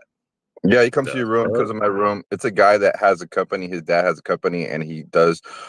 He has a vitamin company, and he just made a simple vitamin Z, zinc and vitamin C, and then you just put Bitcoin on Bitcoin vitamins on it. He wrapped it. He's selling it like that, and he has a line, and he's going around doing it. But his market cap is on the low, man. But it's on Tron, and a lot of people don't go like I know Am is very well diverse, and so it's not what I'm going to say towards Am. It's towards other people out there that don't trade on different blockchains that might sleep on stuff like that because it's on the low. I think it was like 20 something K, and this guy's over here fucking pushing fucking vitamins with Bitcoin wrapped around it. Oh, yeah. I've seen that. Yeah. I did like see low that. market caps, you know. I like low market caps, and somebody's pushing. He's out there pushing this stuff. So, on the other one that I drop a gem for you guys would be Bitchy Blue. Look at Bitchy Blue. It's on Solana and stuff. I don't know if you guys know her, Lady Glam. She's in the space. She's from New York and stuff like that. Her and her brother are pushing it. It's a white cat. It's supposed to be like a meme, a coon cat, and then it's a meme token, but they're already donating for like nonprofits for like animals and shelters and stuff like that, and they're on the low, man. It's like over like 100K right now and stuff. They're holding strong, and it's a good community and stuff. So I look at that one a long-term play, and then you can play along the way if that one is stable, like how you would look at different tokens that maybe are not going to rug on you. So you look at something that's going to be good. Because I look at different things. I look at, no disrespect, but I look at stuff to like, let's say for example, like a coyote token, like Zax, right? I'm long term on that, right? And then at the same time, I might make a little jeets along the way. But I know, I'm not saying I know, but I know like in my heart, like Zach not going anywhere, until paid pisses him off, right? But until then, you know what I mean? I'm gonna go ahead and hold it long term, and I'm gonna make little plays along the way. That's how I see it. Yeah, I've kept an eye on that one, Beachy Blue, and yeah, I don't know, Lady Glam. I've talked to her a couple times. She's not going anywhere, man, and it's based on her cat that she loved, and it's kind of a tribute to her cat, and she ain't going nowhere. I'm not a cat meme person, but I do like Lady Glam, and they also have a HMAC.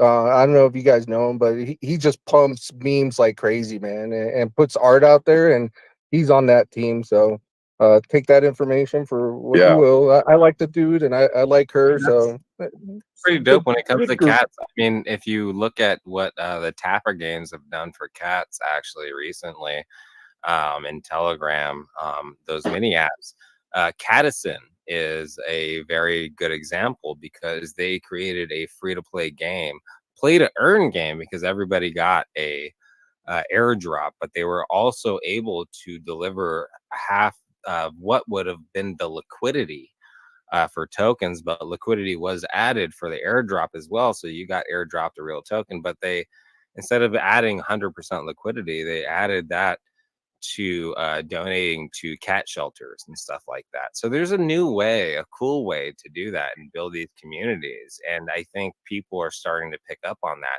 And I think people are still doing it the old way. And if you're doing it the old way, and in this case, Michael, the project that you're speaking of, they really need a builder to build something out like that for them so they can catch up with the times, so they can make sure that their message is really getting out there.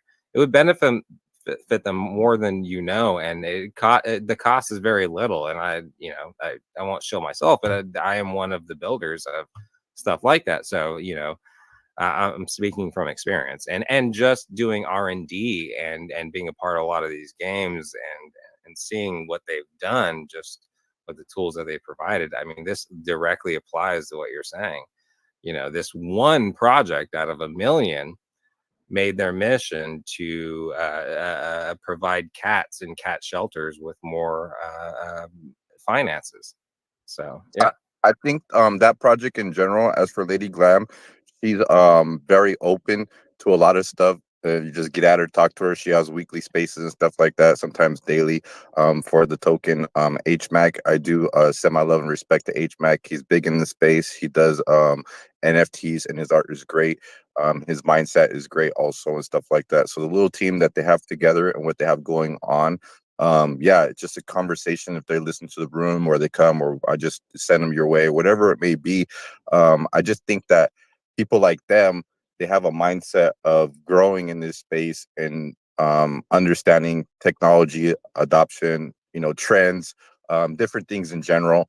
And you just talk to them. I mean, she's been working for the government for years, but not like, she does different things, but then she also gets different courses that's been handed to her through the government for free for blockchain technology, that she's been taking different courses on the side also, not through them.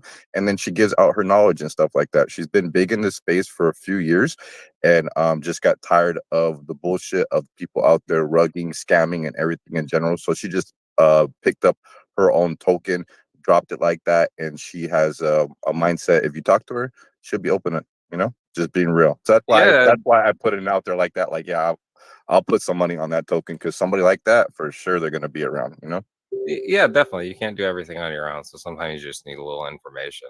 You know, it sounds like she's in the game of giving out education in this space, and that's one thing that's taken a back seat here. For some reason, it's so crazy. You know, one thing that you would think would be the forefront of us teaching people and inclusiveness and educating people would be education, right? And I think it's taken a back seat for long enough. And one of the biggest things you'll see start to come in the next few years, actually the next year or so, at least if I have something to do with it, will be education and targeting that. And it will be a paid service for sure, because we're a real business and everything like that. But you really need to educate the communities. And it doesn't matter what sector you're in, what mission you're trying to accomplish. You want to save cats? That's cool. You want to save manatees? That's even better. Whatever. But you need to educate people on how to get into that. So, yeah. Yeah, that's gonna be my mission for I think for a few years now. I just told myself the other day, build something, drop it like it's hot, and then also go around and start educating people and then connecting them in DeFi in general and businesses live. And so you guys will see it, you know what I mean, and help out everybody in general, because it's a must need out there. You know, I mean, people can sit there and say a lot, but it's like, dude, there's businesses, there's people, there's connections, and it's just the knowledge. And then sometimes getting in front of a lot of people's faces. I've done a lot of stuff in my life, you know, I've Chamber of Commerce, did a lot of different business meetings. I've done a lot of different things, but sometimes if you get in people's faces and give them the education, like you're saying, it might change their mind. People hear stuff like, where's everybody hearing all this shit? You know what I mean? How do we learn about this? It's not out there pushed in our face all the time. You know what I mean? About this and what we should learn and how to get into it. I think somebody said the other day, everybody needs to own a damn wallet if you own a business in the future. You know, if you own a business in the future, you need to own a wallet and learn how to do different blockchains and accept crypto in general. And it's just common sense. And just, it's like owning a bank account and learning how to do your routing number and your bank, your you know, your email, your password. It's just certain things. It's just, before we went to all that, people were frustrated with the banking systems and all that in general and trying to adapt it. But now this is something that's just going to blow them out the water.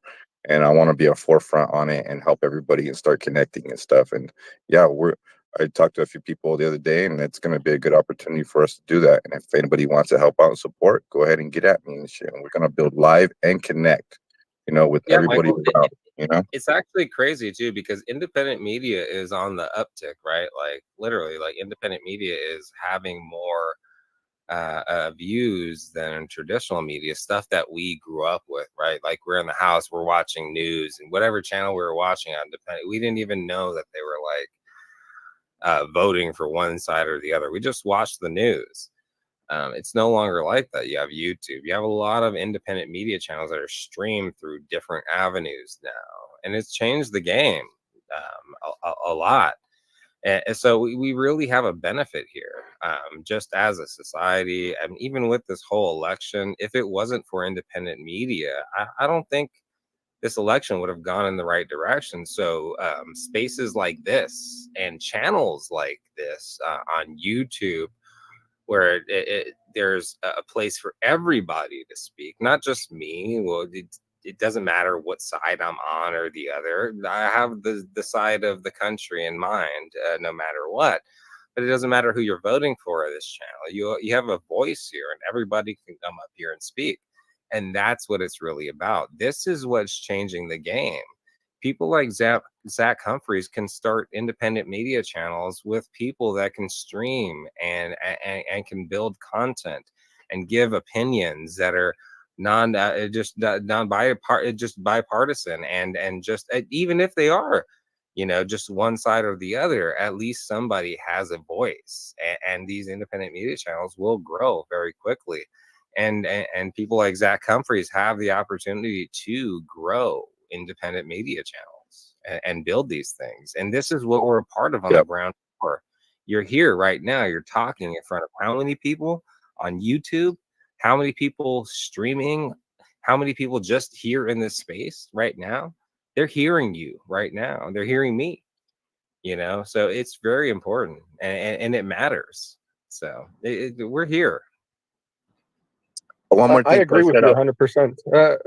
I feel like the veil has been pulled back, I mean, I kind of knew already, and everybody kind of knew, but I think if there's anything that's been proven this election is that the media it really tries to manipulate people.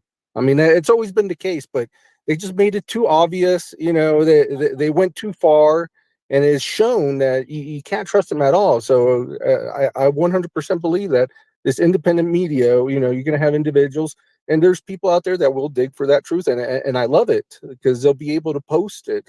All these platforms allow for these people to post this information, as in, you know, in the past you had to get it through certain channels to get it okay to finally hit the news. So yeah, I love it.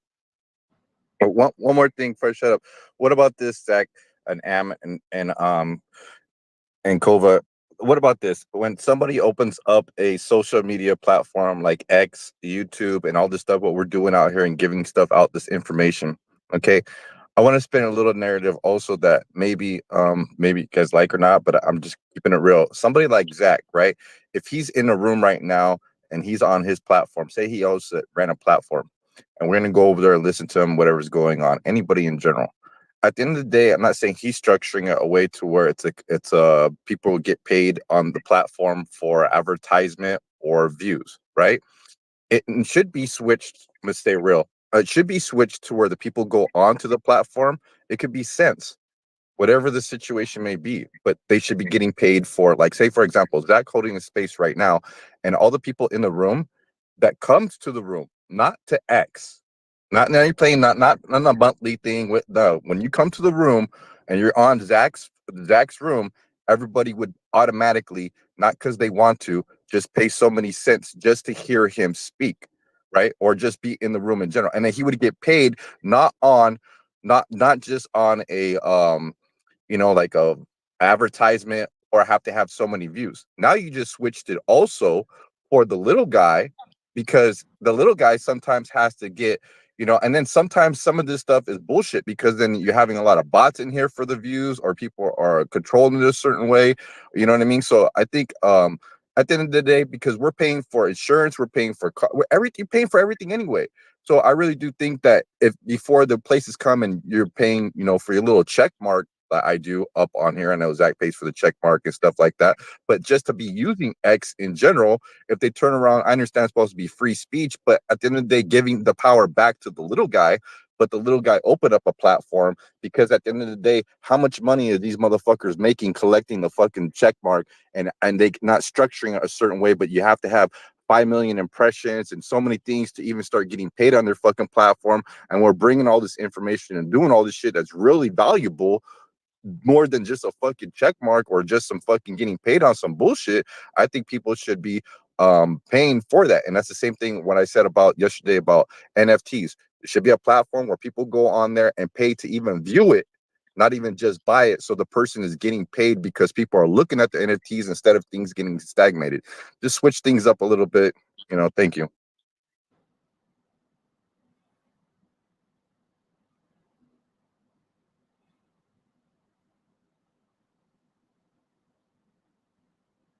Oh it wouldn't hurt. It wouldn't hurt to also get paid to, like, how many hours they put into it, somehow into the formula, squeeze this. Because I mean, Zach's about to be here for 24 hours.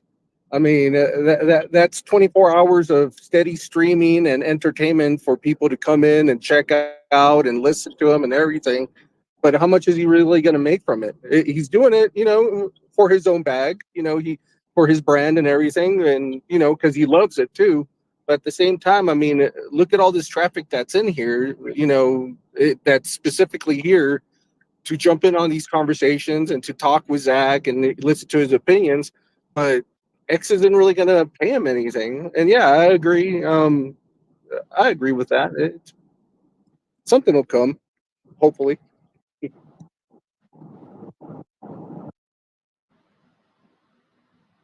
Then we build it. Then we build it. Yo, Trump just said, breaking news, breaking news. He said, Republicans, we are doing great. Stay online. Do not let them move you. Stay online and vote. I think he means in line, but they said online. So I think that both works. But stay online, people.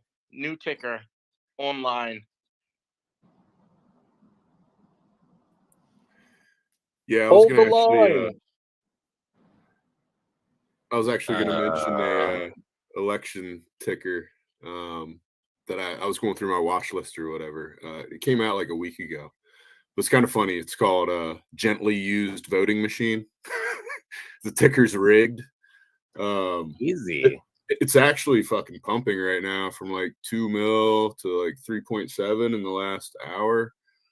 But yeah, I mean, I don't know, man. It's doing like 4 million in 24-hour volume. Like, there's a lot of eyes on it, and depending on how this thing goes the next couple days, you know, it's probably going to get a little squirrely. Rigged might be one to keep an eye on. It's soul. Yeah, ticker rigged. Anyways, I was going to hop in it a couple days ago and kind of forgot about it. Yeah, I don't know. Anyways, it's kind of a funny one. Keep an eye on, maybe. I wouldn't buy it now because it's pumping like a motherfucker. I think Rigged was in here yesterday, weren't they? Oh, were they really? Yeah. Yeah, the one with the fox and the star on the fox. There was a rigged in here. I don't know if that's the one. Yeah, there was definitely a. Oh yeah, it's this one with the fox. It's not the one that's pumping like crazy. Okay, it's different then. Yeah, this is a soul token. It's just like a picture of a fucking old ass voting machine. That's hilarious. But yeah, it's like, I don't know, just in the last 2 hours, it's gone from like 2 mil to 3.5 or so. A lot of volume. And yeah, like I said, I mean, I don't know. I sure haven't forgot what happened in 2020, so I'll leave it at that. But you know, no, that's actually a really good point. If it's a close election and she wins, there's going to be a lot of that kind of shit pumping. Oh, you know it. So I mean, that's why I'm keeping an eye Zach, on are this you one. eating a piece of? Are you eating a part of your half cow? I'm eating some dark chocolate. I'm eating dessert. I just had a fillet, so we are fucking back. We are ready. He said fillet. Okay, that's called steak fillet. for your information. Filet mignon. You know. Hey. Hey, by the So, way, I you got a guys fourth can on tap. you guys can kick me down. I got to do 2 Zoom meetings for work, and then I'll be back here in a little bit, boys. All right, brother. Thanks. Hey, how do you not know what a fillet is? Come on, you're American. You're supposed to know what I meat is. do know what a fillet is. I just said more names of cow parts. That's all I said. Do Zach, you real even quick, butterfly? you have 1.2K people live with you on X. That's pretty big. That's pretty big. Yeah, we got some people on YouTube hanging out. People are going to come in and out all day, I'm sure. You know, I think as the election stuff gets closer. Dude, the sound of you just eating chocolate is so funny. I got You some know. shit to say about some shit about crypto. I mean, guys, this isn't going to be the most professional. I mean, how can you keep your shit together for 24 hours? Dude, nobody does. When you're gambling, you're for 24 hours, you're at the fucking table and you're ordering fucking dinner, you know? Like, right. You're gonna eat. Christ, Zach. I woke up at 3 o'clock yesterday and was texting Paige, hey, you got to check this out. It's at this level. It's at that level. And he's answering back. I'm like, shit, he don't ever sleep either. Yeah, we're real. I never know what weekends time on it this is. side. I never know what time it is where he's at. Right Paige now, just it's waiting to almost. interrupt you. Right That's now, it. it's almost 8. Right now, it's almost 8 p.m. because you guys moved the clock back an hour. It moved me forward, which I don't even understand the math how it works, but it's 8 p.m. now. It used to be 5. We used to be 5 hours ahead. Now we're 6 hours ahead of you. So now you know. So in 5 hours from now, you're going to be up. Yeah, I woke up like not that long before the space. I'm mentally prepared, and I got energy drinks and snacks. I'm snacked up, energy drink ready. I'm good to go. I got a new bottle of What water, are a the nice snacks? big bottle of water. What kind of snacks do Okay, you have? well, we Yeah, got I'm here's curious the what kind of snack list. I got peanuts, in the shell, so you got crack me stuff. I got dates. I don't know if you guys know what dates are. You know, Oh, I very love dates, yeah. Mediterranean. Oh, No, dude, I we've went to never the heard of those. I went to the fucking bazaar and got, dude, I asked for $1 worth of dates, bro. let's talk about how far the American dollar goes in fucking Morocco. I asked for $1 worth of dates. I got like 2 pounds. I was like, he just kept adding to the bag. I was like, bro, what the fuck is going on? I was like, is he gonna overcharge me? And then he was like, okay, $1. I was like, what, bro? This whole thing. Matter of fact, here, take $50. Give me your card. I'm taking this home with me. Dates and a cup of Arabic coffee, bro. Sign me up. Oh well, you know what they do here in Morocco? It's mint tea. It's gunpowder tea. Originally from India, and then they imported it to England because England colonized everything in the world for a while, and then England and France and Spain all went into Morocco, so they brought gunpowder tea here. So there's a big gun. Like, you can get a coffee here anywhere, same thing, but you can make mint tea at home. I do it now, and it's so cheap. Like it doesn't cost you anything. Less than 50 cents to make like probably 30, 40 cups at your house. So it's great. One of the So I got that. Okay. My bad. I got some bananas. What else is over there? I got some potatoes, so I can cook on some potatoes later. I bought sausages, beef sausages, because Muslim country, they don't do pork. So beef sausages. I got some chicken, so I'm gonna cook that up later. I do have some fish I also bought. It is frozen currently.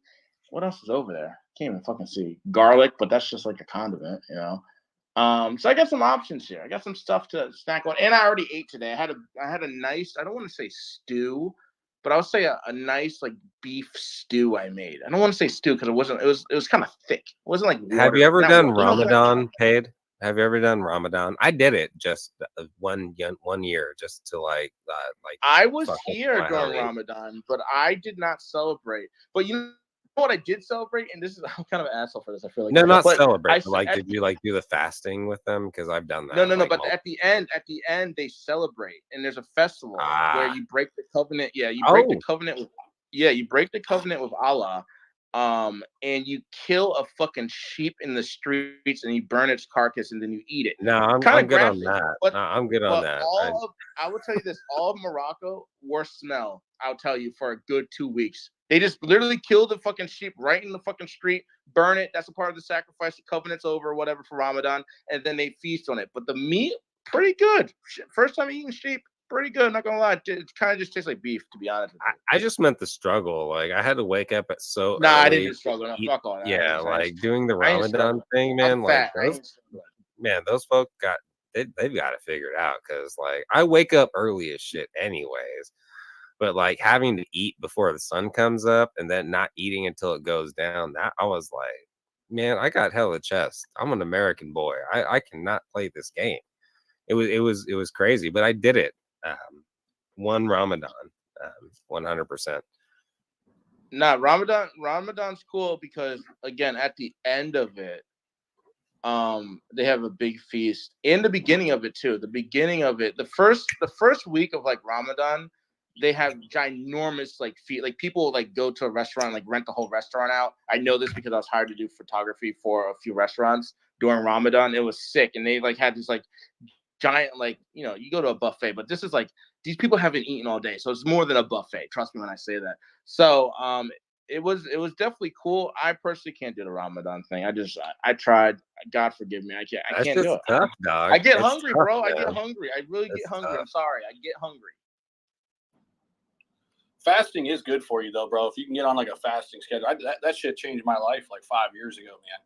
My weight has not 1000%. fluctuated between like I probably fluctuated between 5 and 8 pounds now for like 5 years. And I mean, I'm like active or whatever, but like I used to fluctuate way more, and it's all fasting, man. I don't eat until like noon, and I stop eating at like 6.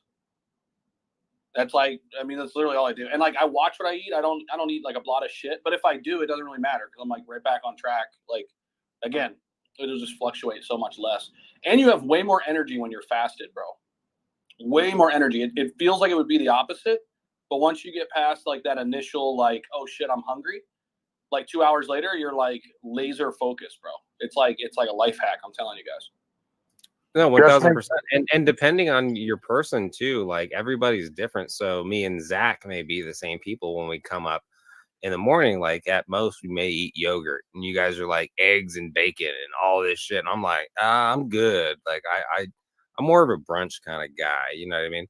But I know people who just need like half a carton of eggs to just get started in the morning when they wake up, you know? So everybody's different 100%. But fasting is 100% good for you. To make your body struggle, to put it through pain, actually doesn't do it any disservice. In fact, you're doing what it needs to evolve. That's how we evolve 100%. And fasting is a part of it. It's been around longer than most of us have, longer than we've been alive, but longer than we can remember. And it's just a part of history. And why do you think so? Yeah. So just Yeah, and I that. put myself in pain. I put myself in pain every day listening to Mar, you know, so I'm evolving right now. Just make sure For me, it's Mutasco at the end. Like right when we're about to close this shit, Mutasco comes on. I'm like, mother, every time. Just make sure you're drinking plenty of water when you're fasting, because every time I've done it, I mean, I drink a shit ton of water as it is because I'm a mailman and shit like that. So I drink like 3 to 4 gallons of water a day in some cases. But, you know, the few times that I fasted and shit like that, I just drink the water. Fuck, I don't even notice I didn't even eat the whole fucking day. Yeah, dude. Yeah, and that's another thing, man. I read this, it was a couple years ago. You know, 70% of Americans don't drink enough water. If you actually look up how much water you should be drinking, you probably aren't drinking enough. It's kind of wild. So, yeah, I don't think you can, like, overdose on water, guys. You actually It's gonna be can, a long Zach. day. Zach, you can actually No, can my drink too much family water literally and drown calls me yourself. the Yeah. my family literally calls me the water buffalo because I'm like, you have a headache? Did you drink water? Oh, your knee Right. hurts. Are you drinking water? Like I'm like, did you drink fucking water? Like Your body and is like, what, 70% water? So it likes water. it only makes sense. I'm like, oh, you're in a bad mood. Did you drink water Yeah. today? Did you have lunch? Yeah, bro. I agree. Kamabala, where's it at? Kamabala, 1.26 mil. All right, we're still in that trade. I don't know, man. What are you guys thinking? Is this thing, it's kind of just hanging in the balance. It looks pretty good. Oh, dude, it did exactly what we said it was going to do. Zach, do you see that? It went down to that third. Look at that. It did exactly what we said it was going to do. Of course. Love it. So we're still in that trade. I'm waiting for that thing to break loose. We're in that. We're in. M King. Mega King's looking good. Zach, I bought into the one you posted in the Crypto Breakfast Telegram. I forgot which one it was, but Oh the one shit! your buddy sent you. Repnik TV Habibi or whatever. Yeah, Yeah, I what want to the know fuck this. is Join the this? Telegram. Why am I in Join it? the Telegram. Is it crazy? I'm currently driving, so I don't know, but I aped it. I'll check it after I do some food shopping. It has no Telegram or anything attached to it. Let me see if I can find it. So I have no get idea this, what Zach, it is. Zach from Subways is going food shopping. Zach Humphreys gets it delivered. Do you see the difference? Yeah, I don't know, man. I haven't The been difference- to the a difference is grocery I- market in years. To be honest with you, you actually get discounts by using Instacart. It's pretty easy. I just think, okay, it may be a little bit more expensive, but if that hour means that I can ape into a meme coin and make $500, then what the hell's the $40 mean? Yeah, but Zach, like there's what I'm saying? even stores that say, hey, look, we have in-store prices for you and your subscription. So like you're paying in-store prices to not go into the store, park, get your kids out of the car, pack your kids into the car, first of all, and then take them into the store. I'm like, I will pay the $10 difference I'm with to you, not bro. do all of that stuff. 1,000%. Bro, I have a laundry service. I don't have a washer and dryer in my place. Dude, it's just like I don't have that time. Like I don't want to spend my time washing my clothes. Twice a week, it gets picked up, dropped off. Bro, it's $160 a month. You should just get a housekeeper That's because nothing. mine cleans my whole $160 a house. month. Now Dude, think about just get a wife. Time is money here. Hold on. Time is money. How many loads of laundry would you have to do in a month if you had it? And your water bill. Think about this for a second. I pay $160 a month. I never think about all the time I'm saving for $160. I'm gonna make that up trading crypto. That's Yeah, like dog. 8 hours a month. Yeah, I'm right just there. That's saying, like a dude. day. Listen, Yeah, That's dog. like a day, everyone bro. in this room. I'll tell you Everyone in this room, 100% don't with listen. kids and Wait, hold with on, myself. ambidextrous. Hold on. Go Hold for it. on. Give me a second. Don't get it twisted, everyone in this room. Zach is just trying to flex on how much money he brings in. So I'm not though. I'm not. I'm selling my kids. He's over here. I didn't "Yeah, actually. I bought a didn't half a catch cow wind on of my that at all. 80-story house. Oh, I just got a fucking my laundry service person's coming in 20 minutes to do my laundry because it saves me money on the water bill. No, bro. Meanwhile, the water Listen. bill's like $10. No, Listen, exactly. bro. Hella Hey, you missed humble, the bro. point. He's hella fucking Hey, humble. You got it fucked up. You- No, 100%. listen, bro. I'm telling you you missed guys, the point. time is money. Like, dude, okay, I have a cleaning What's that lady. mean? I don't have time to clean. It's every 2 weeks. It's $50, bro. $50. I do too. It's Her name's That's what I Ellen. mean. It's Like, I have a house $100 a cleaner. month.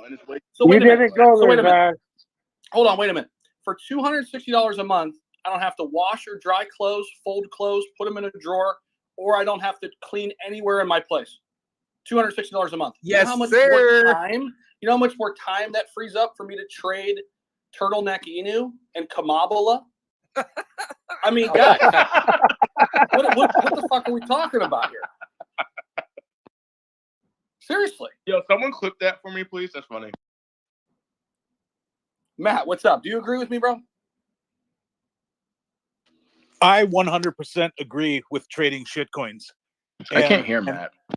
And always I having heard him. time to trade shitcoins. I Like, can hear him. because if we weren't trading I'll those take a kind of, lap. if we weren't trading those kind of coins, I mean, for one, your entertainment value would be like nothing in crypto, because then you would just be holding boring altcoins, stable coins. So trading high risk meme coins and having the time to trade high risk meme coins and pay attention to what they're doing and the psychology of it, I mean, that's entertaining.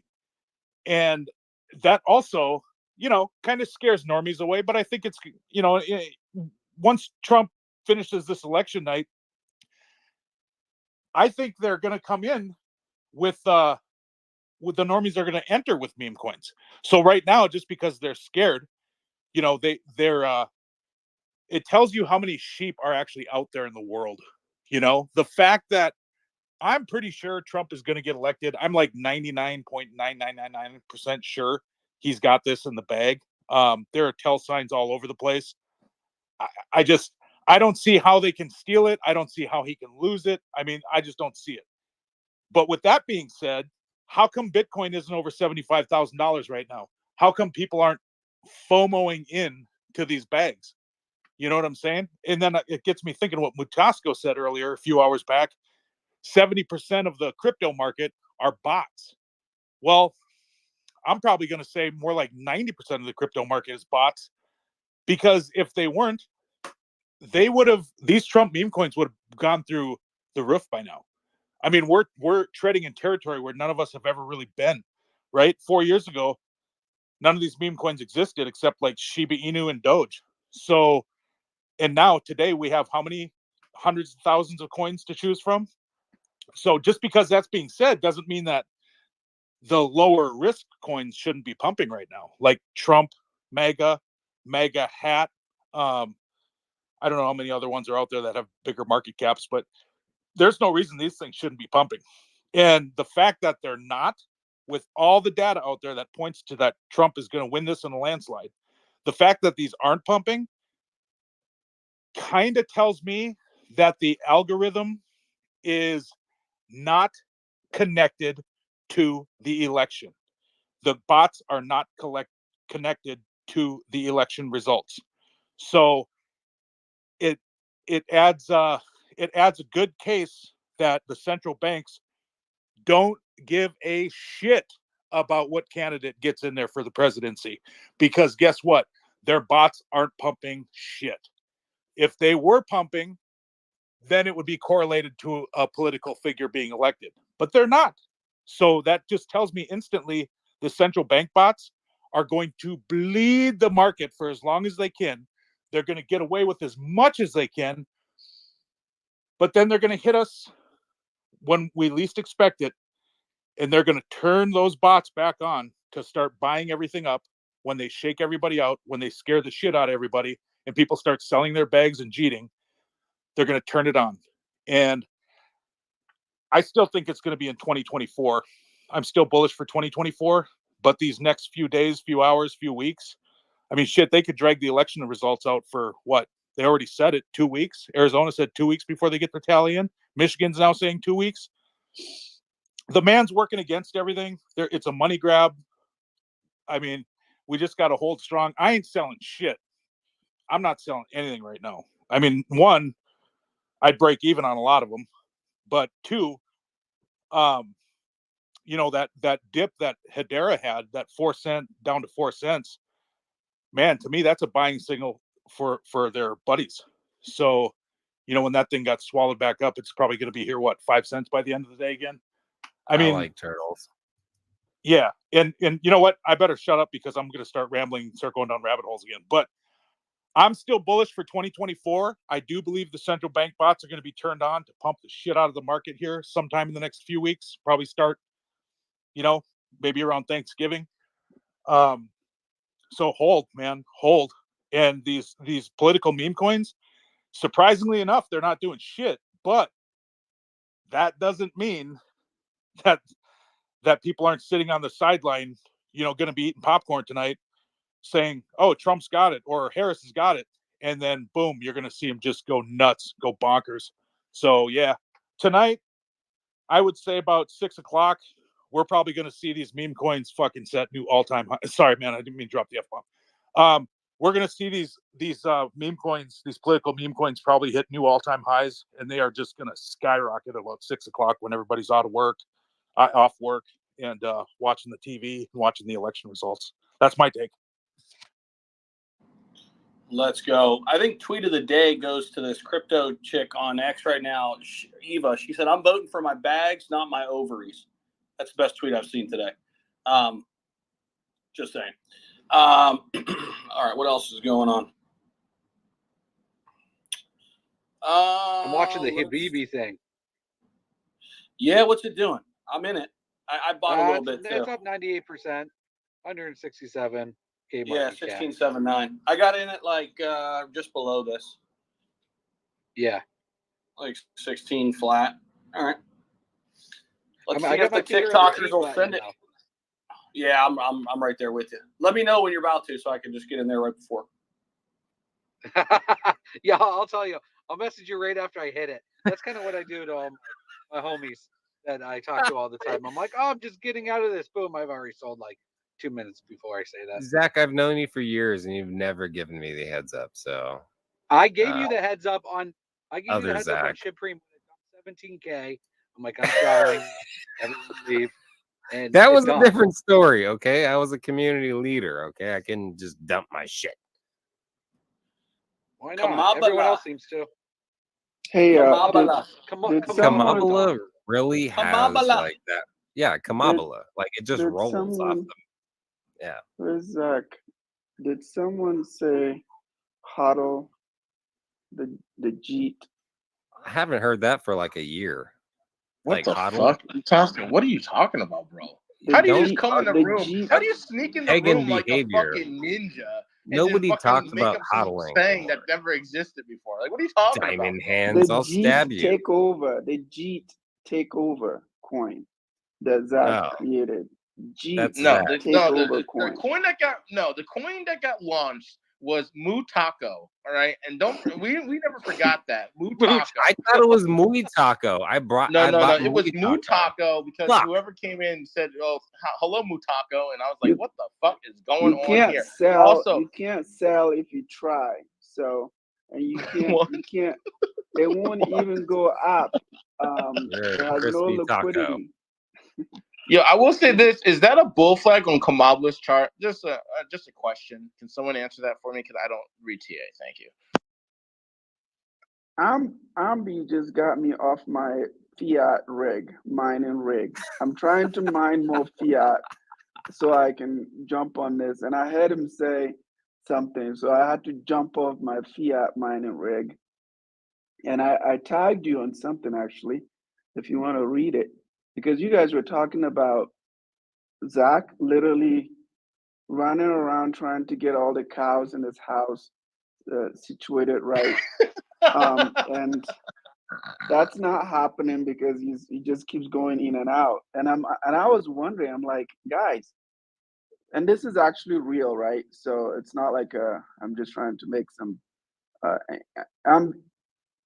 think you're like a gamer, so you probably can connect to this, right? It's already happening, by the way, because the screenshot that I tagged you on is the reality. And what I want to highlight, though, and I want to get your take on this, because there's a new movement since MiCA was introduced, the Europe crypto regulation, and then there's two big things that have happened so far in crypto that we all have to pay attention to. That one, which is a regulation in Europe, and then the Bitcoin and Ethereum ETFs, right? It changed a few things. And the things that this changed, I think it was a CoinDesk article. I forgot the guy's name, and I aligned with what he said. Because everyone is always like, people that have been here, I've been here 7 years or whatever years. What they like to say is, is it decentralized enough? Is it secure? Can we scale? That conversation is dying slowly, right? It's dying like a controlled explosion. And what is taking over is the customer, the product, and compliance. And the reason why I'm saying this is these Web2 companies are kind of coming in and they're colonizing crypto products and making it their own and just slapping their name on it. And what is also happening is you have crypto native companies buying up, old blockchain companies. And that's what I tagged you on, because the one I highlighted is specific to that. Because bear in mind, Zach has this space going on, and we can kind of say it's a community, right? But we're a community of listeners, and we burn out hours, right? I do multitasking all the time, every day, right? I'm doing my mining on Web2, and I'm also here. But he's doing 24-hour space, right? Let's say $50 an hour. How much is that?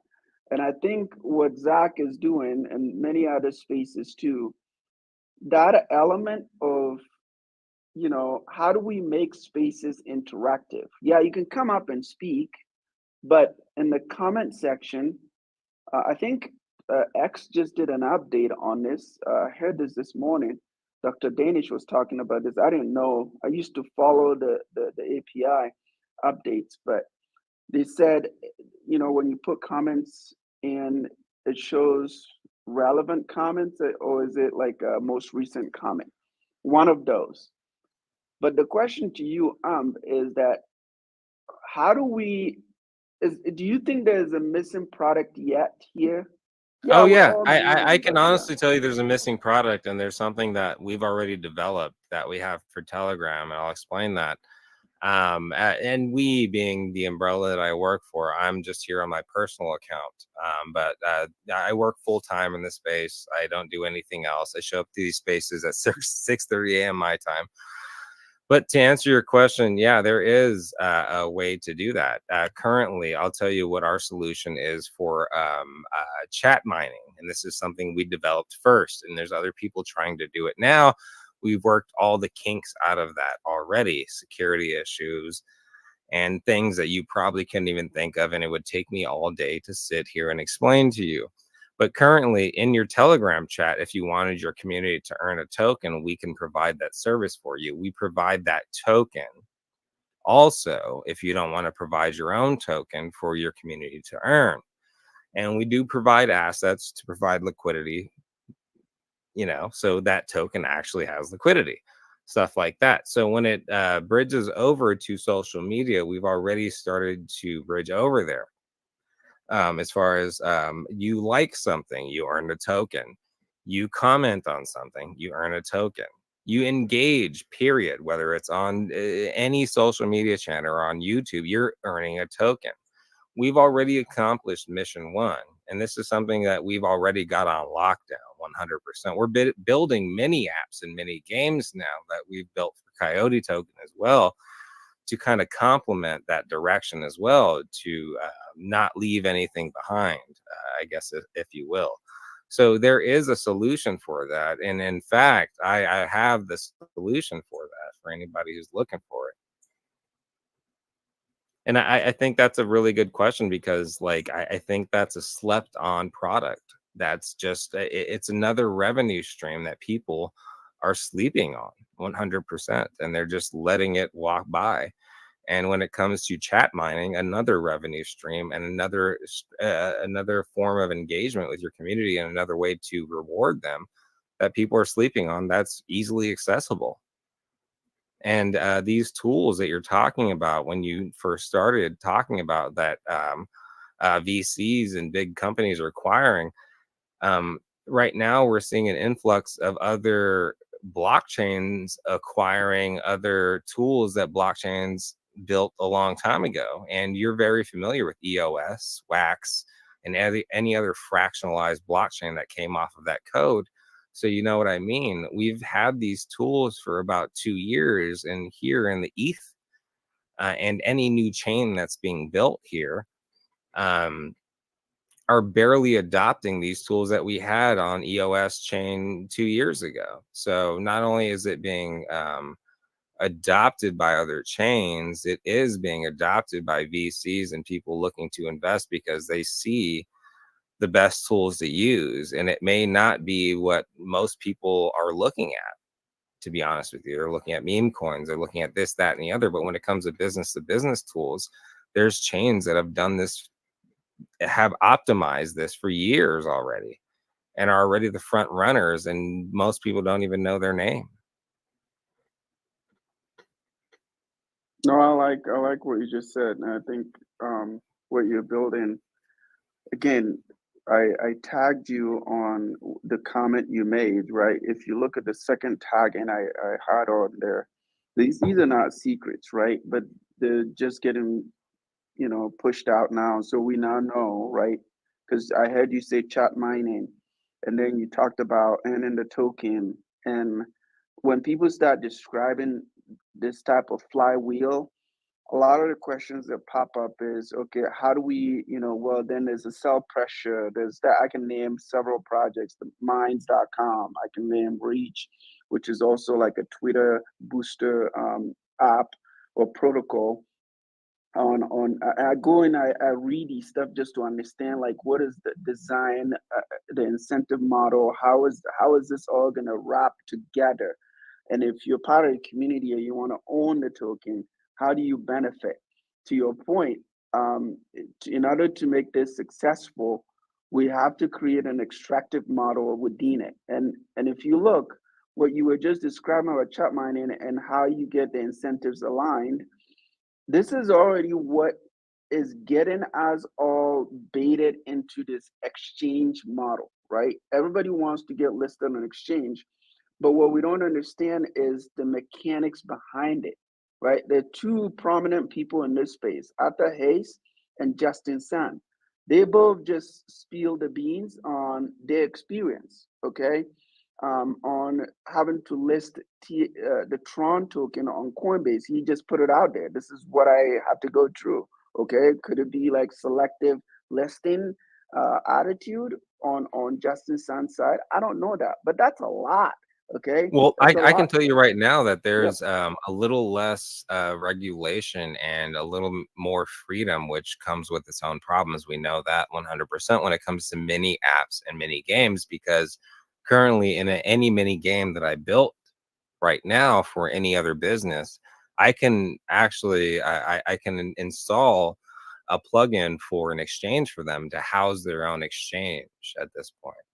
And they can facilitate any token they want. So, that comes with its own problem. So we can solve that problem, but we know what that comes along with, right? Like everybody, there's a bad actor. So every time you create an easy button for a token, every time you create an easy button for anything that generates income, there's always going to be problems with that. But like, we want to be the people that are responsible for that? Like, how can we facilitate that? Are we ever really going to be able to mitigate that kind of scammy behavior? I don't think so.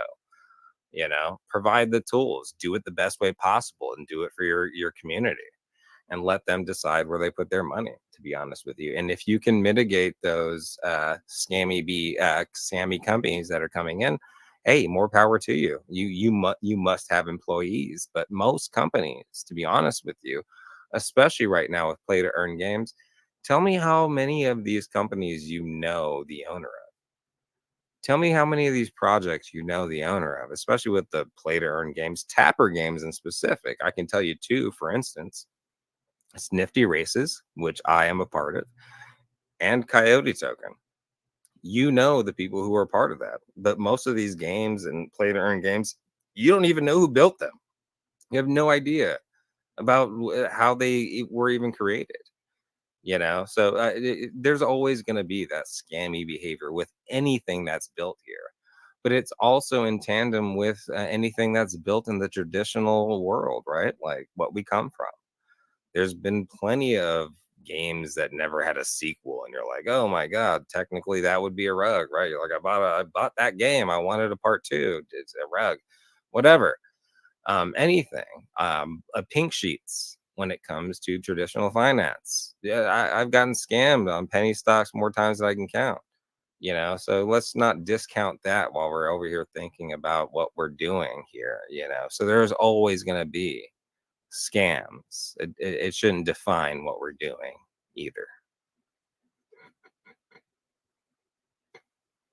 Yo, real quick, I posted something up on the Nest. Sundog, the biggest meme coin on Tron, they recently put a post. It's the second one over. Guys, go interact with that. If Donald Trump gets elected, they're sending 30,000 Sundog to someone who interacts. So cool opportunity there.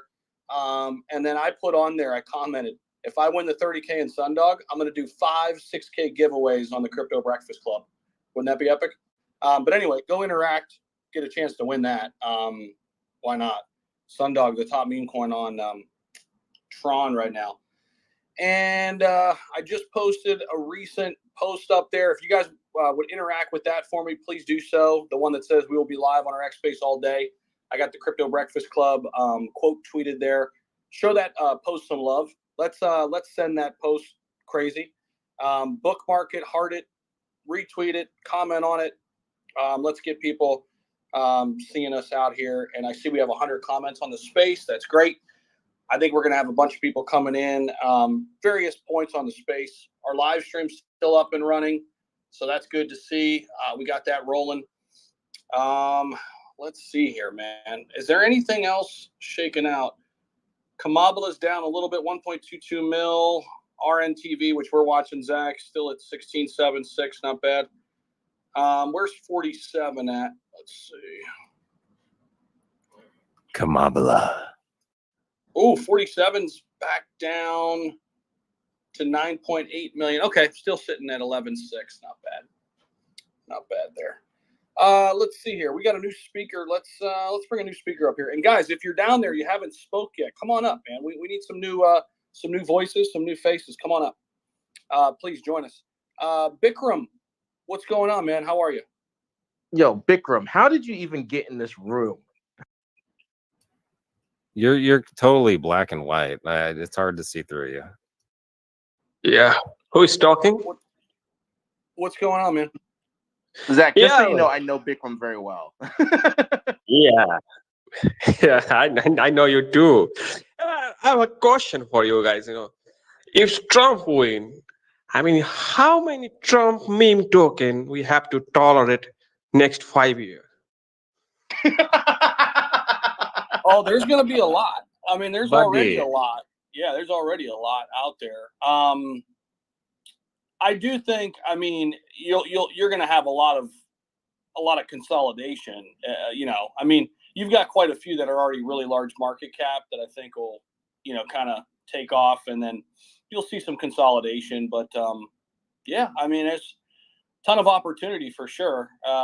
With whatever happens today, whatever the narrative is, I mean, there's going to be a bunch of new tokens launched, and that's partly why we're here, because we're in crypto. We're trying to take advantage of narratives and situation, and this is the biggest story, obviously, of the year. So yeah, we're ready.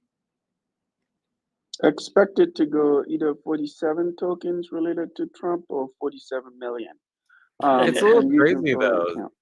It's a little crazy though, Zach, what you were saying. Like, like so many people are really hedging bets like their whole life and their feelings on this election, and it's not here. I'm a part of the Telegram sphere. All right, like I've been embedded in Telegram for a long time. And this goes for anybody who's a speaker here. You can speak up on this, but like pretty much no matter what country you're in, you're pretty much you're voting for Trump right now, and you can't even vote. Like, I'm like, hey, we're letting like tens of thousands of people across the border every single day. How about we just let the whole world vote? And I can tell you how that would end up. It looks pretty black and white to me. Well, let's get a different perspective, because Bikram, obviously, I looked at his profile there, not a supporter of Trump. So, Bikram, what's your take? I mean, obviously, you're in crypto, it sounds like, but I mean, are you just looking at it from a much bigger picture outside of crypto? Do you think Harris will be good for crypto? I'm interested in I your hate thoughts. Harris. Yeah, I hate Harris. But the Trump mania is like, it's different. Yeah, I mean, in crypto, Trump mania is different. I don't support Harris. I don't support. Who the fuck will vote for Democrats Party? Nobody. They did nothing in the next 5 years, So that doesn't mean I want to support Trump or, Trump. Yeah, I mean, I supported Trump, but, something is weird going on later, like the narratives, like the, voting percentage. Yeah, I can guarantee that Trump is going to win the Indian elections if he want to run.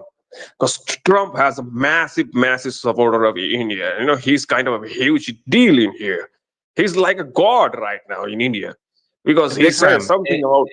Is there a narrative where Kamala is Indian and you guys have actually No, acknowledged that? nobody gives a fuck about Kamala, bro. Trump is a god. That's hilarious. So wait a minute. Okay. I'm trying to understand this. So your description is just it's just you're just trolling, basically. No, I'm not saying. I already shared a video, bro. You can check my profile. People are worshiping Trump, bro. I see that today. It's a big picture of Trump, and people are worshiping him. Hello, buddy. I love you, buddy. No, I'm not lying. It's crazy. Do you know why? I don't know what's happening. Zach. Do you know how he say? What's going on? Zach, can you hear me? What is I'm going also very confused, Zach. Just okay. Yo, what Bikram is saying, let me translate. What Bikram is saying is that he's not voting for Kamala Harris, he's not voting for Trump.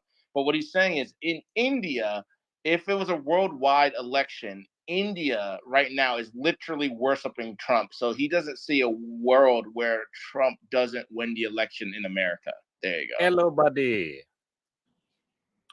Yeah, I mean, Trump is kind of a godlike situations right now in India, bro. I mean, what the hell did he do? I mean, he said something about the Hindus and going on with the Bangladesh or something like that, and Indian peoples, and Hindus peoples are giving him the massive supports, So you can clearly see the Indians are pushing Trump narratives everywhere.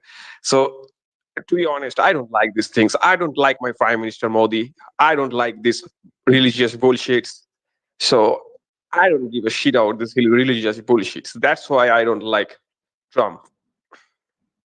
That's funny. Okay. So basically, are there like shrines in India right now to Trump, Bikram? Like, are people building straight up temples and shit? Shut the fuck up. Yeah, Trump's voting narrative based on crypto, religion, and race. So yeah, I mean, it's worked. It perfectly worked in India. Because they're stupid. I don't want to press my luck, but are you guys like worshiping him, like literally, like as a god? No, he's literally saying that, Ambidextrous. He's literally saying people in India right now are worshiping Trump. Okay. Yeah, that's true. That's when I'm worshiping Trump. I'm not a dumb idiot. I'm not that guy. So what would you say to any Californian native right now that's supporting Harris and Biden? What would be your best message? Just a one-liner. Give it to me. No, whatever people support, people have their opinion, bro. It's a democracy. People need to be educated. People need to learn everything. So people opinions matter, bro. If they like Trump, then vote for Trump. If they like Kamala, then vote for Kamala. But it needs to be fair. Elections need to be fair. That's it. I like this guy. He answered that right.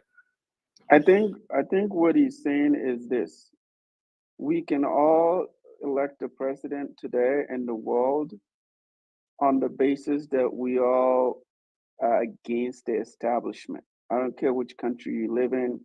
Everyone wants something new. We know we're all screwed. Okay, so that's what I'm getting from what he's saying, and it's a sentiment that transcends a lot of countries right now, not just the United States.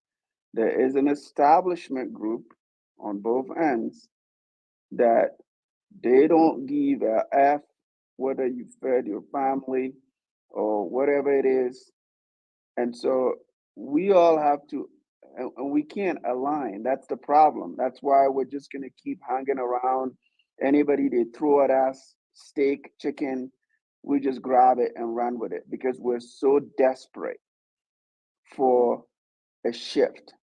And that's the one thing that I know. And by the way, guys, tonight, the United States is testing a hypersonic nuclear missile hours before the election, okay? So this is a test, guys. It's a routine, whatever. So if you can yap your mouth, sometimes things can be. This is actually true, though, by the way. So there's a test coming up tonight. So just Yeah, what's kind of crazy is last night or the night before, Mutasco, I was watching videos of the biggest nuclear weapons that are around the world right now, and bro, we're so cooked as a fucking species. We're so cooked. It's over. I'm letting everyone know it's over. You thought Hiroshima was bad? Bro, there's a nuclear missile that Russia has that literally would blow up all of New York City, 40 miles outside of it, and the mushroom cloud would be seen all the way up from New Hampshire, all the way down to South Carolina, and they have like 40 of them. It's over. I'm just letting you guys know this shit is Hey, over. easy there, Darkwing Duck. Let's just be a little more positive here. No, it's over. It's over. It's over. Everyone might as well just send their crypto to my wallet. I'll leave the address in the comments because this shit is fucking over. Have Hey, you it's dug Black your Bill. own hole yet? Look, if you haven't dug your own Fallout Center, then you need to. Okay, Patriot Gardens were a thing before, and they should be a thing now. All right. No, listen, it won't even matter. You know why? Because they have these new nukes that penetrate fallout shelters and shelters. I just watched a 30-minute You'd video. have to on matter all for the them to tactical penetrate nukes a and shit that we shelter. have in the world right now. It doesn't matter. Trust me, it's over. It's over. It's over. Just don't give it to Mutasco because Mutasco, I'm telling you, Mutasco, I look at his profile picture. He's the next world leader, and I know he's going to try to take over everything. Just look at his Well, profile that's the picture. thing. Give it to Matasco at at it right the now. end, and he's gonna keep it going. You know, he's gonna keep the fucking room going. Like right at the end, you're like, "Hey, Matasco, step up to the It'll plate." It's like, probably never well, happen I in your can lifetime. exactly Maybe afterlife. go for it. Right? Afterlife. That's how relevant. If you want to make me relevant, maybe afterlife, not in your lifetime. So don't worry about it. Don't hate Mutasco because Mutasco is irrelevant. So you can do predictions That's now, exactly but what a political leader If you searching hate for power Mutasco, would you say. hate That's America. exactly Okay. what they would say, Mutasco. You're not fooling me. That's exactly. Oh, I'm just irrelevant. I'm weak. Okay, all of a sudden, World War I, World War II, and now World War III. That's exactly how it happens. Oh, If you're sleeping on Mutasco, no, you're taking a nap. Okay. If you're sleeping on Mutasco, you're taking a permanent nap. All right. Just wake up. All right. Who's the guy? Open your eyes. Shit kills me.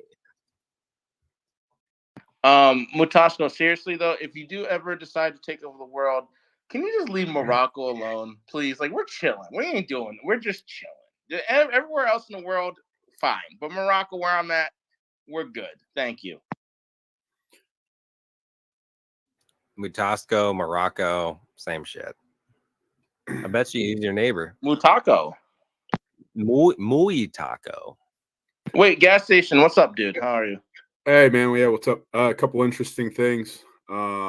One, did you guys already see Elon's on his way to Mar-a-Lago to hang out with Trump tonight? So that's interesting. No, did not see that. Yeah. Jack Posobiec, I don't know, pretty big name dude or whatever, posted it a little bit ago. So that's interesting. Another thing, and I haven't verified this yet. It's a tweet. I'm trying to follow up on it, but Trump's somebody's senile.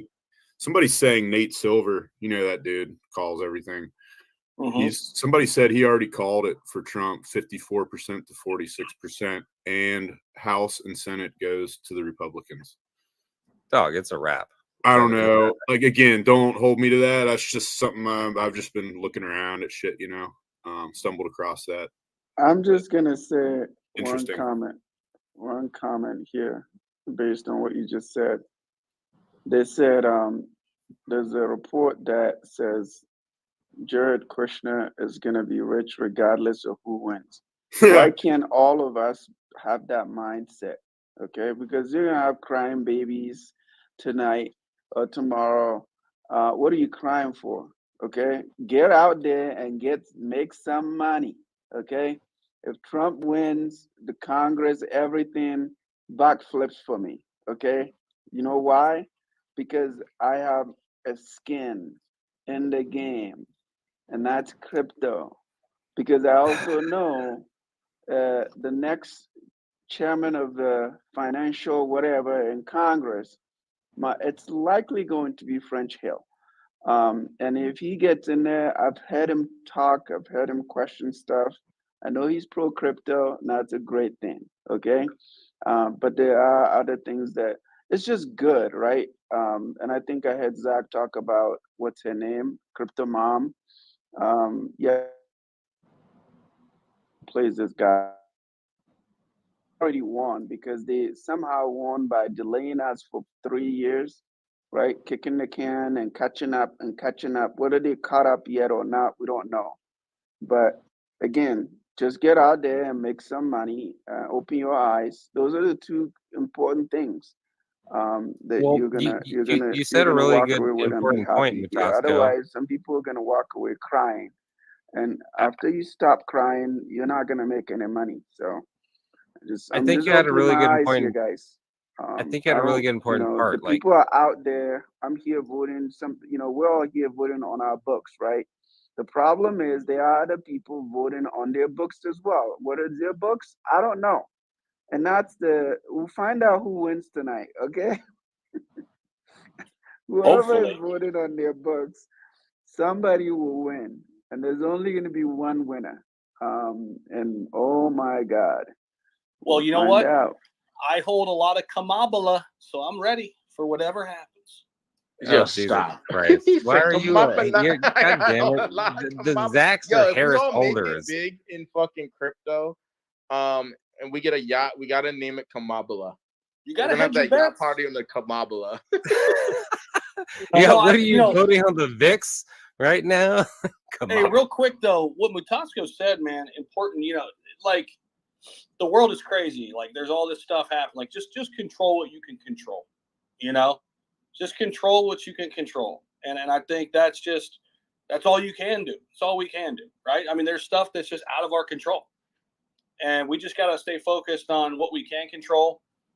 Whatever happens. There's going to be an opportunity, and we'll be here talking about what we're doing and moves we're making, and that's it. That's all. I mean, it is what it is. In a lot of ways. So 1000%. Like, do what you can, not what you can't. Pretty much same thing. Exactly.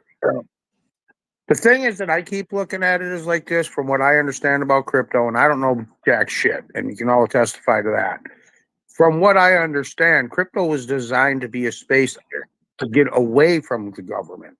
So why does everybody put so much precedence on fucking politics with crypto? I mean, yeah, I know you want the regulations and shit, but if DeFi's nature was our way away from them, that's what I get confused on. Yeah, you can't deny the fact that it weighs into politics at all. There is some correlation with bull markets and bear markets, and the influx of money that comes into crypto when we have the perceived legitimacy. So Donald Trump gives us the perceived legitimacy while legitimizing us. Kamala Harris. Well, I think too. Go for it. I think too, real quick, like ETFs now are part of the traditional system. So I mean, like if you're looking at like risk on assets, Absolutely. in the, you know, in the traditional stock market sense, a lot of crypto now is, you know, outside of meme coins. Meme coins do whatever the hell they want because they're small caps. Like, you know, that shit's the wild, wild west. Really, Bitcoin's really not the wild, wild west anymore. Bitcoin's not. It used to be. It's not. Bitcoin really follows the traditional stock market, in particular, you know, the tech stocks. I mean, just look at it the last couple of years. I mean, since Bitcoin's gotten to be where it is, and especially after ETFs, Bitcoin's no longer the wild, wild west. Neither is Ethereum, right? And I would even say some of the large caps up there. You know, I mean, the wild, wild west is Kamabala. The wild, wild west is, you know, kitten with hat.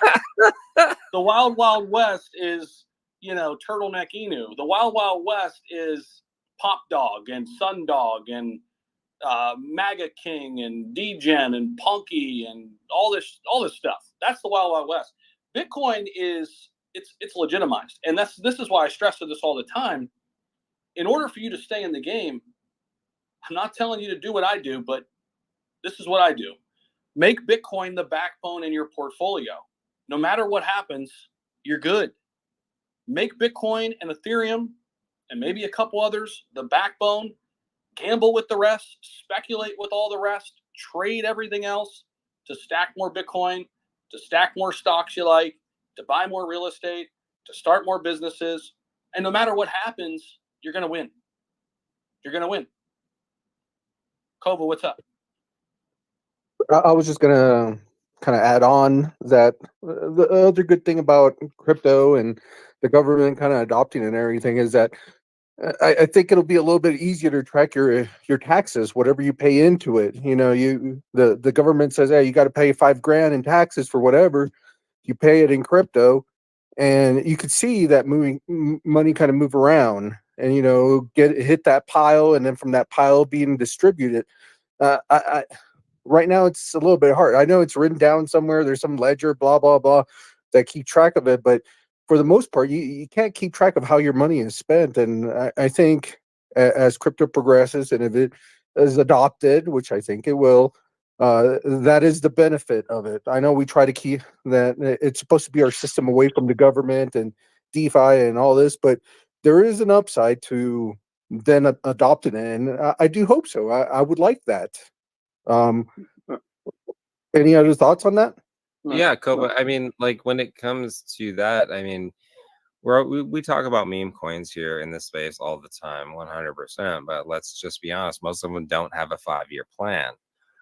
Real businesses that are in compliance have a 5-year plan. They're in compliance and they're within regulation. It's something that may not give you the 100x today, but may be a viable Apple product or this product or the next Amazon just on chain. And once again, like I've said in these spaces before, we're not going to say on chain anymore. It's just going to be tools that we use within the system that we already have eventually. So getting into some of these projects that aren't 1000xing because they have a cool meme might be the play for people that want to look for the next Apple DePIN projects that actually have a future, a physical product and a network, stuff like that. So it really depends on how you want to play this game here. And that's why there's genres of crypto. There's meme tokens, there's DePIN tokens, there's DAOs, and some of them intersect and they do all of the above. So you really have to pick your poison when you're here in the space at this point and know what you're getting into and make sure that you know who's running the project as well. And if you don't, just make sure you know that you're gambling your money. If you don't know what they've done, what they're doing today, what they're doing tomorrow, you're gambling. That's just what it is. I'm not against meme tokens. I'm just telling you what it is. So let me ask you a question on there, and I think it was Zach that made this comment. So traditionally, we know that people have said the 60-40 rule, you know, you have real estate, you have bonds, and you have stocks. Now, in this room, for all of us that are in this room that understand crypto a little bit, right? If you were given the option, and if there was that product out there that allowed you to do it, DeFi way or whatever, conveniently, would you? And I think Zach said this, and I agree with what he said. Bitcoin, would you prefer, or would you opt into a product that allows you to allocate maybe in a DCA way, 60% of your fiat, swapping them into Bitcoin, and then 40% split between Ethereum and Solana or whatever. I'm just using these two as an example, but obviously you guys know Bitcoin as a top asset, but then down the list, you can kind of massage it your own way and what you feel like you have comfortability in. I'd Wouldn't say anybody do that?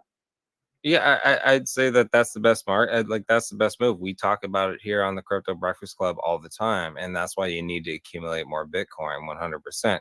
Currently, Ethereum is in a deflationary mechanism, so they are deflationary at this point. So I say it's a good buy, 100%, and that's my advice on that. As far as any other Bit tokens, and that's exactly what they are. Anything built. You really know when to get in and get out. You're really gambling at that point, but you need to accumulate more Bitcoin for the most part. And at this point, since Ethereum's in a deflationary mechanism, you need to accumulate more of that as well. And people are continuously building on Ethereum, so it's not a bad buy. Could I advise you on meme coins? No, that's why you need to show up to the Crypto Breakfast Club. 100%, because you know when to get in and when to get out. But the reality is, I came, and I'm sure you probably have the same experience here.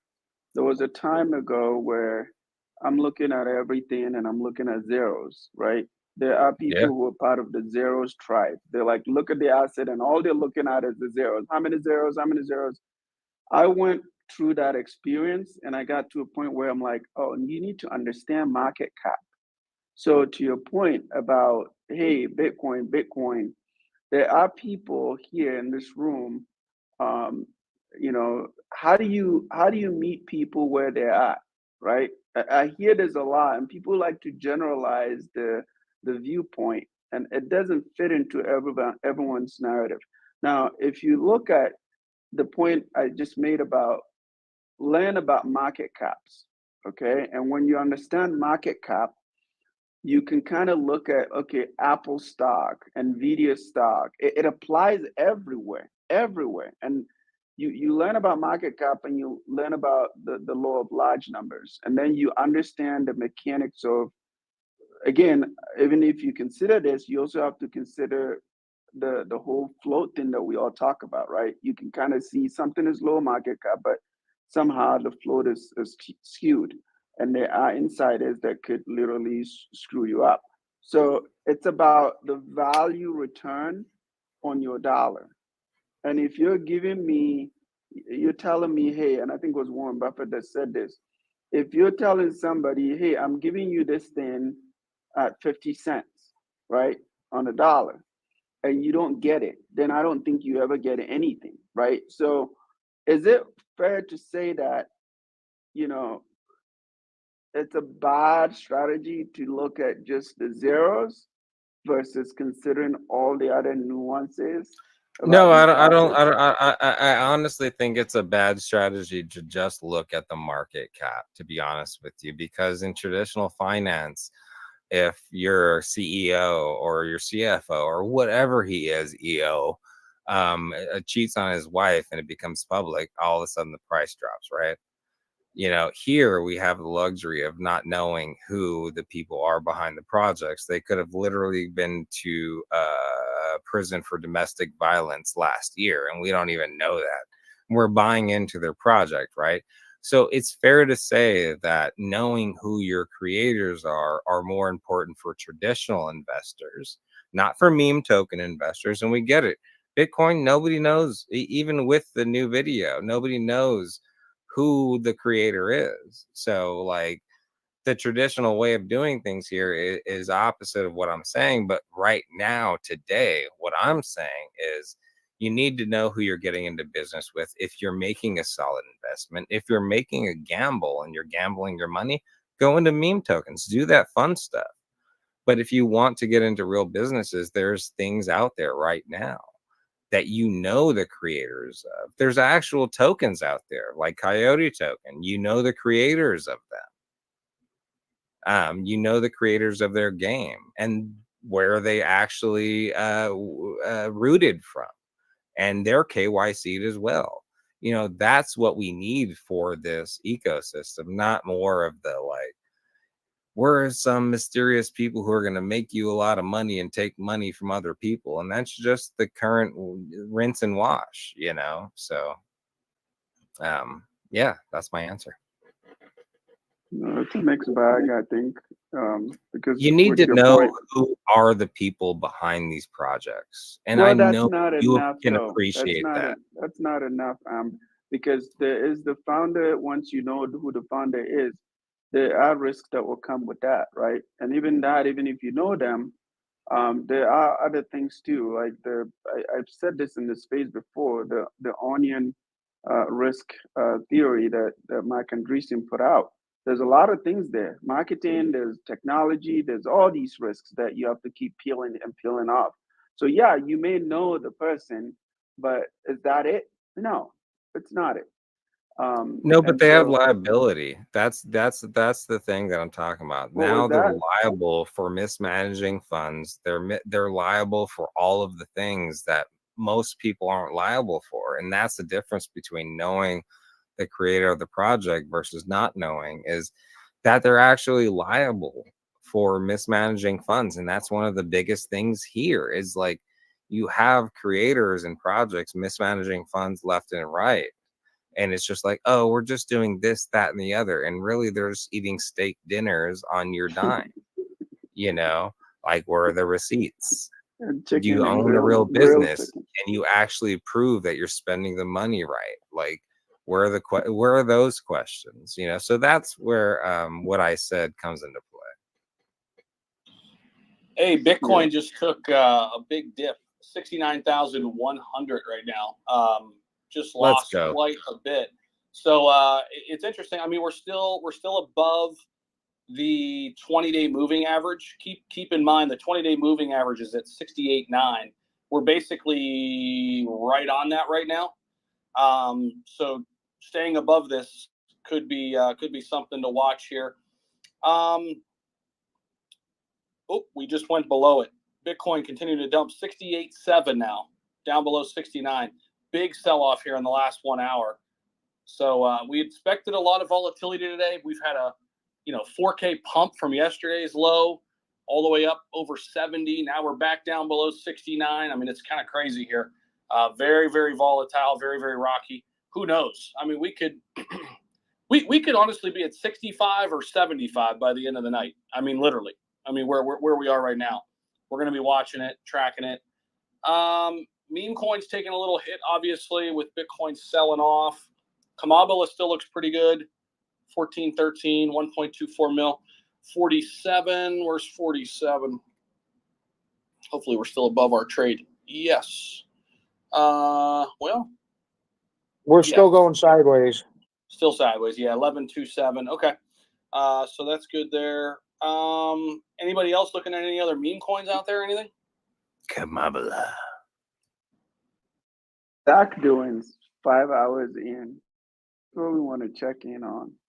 Which Zach? Me or the other Zach? Both Zachs, because one is silent and then this Right. one is active. Hey, I don't know if How he's is- still at the grocery store or what. Where you at, Zach? He's at Subway, I think, right now. He's getting a meat lover's sandwich for his own face.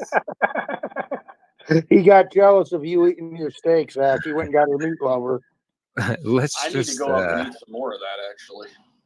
yeah, Hey, same so here. Zach, for the yacht party, you're going to bring a half a cow with us so we can show Paige what it looks like? Let's go, bro. We got some Delmonicas. We'll have some filet. Put a brisket on the smoker. Oh, yeah. We're ready to Fuck rock. yeah! Now you're talking, brother. Now you're talking. Let's go. I'm about Let's to fire go. up some chili now. Thank you. Ooh, that sounds good. All right, dip's Texas. getting eaten up here on Bitcoin. I'm going to zoom into like the 5 minute just to get a better picture here. Okay, that'll work. What else is going on? Anything crazy in the news? Let's see. Apparently there were bomb threats disrupting Georgia polling. Now, who's reporting this? Traced to Russia. Oh, gosh. Breaking: 2 fake bomb threats on Atlanta voting sites were called in from Russia. Now, this guy is, he's a Democrat from MSNBC. According to Georgia Secretary of State Brad Raffensperger, yes, Trump is already getting help from Putin again. Vote blue to end the chaos and foreign interference in America's domestic policies. Oh, geez. So here we go. Let's see. Yesterday, this is somebody else. Yesterday, I predicted the left would use extreme measures to scare voters out of polling centers. Today, there were 2 bomb threats in Georgia that shut down voting centers. Raffensperger's trying to blame Russia because he's lying. He's a lying rhino coward. Oh, man. So, oh, geez. Here we go. Jesus, Good Zach, shit, I mean, brother. have you seen the narrative? It's pretty much spot on as far as the left to go. And I hate to be this way because remember, I am in California right now. I am California native and born Democrat even. And I've noticed the combativeness with the Democrats versus the ones that are Republicans. Like they're so angry, mad, combative. They'll do anything almost. They'll probably kidnap your firstborn at this point and hold them hostage. Like they're very So real quick, angry. this just in: United States blaming, or not the United States, the Georgia Secretary of State gives an update on the situation. Here it is, just a little over a minute clip. Threats, that's the only places that we've heard about the one bomb threat. Have you heard any other verifiable threats at any polling places? We've heard some threats that were of Russian origin, and so I don't know how to describe if that's viable. We don't think they are, but in the interest of public safety, you always check that out, and we'll just continue to be very responsive when we hear about stuff like that. We identified the source, and it was from Russia. Can you elaborate on that? What kind of threats?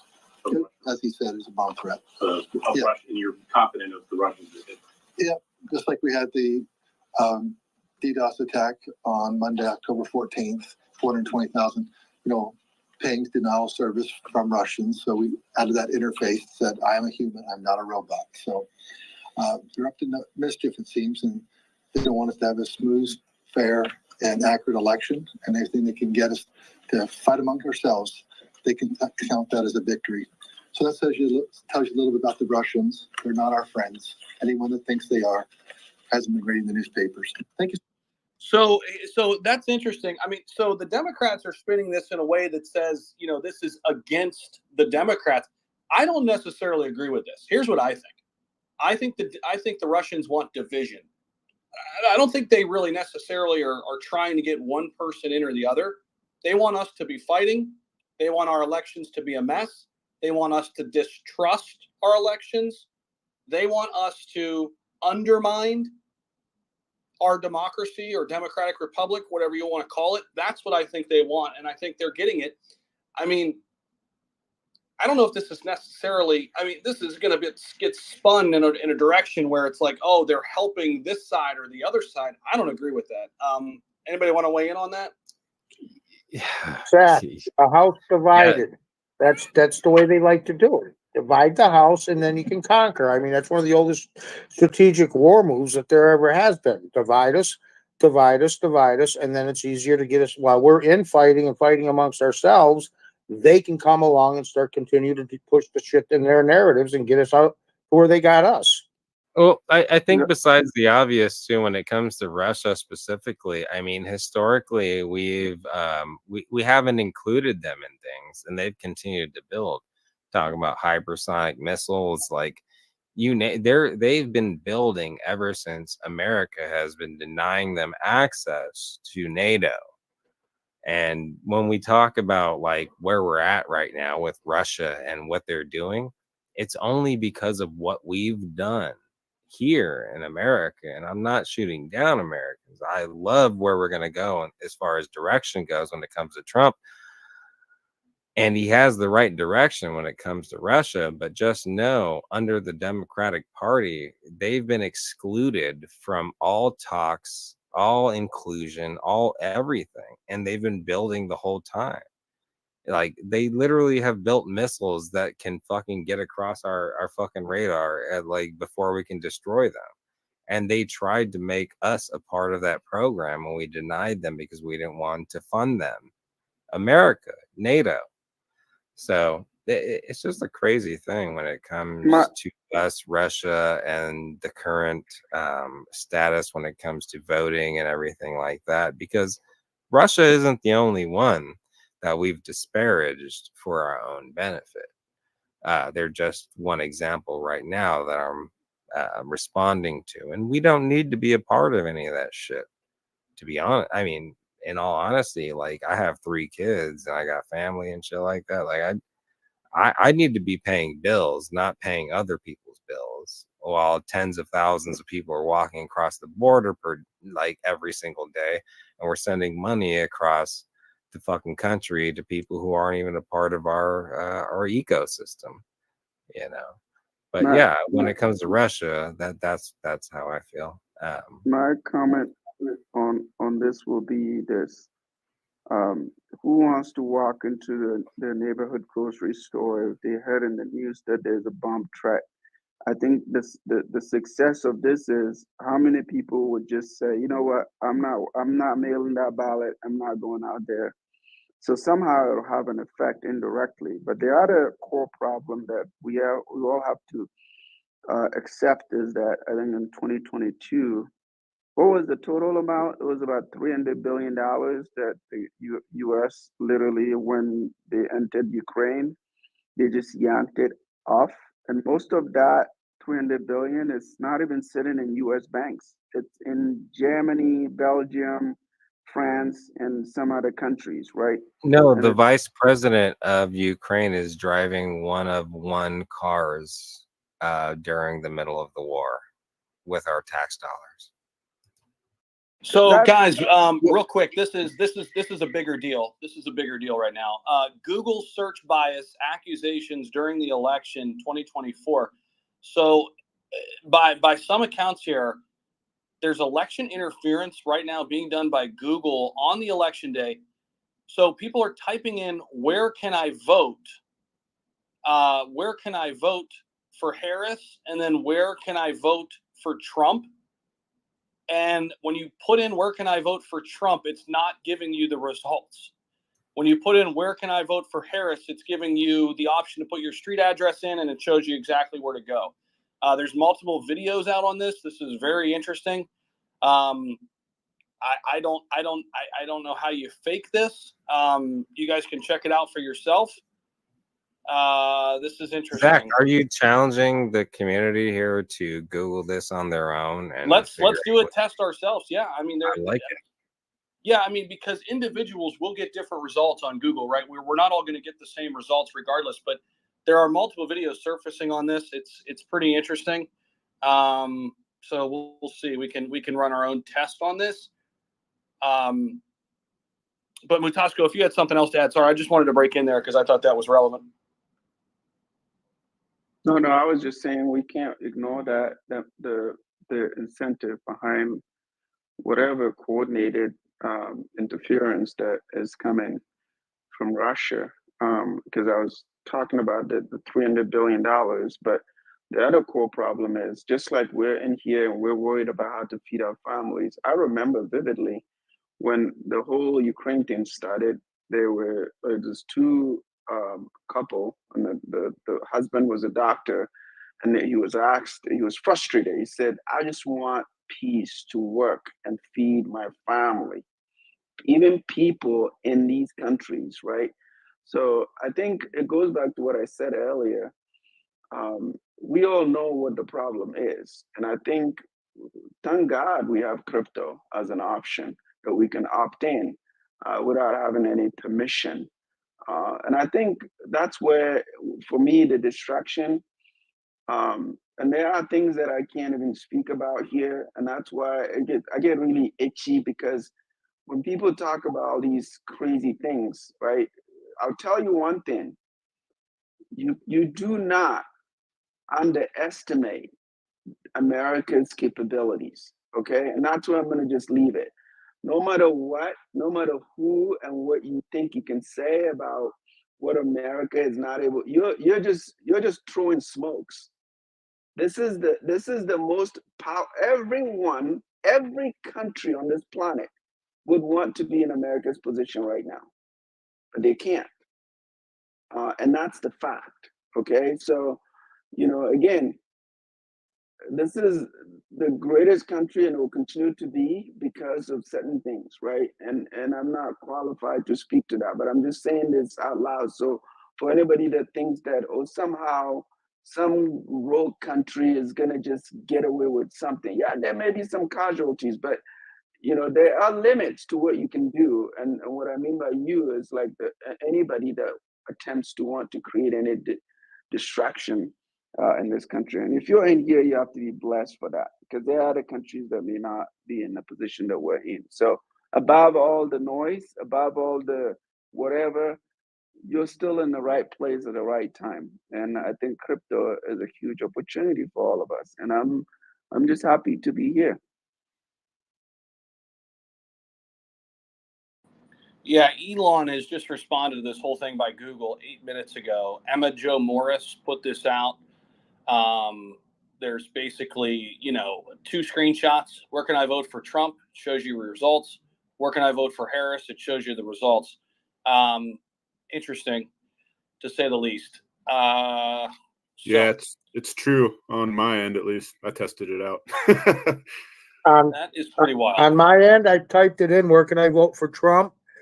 And then it pops up a couple of different things. And then one of them it popped up was votefortrump.com. And then it goes right in to put your name and address in and shit like that. So I don't know.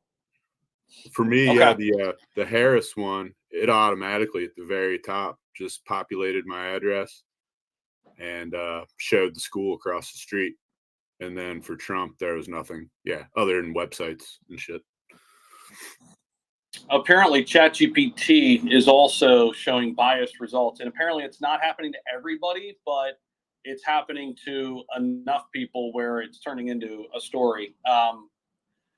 Obviously, Google and Microsoft, guys, they're big corporate donors to the Democratic Party. That's a fact. So, it's interesting. Did you guys see that Harris was on Saturday Night TV or Saturday Night Live?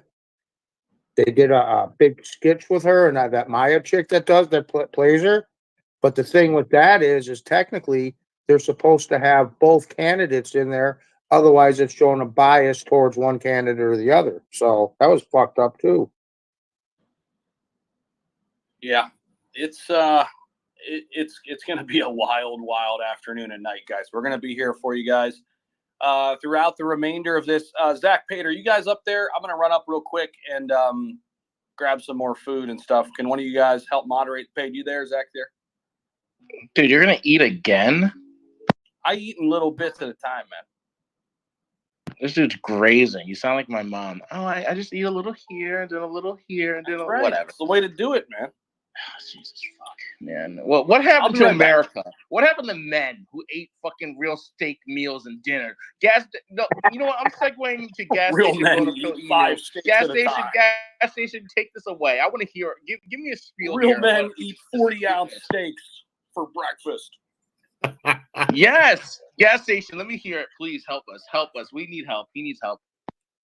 There once was a time in human history, a dire time, when men ceased being men. They drove Toyota Priuses while sipping on pumpkin spice lattes. Birth rates were declining across the globe as they were unable to achieve a proper erection. But alas, like a bolt of lightning sent down from the gods, one meme token came on the scene with one purpose in mind: to restore masculinity to men across the globe. So put down your purse, pick up a Miller Lite and a stogie. Let's kick back and watch Trump win this election. Yeah, Zach, you heard that? Put down your purse, bro. Put down. I'm gonna go graze a little, and I'll have a few berries, and I'm eating some chocolate right now. Wow, Zach, put your purse Go down, get bro. you some- Like Jesus Christ.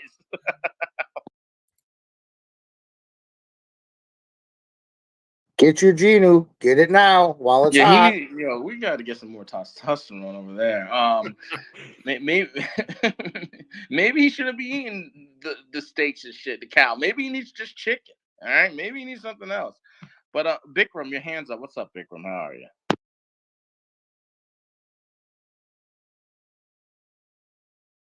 Yeah, I'm just saying, I mean, I don't want to underestimate the United States, but we all see what happened, the Trump rally, CIA trying to shoot Trump, 80-year-old guy, and the bullet got missed. So how the fuck we are going to take you serious way? You cannot shoot a fucking guy and working in CIA. Bikram, what the fuck, bro? What are you saying?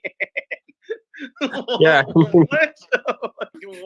I mean, it's a serious Jesus, threat of what are you talking about, bro? it's a serious threat of nations, bro. I mean, the trained professional working in CIA cannot even shot a guy. That's when there are sucks. I will hire a Nigerian police officer. They're better in shooting people. Yo, someone clip that, please. Oh my God, Amber Dexter's actually clipped that. Someone clipped that. He said he's gonna hire a Nigerian police officer. That's ridiculous. Oh my God, that's hilarious. But we love Trump here. We're voting for him. So don't do that. Don't do that. Don't do that. Don't do Yeah, that. I mean, I'm just kidding. The CIA thing, the drama, that makes no sense. CIA is our trained professionals, bro. So there's some weird maniac trying to shoot somebody. That doesn't mean a CIA trying to shoot Trump or something like that. It's create a bad reputation on. Well, here's the American thing. Here's the thing, Vikram. Not so much the shooting thing, but the bomb threat scare thing. In the night of election, people can get shaken out from going to vote, and that could have an impact, whether it's for Trump or for Harris. Because some people are like, "Fuck, I'm not going to risk my life for a vote. Fuck this. Whoever's going to run it can run it," and that could potentially swing an election. Potentially, I don't know 100%. But All you gotta yeah. do is look and see what county it was in, right? It's either a red county or a blue county. So then the picture becomes pretty clear. I'm guessing it was a red county, but who knows? Politicians can kill their own people for votes, So we don't trust politicians. I mean, I don't trust politicians. So politicians can do anything for votes. It doesn't matter who.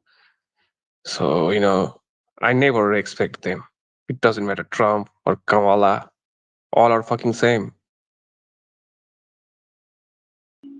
I kind of agree to an extent. Matt, I see Matt came back up. What's going on, Matt? How are you, buddy? Hey, man, I'm all right. Trump just posted another deal on X saying get out and vote, stay in line, and he's wearing his MAGA hat, and it's a nice little 8-second spiel of stay in line to vote. But I'm like, oh well, maybe that's the catalyst we're looking for. Nope, it's MAGA's tanking right now for whatever reason, and whether it's threats at polling stations or whatever. I mean, man, remember my rant earlier when I'm like, these bots don't care if it's an election. They don't care either way. This is kind of like bringing to light something I've been thinking about. I was curious if they were going to pump the Trump meme coins, but since they haven't yet, I'm kind of sticking to my timeline at about 6 o'clock. Remember, this is not financial advice. This is just my own little tinfoil hat stuff going on. And for whatever reason, I'm like, why is this mega coin tanking when he literally just a few minutes ago made a little announcement wearing his mega hat? And I mean, man, does anybody else got any insight on this? Because, you know, this is how I usually buy shit coins. But this one here is proven to be, maybe it's not going to be a good pick. Maybe they're going to flood the money into something. Maybe Harris is getting it, you know? Maybe like what's happening? Everything's pointing to Trump. What are they going to do? Are they going to rug us? Are they going to rug Trump? Is that what's happening? I mean, are we witnessing this in real time? I'm going to shut up, but I'm just, you know, letting everybody know, for whatever reason. It don't make sense to me. Maybe it makes sense to y'all, but that mega hat coin should be going parabolic right now with Trump wearing it, but whatever.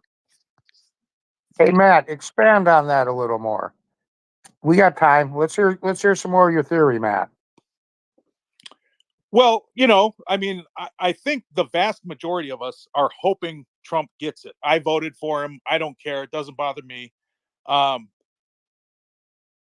And everybody's betting on Trump, right? Like that guy just put like $20 million on Trump to win, or whatever it is, $10 million bet to win, that Trump wins. And you know how they rug an NFL game when the Minnesota Vikings should absolutely demolish this team, and next thing you know, it's like, oh God, it went down to the wire and the other team won by a field goal. Vegas stepped in. Are they going to do that with the election? I mean, are they going to rug Donald Trump is what I'm getting at. Like it almost feels like that.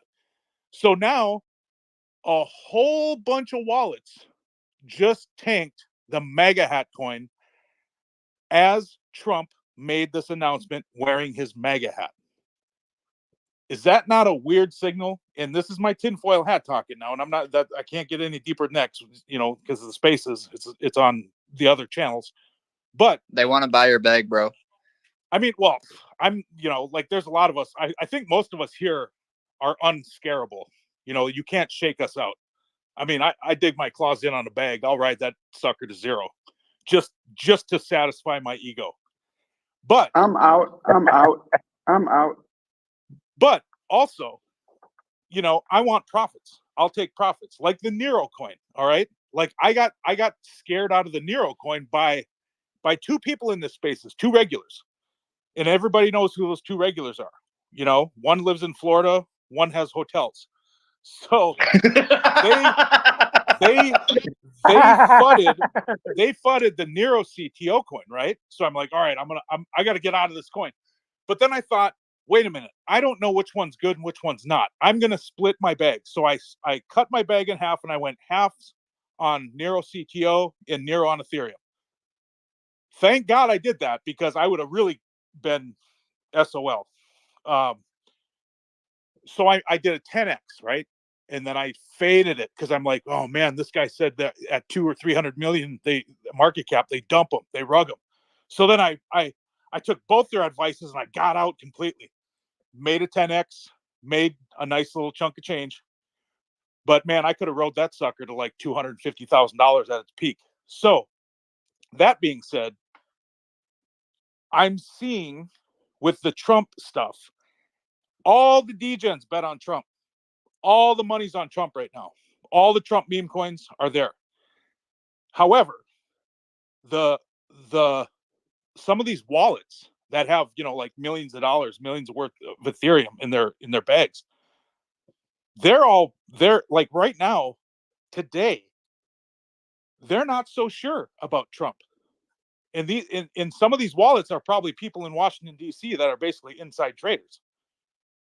So why are they, in my mind, why are they pulling their money out of the Trump coins at 3:00 in the afternoon? When at 6:00, we're going to start to know which way this election's going. So what I'm saying is, are they going to rug Trump? Does anybody else feel this? Am I the only one? I'm not sure. I don't know, but hold on here. I got some breaking news from CNBC from 27 minutes ago, roughly. Trump media trading halted repeatedly after sudden pullback. Trump media was repeatedly halted due to volatility in the midday trading after the company majority owned by Donald Trump, suddenly lost its double-digit gains. DJT shares were trading above 40 after 1:30 p.m. Eastern, but suddenly fell to 35.51 when the first 5-minute halt had occurred to 2:48 p.m. Less than 2 minutes after trading resumed, shares turned negative for the day and were halted again. Shares were at a flat 34.35 when trading was halted for a third time. Many of Trump media retail investors are fans of the Republican nominee who are buying the stocks as a way to support him or bet on his chances of winning the election. And that just came in like 27 minutes ago from CNBC. So you could be right. I mean, if something like that's going, and then with the stock, with all the Trump coins going, who knows?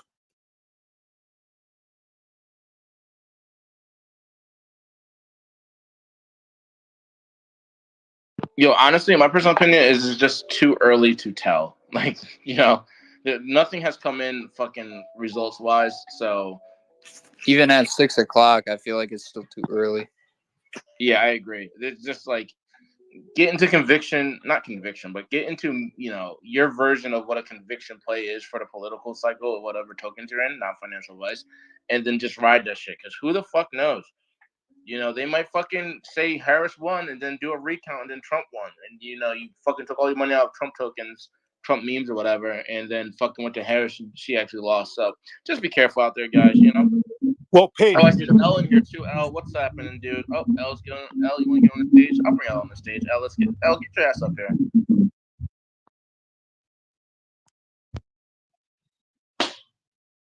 Yo, Maggot King, your shit kind of sounds crazy. Sound like you're in Star Trek, bro. To be honest. Yeah, well, I keep on trying to talk, and then someone else chimes in. I'll turn my mic.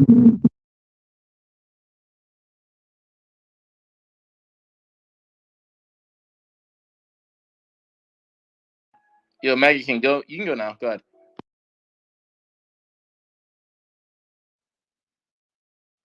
I'm here. Sorry. I was just today I've been making it a point to try and watch CBS and ABC because I kind of figured that they would try and project results showing that Trump was winning in an effort to keep people home, make them think, well, I don't need a vote. It's a landslide. And it hasn't really been that way, but I expected it to be that way. So I do think that, that it might be a little bit more in Kamala's favor than what everybody thinks, honestly.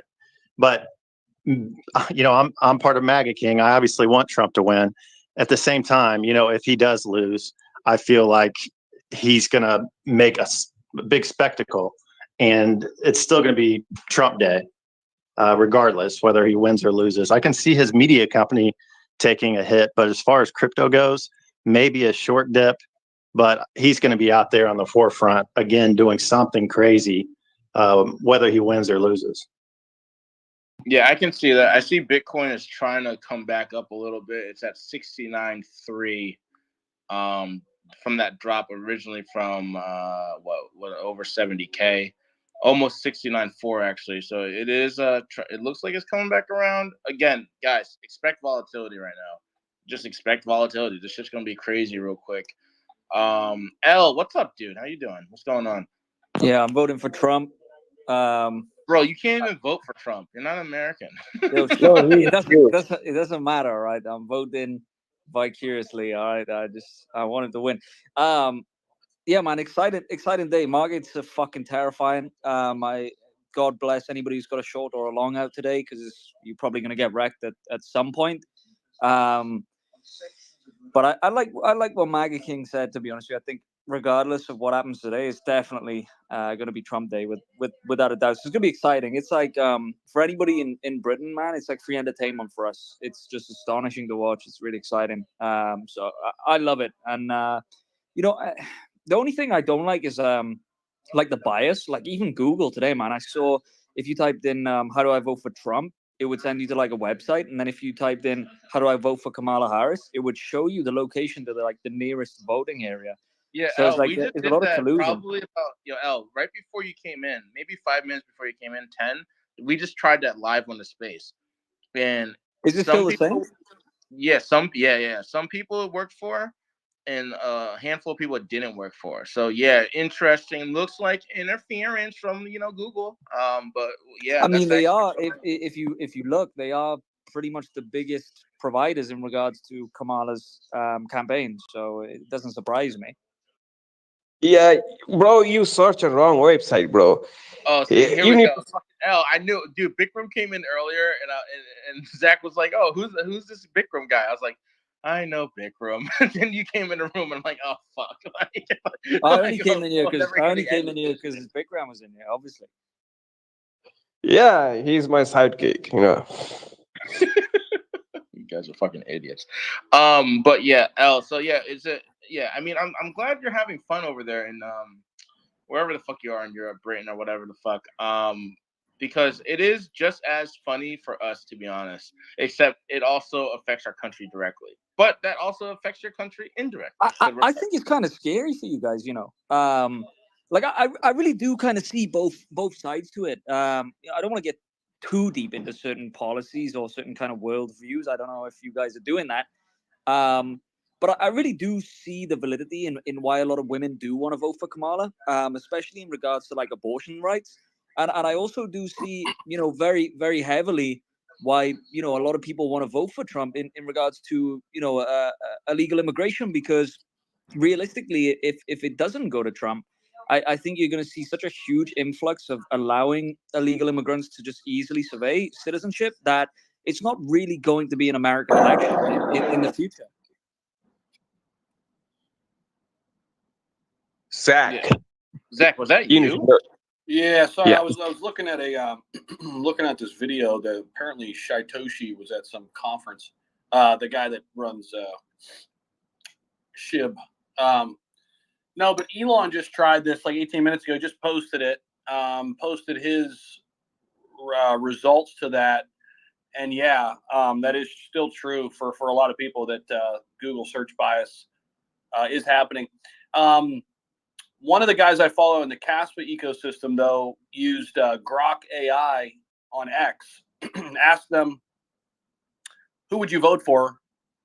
Only one word answer, and Trump comes up there. So, I mean, there's bias on Grok AI too. I mean, I'll just tell you guys that I'm voting for Trump. I'm not like a MAGA red hat or anything like that, or waving the flag, but I just think he's the better candidate for a lot of reasons. But there's some BS going on all over the place. It's just what frustrates me more than anything is in a world where like we have all this technology and all this innovation in the United States, and none of us, I feel like, that are really independent thinkers can believe how effed up our process is for elections right now. I mean, that to me, and I don't care if you're a Democrat, Republican, can we just have a fair system? And by the way, this is exactly what Russia wants. This is exactly what China wants. This is exactly what any world power against the United States wants. Us to not have trust in our system. They don't care if it's Trump in there or Harris. They don't care. I don't think so. I think they only care about causing ruckus, right? Wars aren't fought on the ground anymore. That's over. They're fought through, Russian bots, which, by the way, I mean, they've done deep analytical data on this. So much of the feuds that go on between the left and right are from posts that aren't even real people. They're bots. They're literally Russian bots creating controversy, creating this division in the country. And, it's working. It's working. And now, like, the second election here in a row where, or third, where I think the majority of people don't believe the system is set up fair. And I mean, that's what's scary for me, is that I don't think many people believe we have a fair system in place. And that should not be the way that just shouldn't happen. In a world of all this technology and all this innovation, how do we not have that figured out? That baffles me. Yeah, Hey, Zach. Zach, going back to the Grok thing, your friend asked him who they'd vote for, and I mean, he might have just done some analyzing and, you know, just was shifted through all the information out there, and that was the right answer for that platform. I mean, he didn't ask, hey, would what are some pro things about Trump, or or some pro things about Kamala? He just flat asked him, who would you vote for? And it analyzed information and gave him an answer. I don't think it's unfair. I mean, he could have asked him why and why not the other, and to get more That's what I was specifics. about to But say. Should have asked why 100%. Yeah, and then Zach, real quick, the one thing I wanted to say about you is when you just mentioned, for the elections, like a fair system, right? And yes, get a fair system for voting, but isn't that what the American people in general want for everything? Like we can talk about that for like crypto also. We just want a fair system, guidelines and rules. People in America argue that for healthcare. We just want a fair system, blah blah blah. Like that's all of like every issue I feel like in America and even around the world to an extent, but in America is we just want a fair system. We just gave you 3 examples. Fucking healthcare, voting, and crypto. That's all people want. They want a fair system that works for everybody. And obviously there's so many different people, so many walks of life. There's millions of people here, different cultures, blah blah blah, religion, whatever. But it's like that's all people want at the end of the day. They want clear-cut rules, what they can do, what they can't do. Some people are gonna break the rules anyway, but that's all they want, and stuff that works for everybody. And it's just interesting that you talked about a fair system. That's what we all want. I mean, that's what I think we all want, right? Like we all want a fair shake at living this fucking life on this flying rock that's going through the universe all the time. I think some people just want an upper hand on others, honestly. I think fair people or honest people, yes, they want a fair system. But there's a bunch of motherfuckers out there that don't give a fuck about other people.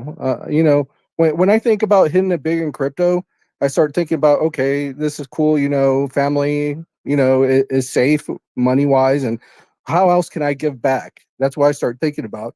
And I think there's people out there that want to rig the system and they don't think about that. They're like, all right, I made this money. How can I fuck more people and take more money?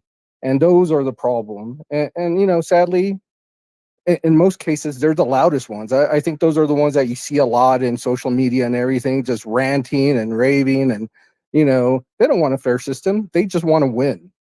And, and that's the fucked up part, is that no matter what we do or whatever, we're always going to have those people. We got insider trading. We got a bunch of people. I forgot where I read it, but somebody kind of floated the idea that anybody that's involved in Congress or up there shouldn't be able to invest. And I thought that was fucking brilliant. I mean, it's something I thought about back a long time ago, but how are they able to invest and then pass and make laws and policies and everything? It doesn't make sense. There will always be bias if your money is on the line. Nobody wants to go out there, even me. I mean, I'm not gonna say I'm a saint. If I'm in charge of making laws and everything, and something comes across my desk that's gonna hurt my interests, fuck, man, that's gonna be a tough decision right there. I'm like, do I eat the loss, or do I sell my shit? Or we could point the finger and everything, but how many of you right now, if you got a whiff that you're about to get rugged, would go and tell everybody else first before you pull out your stuff? And I doubt most of you would call up your body and say, hey, we're about to get rugged, before you make sure that you pull out your stuff. It's human nature. That's my 2 cents on it. So another piece of news here in another swing state. Michigan voting site shut down due to gas leak. A gas leak forced the closure of Northville's Precinct 1 at the community center. City announced the closure around 12:30 p.m., advising voters to head to Hillside Middle School to cast their ballots until repairs are complete. Consumers Energy crews are currently on site working to resolve the leak.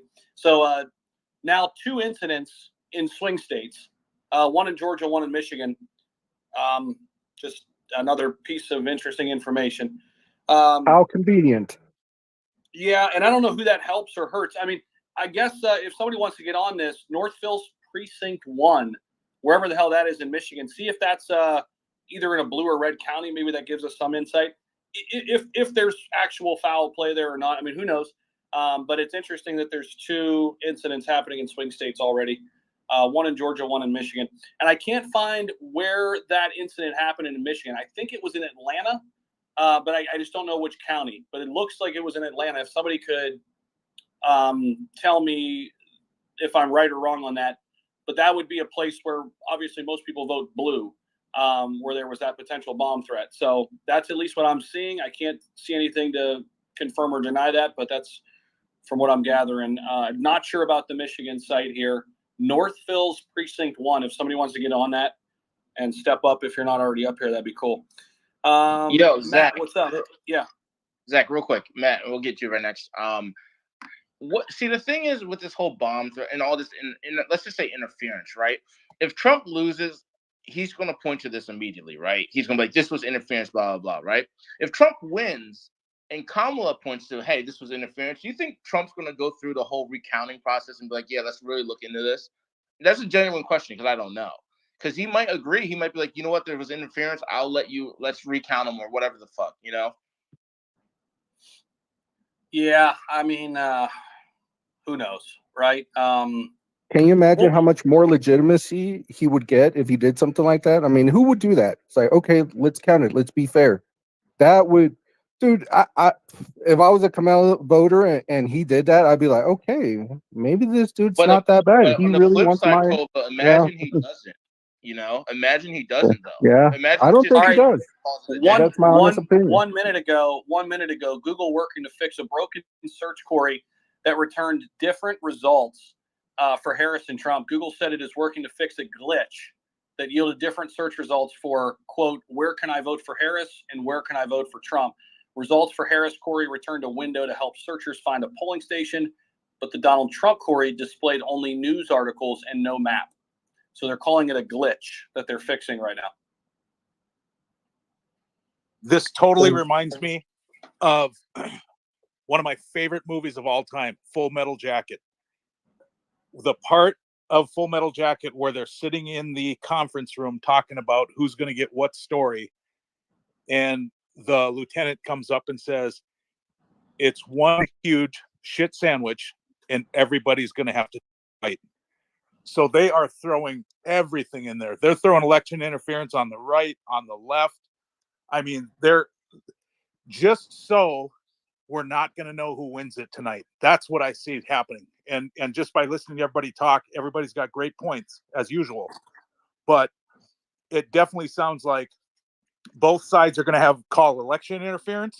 So whoever gets it, they can stall the actual, the win. And they can just keep dragging it out. So that's kind of where I see that this is going. And like I said, it all correlates back to how much money now do they have riding on Trump? I mean, the huge bet, that $10 million bet or $15 million bet, whatever it was, all the meme coins, they're, their campaigns are looking at the meme coins and they're probably going, geez, Kamala, you don't have shit out there for meme coins except Kamabla. And Trump, he's got all these coins, and they're literally like, hey, we got a lot of money riding on this. Not only that, we got like a lot more than money. We got like freedoms, and we're going to take out X, and all this stuff's happening. And it's like right now, man, they're throwing everything at us because, yeah, Zach Humphreys, you are right, man. On the posts, what's going on? It's almost like, what in the hell? I mean, I drove a half hour to go vote this morning. It went so smooth and it felt so good that I was like, we got this in the bag. Now I'm looking at these posts. I'm even looking at like mainstream media posts on their websites going, what? Where's all this coming from? How come everybody's having these machines break down, gas leaks, threats called in? And not only that, it's favoring both sides and it's not favoring both sides. I mean, everybody's affected by it. So yeah, I mean, I guess they're just going to throw the kitchen sink at us and see where the chips land. I mean, if we're sitting on bags of Trump or Kamala coins, I mean, damn, we might not get that pump till like tomorrow or something or next week. Okay, Matt? so Brian Krasenstein putting some more information, quote, fact checking something. The video that's circulating from those on the right claiming that Google's cheating because if you search for where can I vote for Harris, a map pops up, but this doesn't happen if you type Trump. The search query works because Harris is a county in Texas. The map that shows is a map of Harris County, Texas, meaning that it has no impact on the election whatsoever. That might be the case. I have seen most of the videos that come up, and it looks like it's right around Austin, Texas. So maybe that's true. But nonetheless, it is something that's interesting. We'll see what happens there. Guys, keep in mind, man, there's a lot of shit just flying around on both sides here. Just a lot of shit. And we got to sift through all this shit. And even then, I don't think we'll have full answers and what the hell's going on. But there you go. Yeah, but Google just went on and said that they had a glitch on it. So if that was the case, why would they admit to it? So it could have been a glitch related to Harris County, like that, and so it auto-populated a map there for Harris County, where it didn't for Trump, and that actually could be comment. That could be what happened. I wanted to comment on Matt's thing. I feel like everything went smooth earlier in the day because, if they start trouble in the middle of the day, then there's still time for your plan B and plan C. But if they wait till the end when people are getting off work and they're like, okay, I'm going to go get my vote in, and they start all this trouble, it makes it hard for people to, execute their B plan, even if they even had one.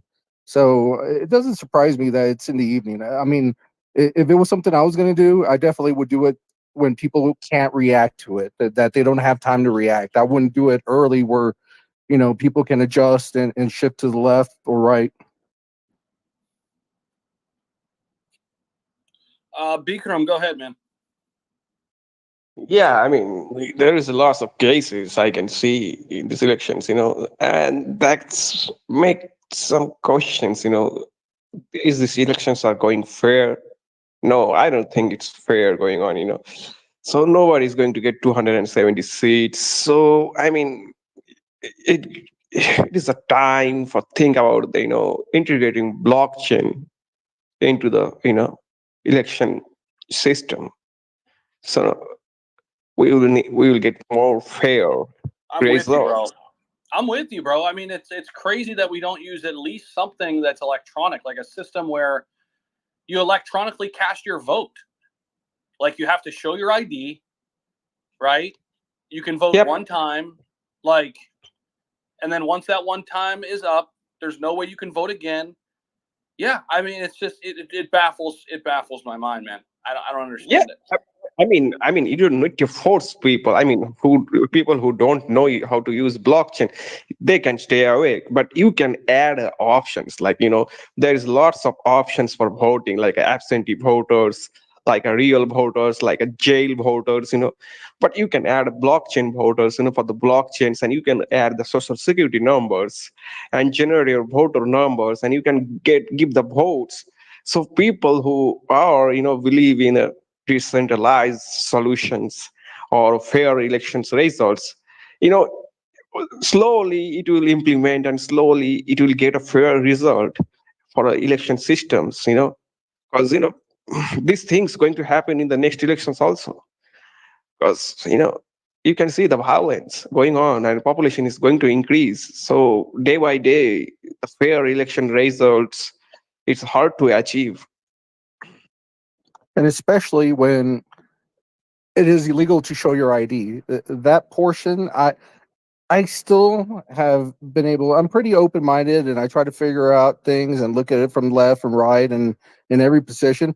But the fact that there's people that fight to let people vote without showing an ID just blows my mind. I have no idea. I mean, I have an idea why, but it doesn't make sense at all to me. It makes absolutely zero sense to let people vote, bring in a ballot and drop it off without showing proof that they have that right. I mean, even just by being born in America, you get that right. You get that right that you'll be able to cast a vote for an election or for anything, which is cool. Now, you're going to basically give up that right by letting people that probably shouldn't vote or give them the opportunity to go cast a vote and neutralize your vote. No matter whether you're on the left or the right, you're giving that opportunity for somebody to go out there and neutralize and silence your vote because you're not requiring them to provide proof that they should be able to vote.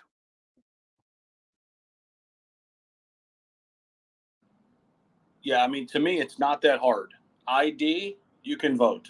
I mean, it's just it's crazy. El, go ahead. Hear me out. This stuff, I got to walk to the polls and, write stuff down and say, I want to vote. It's old. It's all old. It's boring. What I think we do, right, is we get a Kamala meme coin and a Trump meme coin, and whichever one goes the highest market cap wins. That would be much better, in my opinion. Yeah, I'm crying. It would work, except you have Elon Musk, the richest man in the world, who just dump it into Trump. So The question is, though, how much liquid cash has he got ready to play today? Jeff Bezos, he might like Kamala, and then everybody's selling assets. And if anything, it could be a good thing because they're selling assets cheap on the low so we can get a new president. So everybody's getting opportunities. So I'm saying you guys ain't thinking about this logically. Meme coin to win. I think it's Yeah, the future, to be honest. but then you You're got right. You fucking know what? Zach from Get Subway that's 47. gonna rug us, man. He's 47. just Let's gonna start it cheat. now. Then you got Zach from Subway that's just gonna cheat it and fuck our party. Well, that's the thing. Then you got to. She has the right to call me on election day, which is pissed off. This is the thing. Then you have to counter trade. You have to counter trade. I might go into the Trump token, try and snipe it, and then dump the shit out of it if I was like a Kamala voter, and then the other way around. Bro, this is such an opportunity. These guys just wasting time, wasting money, and taking our jobs. Dude, you don't even live here. Like, what do you They're mean? taking my jobs. Hey, he real quick. he has the Speaking of, rights for vote. Speaking Bro. of meme coins, real quick. Speaking of meme coins, one of our sponsors today, pumping right now, MAGA King, up to 127K market cap. We're watching that one. We're watching Kamabala too, another sponsor of ours today. Kamabala down right now, down to 1.13 mil. But remember, when they came on the show, what were they, like 300K, 400K a couple of days ago? So we're watching Kamabala on Solana, 1.12 mil. And we're watching M King, MAGA King, on ETH at 127K. Now 131K, 132K on MAGA Yeah, King. we just got our. We're doing triple trending, and we're doing a 100 boost on Deck Screener, doing some ads. So we're doing Moon Talk trending, Buy Tech, and Safeguard. So we just want to get eyes on the project. I think once people look at it and see everything we have going on, it's going to be obvious that this is a long-term play. We didn't just set this up so we could, take advantage on election night. Trump's going to win, and we're ready to run this project for a long time. So take a look at it. Expect it to be a good evening, and tomorrow hopefully we have results, and it's another great day. Yeah, and you opened up that narrative. We talked about it yesterday too a little bit. Even if Trump loses, I think there's a chance. I think there's more of a chance that Trump meme coins pump if he loses than Harris coins pumping if she loses. Because it would kind of be like this revolt against the system, like this narrative of, oh my gosh, they stole it again, and here we go, let's pump these Trump meme coins. I think there's a situation where Trump meme coins could pump regardless. I don't know how you guys all feel about that. Again, memeonomics here, the psychology of the meme coin market. We're trying to make sense of it. But I don't know. I that's the way I feel about it. Matt, what's up? Hey, the British guy that did the South Park imitation, that was close. I think he had a little more of a southern They draw. took our jobs. Yeah, they took our jobs. But yeah, South Park kicks ass. I wish they would do an episode of the election. But all this banter that's coming in and creating all this craziness, all this hype, I think getting to the point, well, it probably is a good thing for the meme coins because now I can kind of see a flood coming in, like a floodgate opening, because Trump's obviously pro crypto. I mean, and Harris, she's got enough meme coins out there to where they'll stick around if she wins. Obviously, I mean they'll whatever 10x, 100x, but all these Trump meme coins, that's going to bring in a lot of new blood. And right now, I think everybody's just it's so shaky right now. Like I'm just going through reading these mainstream media reports. And it's like, what? I mean, it's mind boggling. I'm like, they're doing a great job on creating a little bit of fear for both sides. So it's almost like they're neutralizing the battlefield. They're like, hey man, you don't know if Trump's going to win. You don't know if Harris is going to win. So where's the money going to go when it comes to crypto? Right? I mean, Bitcoin is not even doing anything, and the altcoins are down. But a couple points I wanted to just get off my mind quick. Warren Buffett is parked. He's sitting on $325 billion cash. So I was in Fargo, North Dakota yesterday, and the people that own real estate there is Berkshire Hathaway. There's so many homes for sale in Fargo. They all have a Berkshire Hathaway sign in front of them. And man, like I'm trying to make sense of that one. It'll be a week or two before I figure that one out. But the fact that he's sitting on that $325 billion cash kind of tells me he's probably going to go mostly into real estate because of those Berkshire Hathaway signs. So before on the spaces, I always said he's going to ape into crypto. I still believe he's going to ape into crypto. Not as big as prior because of those Berkshire Hathaway signs in the Midwest. So, with that being said, that 325 billion he's sitting on, I'm convinced he's going to put most of that into real estate, which would make sense. Plus, remember, Trump said if he gets in, he's going to lower the capital gains down to 15%, which is the lowest which is the lowest bracket. So if he does that, I mean, that's a win, obviously, for these people that are sitting on millions or hundreds of millions of dollars, right, or more. But that's kind of a win for everybody else too, because capital gains in the United States, man, that's a son of a gun. When you make good profit when you flip a house or something, and then you got to go in, you got to pay $30,000 or something because you made bank on it. I mean, the capital gains tax. So that's a huge point with Trump. And then the other point, I completely lost my train of thought. So I'll come back when I think of it. Good stuff. Paige, you there, or Zach? Can you guys take over for a little bit? I'll be right back. Just keep the conversation rolling, guys. Share the room too if you can. I already shared. Al, you voted for 3 nations, right? You are a UK guy. You voted for Wales, Israel, and USA, right? Yeah, So Wales, Jamaica, and USA. Wait, No, wait, L, is that Jamaican? Wait, hold on, L, is that Jamaican guy with you right now? No, he's not available right now. He's just. Oh, busy, come on, voting. where is He's he? voting. No, I don't want to disrespect the space because, like, although I'm not in the US, there is a lot of things that is really interesting to me, man. And I was learning about the Roe v. Wade. I was learning about all this stuff, over the past few months now, and it's just like, do you think a lot of people who vote for Trump are kind of like single issue voters? Not because I would vote for Trump personally, but it does seem like there's a lot of single issue voters in kind of like the Trump situation. No, a lot of people, L, want to vote on the border. A border's a big one. Like the border's a huge one, right? Crypto's another one. So a lot of even people in this room, a lot of them are just voting for Trump because of the crypto situation, right? Also inflation, American problem though. That's not even just like Trump or Harris. No. But like, Inflation is a Western problem excessively since COVID. Yeah. So a lot of people that's a single issue voting situation also for a lot of people, but that's a coin flip because some people think Harris can fix it, which I don't see it personally. I mean, if she would have fixed it, she would have helped Joe Biden fix it, and they didn't. So I don't agree. Exactly. But yeah, I think I want to say probably 60% of the voters are single issue. That's just my opinion. 60%. That's crazy. That's really. At the same time, though, it might be a single issue, but it fixes a multitude of things. I mean, closing down the border would fix a number of things. So you could get people that are like, all right, I'm going to vote for Trump because I want to close the border, but that fixes a lot of things, you know. Oh On no, the other 100% end, that's on a the other knock-on end, effect. 100%.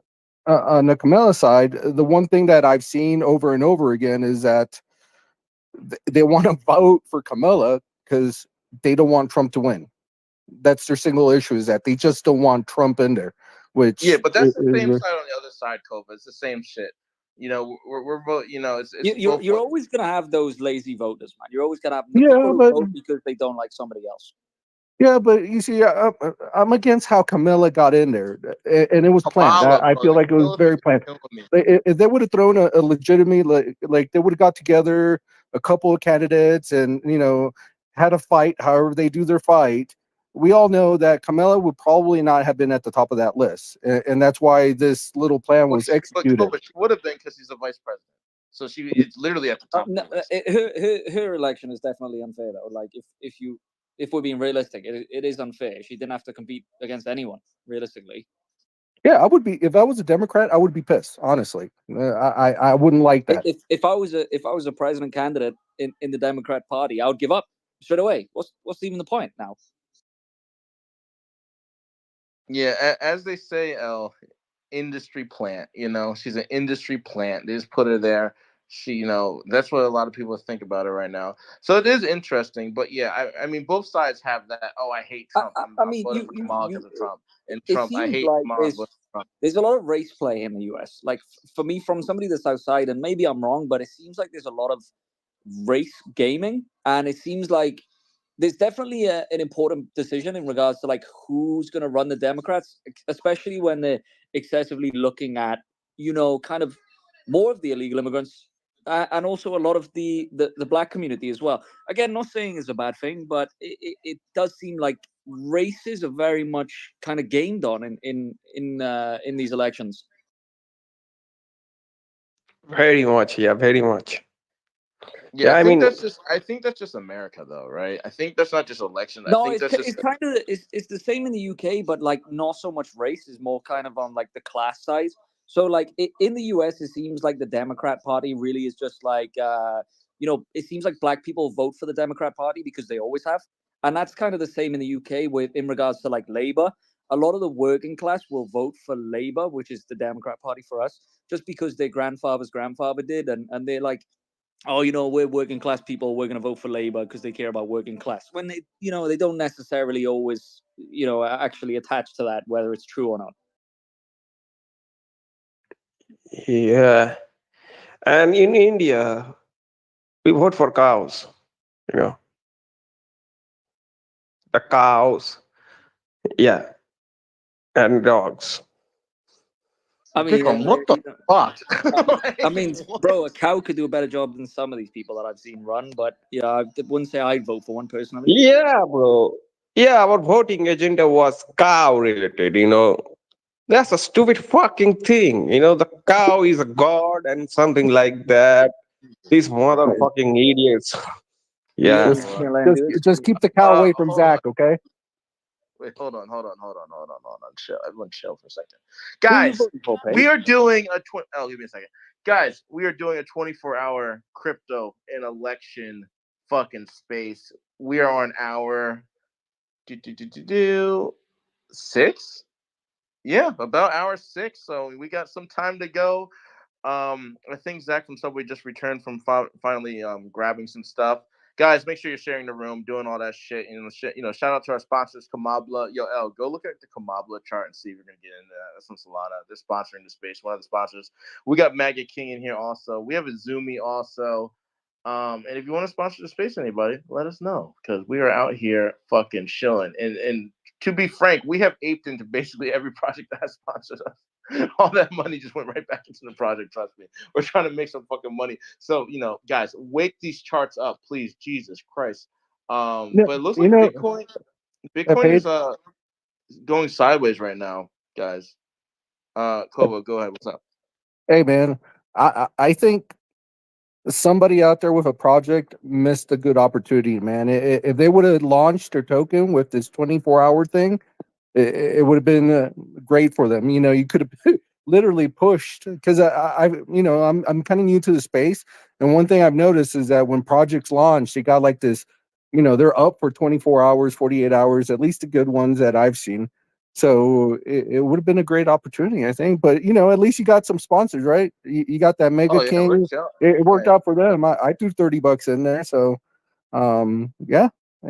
Yeah, I mean, everything was pumping until this dump. This dump is like Bitcoin's going downwards again from 69, like almost 5 to 69. Looks like 3, which is not that crazy of a dump, but it's going kind of fast. But yeah, if you were a political coin and didn't sponsor the political space for 24 hours on election night, I don't know, man. Like, I don't know. I do marketing IRL, and I don't know. That's all I'm gonna say. I don't know. That's a missed opportunity in my opinion. But yeah, L, you had something to say. Bikram has his hand up again. Coyote token, is that Zach? Zach, you back? What's going on here? Yeah, I was just gonna say, I assume you voted for Trump. Why did you vote for Trump, man? I'm in Morocco. I didn't vote. You didn't vote?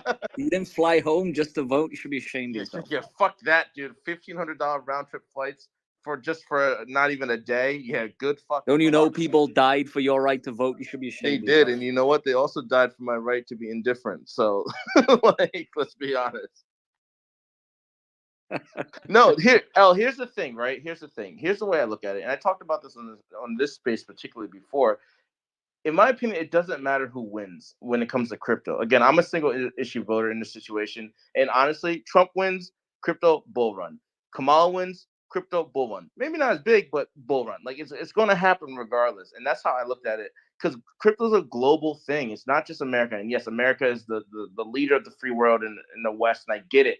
But both sides, either way, crypto is going to win because if Kamala puts all this shit, against crypto on the American side, guess what? People are just going to leave America, and they already have. We talked about this, like Ellie, you weren't here, but we talked about this earlier when I asked this question to Zach. If if there becomes super strict legislation, especially with Kamala winning, what would happen? Or people are just going to, you'll see a mass exodus of people from America to other countries. And he was like, well, we already see that, Singapore, Dubai, like there's places around the world right now that you already have so many people leaving because of the crypto situation. So if it just happens, it sucks for an America. But I mean, that's if Kamala doesn't change her policy. She might change on day one and be like, hey, we're legalizing all crypto. Here are the rules. Go play ball. Like, go have fun. Here's your ball. Go outside. Come back when the lights, come on. I don't know if anyone gets that reference. Yeah, no chance. Yeah, but it might. No, you never know. It might happen. I mean, the only thing I will say that could be good to a degree. I don't know if I'm his biggest fan, but Mark Cuban is trying to take Gary's spot off him at the SEC. I don't know if he's qualified for it, but regardless, I know he's invested in a few projects in Cardano, so I wouldn't be too mad at that. They just booted him out of the Democratic Party, man.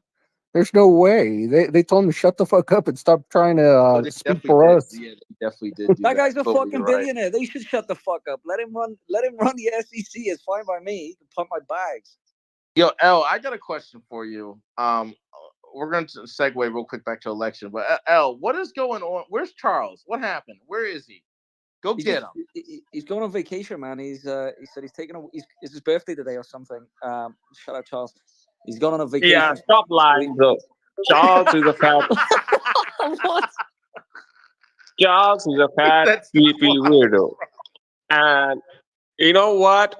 People just make fun of him, and he just said, like, what the fuck? You guys make fun of me. I'm going to leave this internet. Yeah.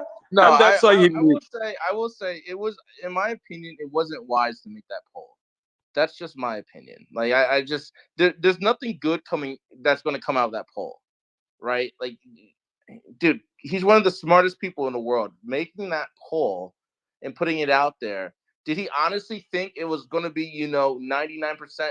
He's perfect for the ecosystem, whatever the fuck it was. Like that doesn't make any. That's just, I don't know how. It's like being a fat guy and then making a poll. Am I overweight? Some people will be like, yeah, what the fuck, you're fat. Like, I'm fat guy, so don't fucking come in my DMs. No, but like, I'm a big dude, so like, it's like, if I make a poll right now and say, oh, I'm fat, people are gonna be like, yeah, you're fat, and other people are like, no, you're perfect the way you are. It's like, well, what the fuck? So I mean, that's kind of, in my opinion, what Charles did, and I don't understand why he did that. Like I would have let that shit go. But I mean, we'll see where that goes, El. I kind of want your thoughts I mean, on that. Because I think it's sometimes about like proving a point, but I think sometimes you completely lose the point when you try to prove it so much, anyway. So, I mean, I agree with you. I don't think it was a good decision, but I think he's definitely been very frustrated. Yeah, For a that's minute why now, he's yeah, bad I PP understand it, man. video. Nah, Hey, chill, can Bikram, you chill. can you Chill, give chill. some context on that? I have no idea what you guys are talking about. So Oh, we're so just Trump. talking Okay. about. Oh, go on, Oh, you El, do go it. ahead. Sorry. You got it. El, go ahead. You got it. You got Oh, it. you want me to do? Sorry. I'm like the Cardano nerd, so I'll do No, it. go ahead. Go ahead. So RHK Charles, the founder of Cardano, somebody tweeted to him saying, "Oh, does you were the cancer to Cardano," which is a bit harsh, but he kind of retweeted it and then posted a poll that said, "Am I a cancer to Cardano?"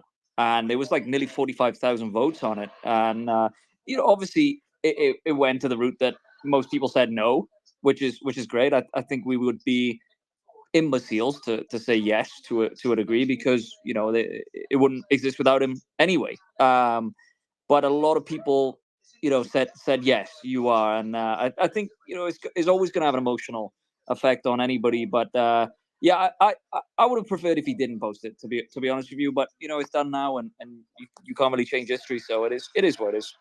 I think Yeah, honestly that's going a hard forward, say. he's just I can say hold that. on, Bikram, He hold on. took first I and think said honestly, yes. Bikram, chill, bro. Jesus Christ, like fuck, man. Oh, guys, welcome to Bikram. By the way, if you never met him, this is this is Bikram. But no, Bikram, hold on. I'll give you a second. No, the thing is, going forward, I think he's going to be way more like all these other leaders of blockchains and shit. Stuff is going to be super structured, like super written out, super structured. Maybe he'll have his secretary just write everything out and not come on spaces as much. I think that's what's about to happen, to be honest. And I think it kind of sucks. I mean, I don't know. I mean, it sucks to get hate a lot, and I can see that for sure. But it's also like, I feel like when he did the poll, he made it way worse for himself. And that's just my opinion, right? Like, I have nothing against him. I No, love I the think dude. I think you're spot on. I think the poll really came to fruition from the fact that a lot of people feel like they're not being listened to, right? And realistically, the only outcome of that poll is most likely that they're going to be listened to even less now. So I think it effectively will become a lose-lose, like you said. Yeah, and I also think the other problem is like, if you rephrase the poll, right? Like, could I do things in Cardano better or something like that? I think it would have been way more beneficial for him and for the ecosystem. Like, hey, are there things I could do better? Yes or no? Some people are going to say no, like you can't, you're doing great. Other people are going to say, yeah, and here's some things in the comments what we could think. And some people are going to be assholes. That's going to be everywhere. Everyone's, no matter where you go, people are fucking critical of everything. So you're going to have people who are just going to straight up try to shit on them, whatever. But I feel like, how do you explain this? I've always been taught like you never want to invite a way for someone to say something negative about you. You know what I'm saying? Like you don't again, I just rephrase that and like within like 5 seconds is way better. Hey, could I be, could I do something better for the ecosystem like that? Would be way better than am I a cancer to Cardano? Like what the fuck? Of course, like you're kind of like agitating people or egging people on to be kind of negative, I mean, 'Cause plus you have to think like there's a lot of people on other chains that are of course going to say yes, he's a cancer because they're on other chains. They don't participate in Cardano and they don't like him anyway.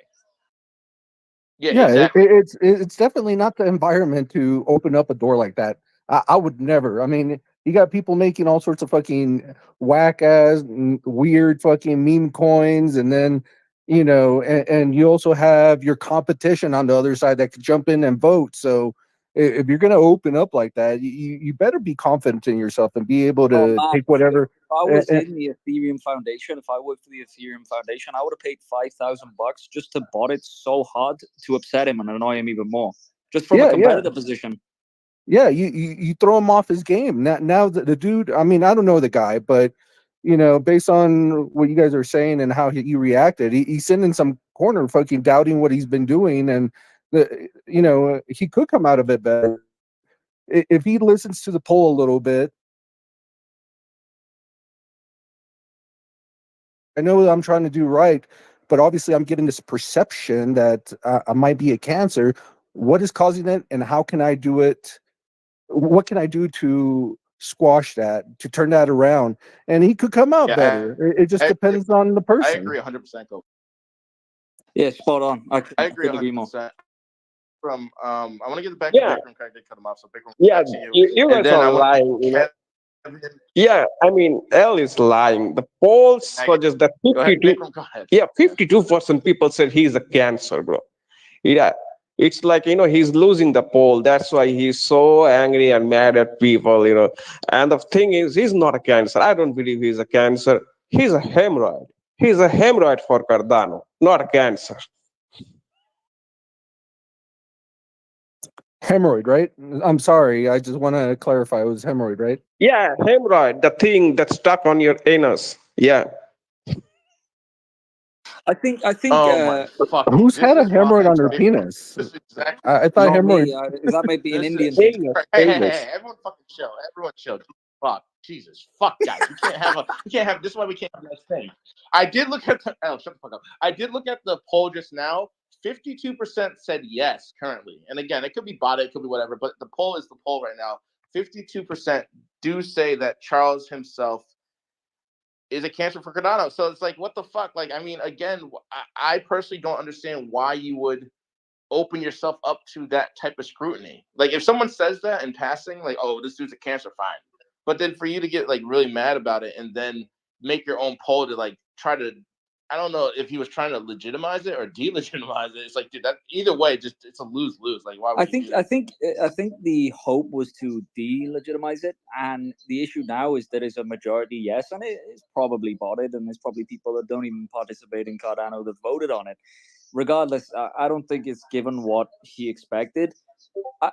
I think I kind of feel bad for the guy. There's a lot of things I don't like in regards to his views. There's a lot of things that I don't like in regards to, what I think certain things could have been done better, but at the same time, I didn't do them. So for me, there has to be a level of respect where, Charles made Cardano. It's an astonishing product. It might not be a favorite blockchain, but you can understand why it would be for some people. And realistically, nobody on Cardano will ever have 1 million followers aside for Charles. You know what I mean? And without the guy, we as an ecosystem, it's impossible to shine as bright without him because he has so much social handle, and it's important that you don't kind of destroy that. To vote yes and really call somebody a cancer, I think is very harsh. And I agree with Kova, man. He could have said, "Is there some way that I can be more productive for the Cardano ecosystem?" Or, whatever it may be, and I think that would have been more productive. But sometimes these things happen, and it's just another day in crypto, if anything. Yeah, but he also made himself he made himself a liability. I mean, come on, man. Like, I'm not a Cardano person, but let's say I'm looking for something new, and I'm shopping around. I'm looking at Caspa, and then I come up across ADA, and I look at it, and I see this poll just fucking lingering in the corner, and it says, "Yeah, 52% of the community thinks this guy's a cancer." I'm like, I'm not getting in there. So it Damn, hurts that's the actually a good community. point. I didn't even think of that. Yeah, Yeah, what it hurts about the new people community. coming into the ecosystem this cycle that they heard of Cardano, they heard about Charles, and then all of a sudden they look up Charles, and then am I a cancer, bro? What the fuck? like the worst marketing. We talk about Hey, real Cardano. quick. People talk about Cardano doesn't have marketing, and then that's the first thing you see from it. Oh, go ahead, Zach. Yeah, let me jump in real quick. Shit, I leave for 10 minutes. You guys are already talking about Cardano. I'm waiting for that thing to pump too, though. Okay. Kamabala, the meme token we've been watching, big dip, getting eaten up right now, though. I mean, if you guys aren't in, I don't know. It's down to 769K. We were up at 1.3 mil. A bunch of big sells came in, so you can look at that a couple different ways, I guess. But if you guys think this narrative still exists here throughout the election tonight, we'll be tracking this one.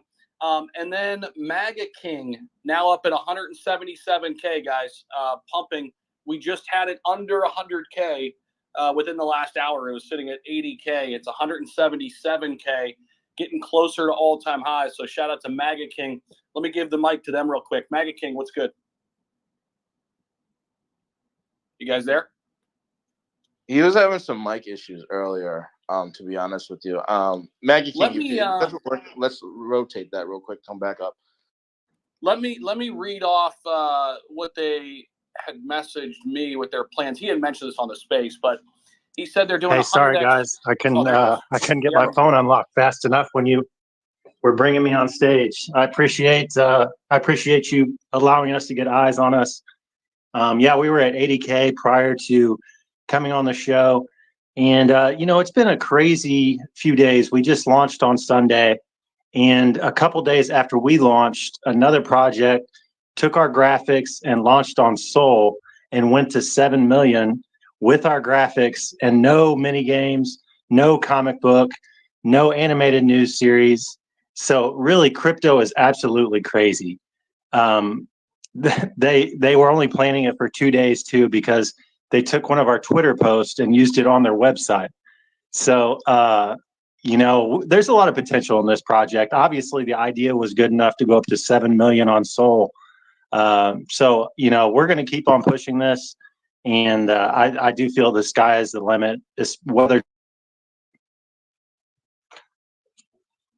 Good stuff, guys. Make sure you guys go show them some love. Follow them on their X page here. They're up here as a speaker. Hop into their Telegram. See if it's a right fit for you guys as investors here on election day. So good to see it, man. Nice little reversal here these last 2 hours, and it's good shit, man. Zach, 47 also had a dip like Kamabla, to be honest with you. Went under 9 mil, almost down to 8.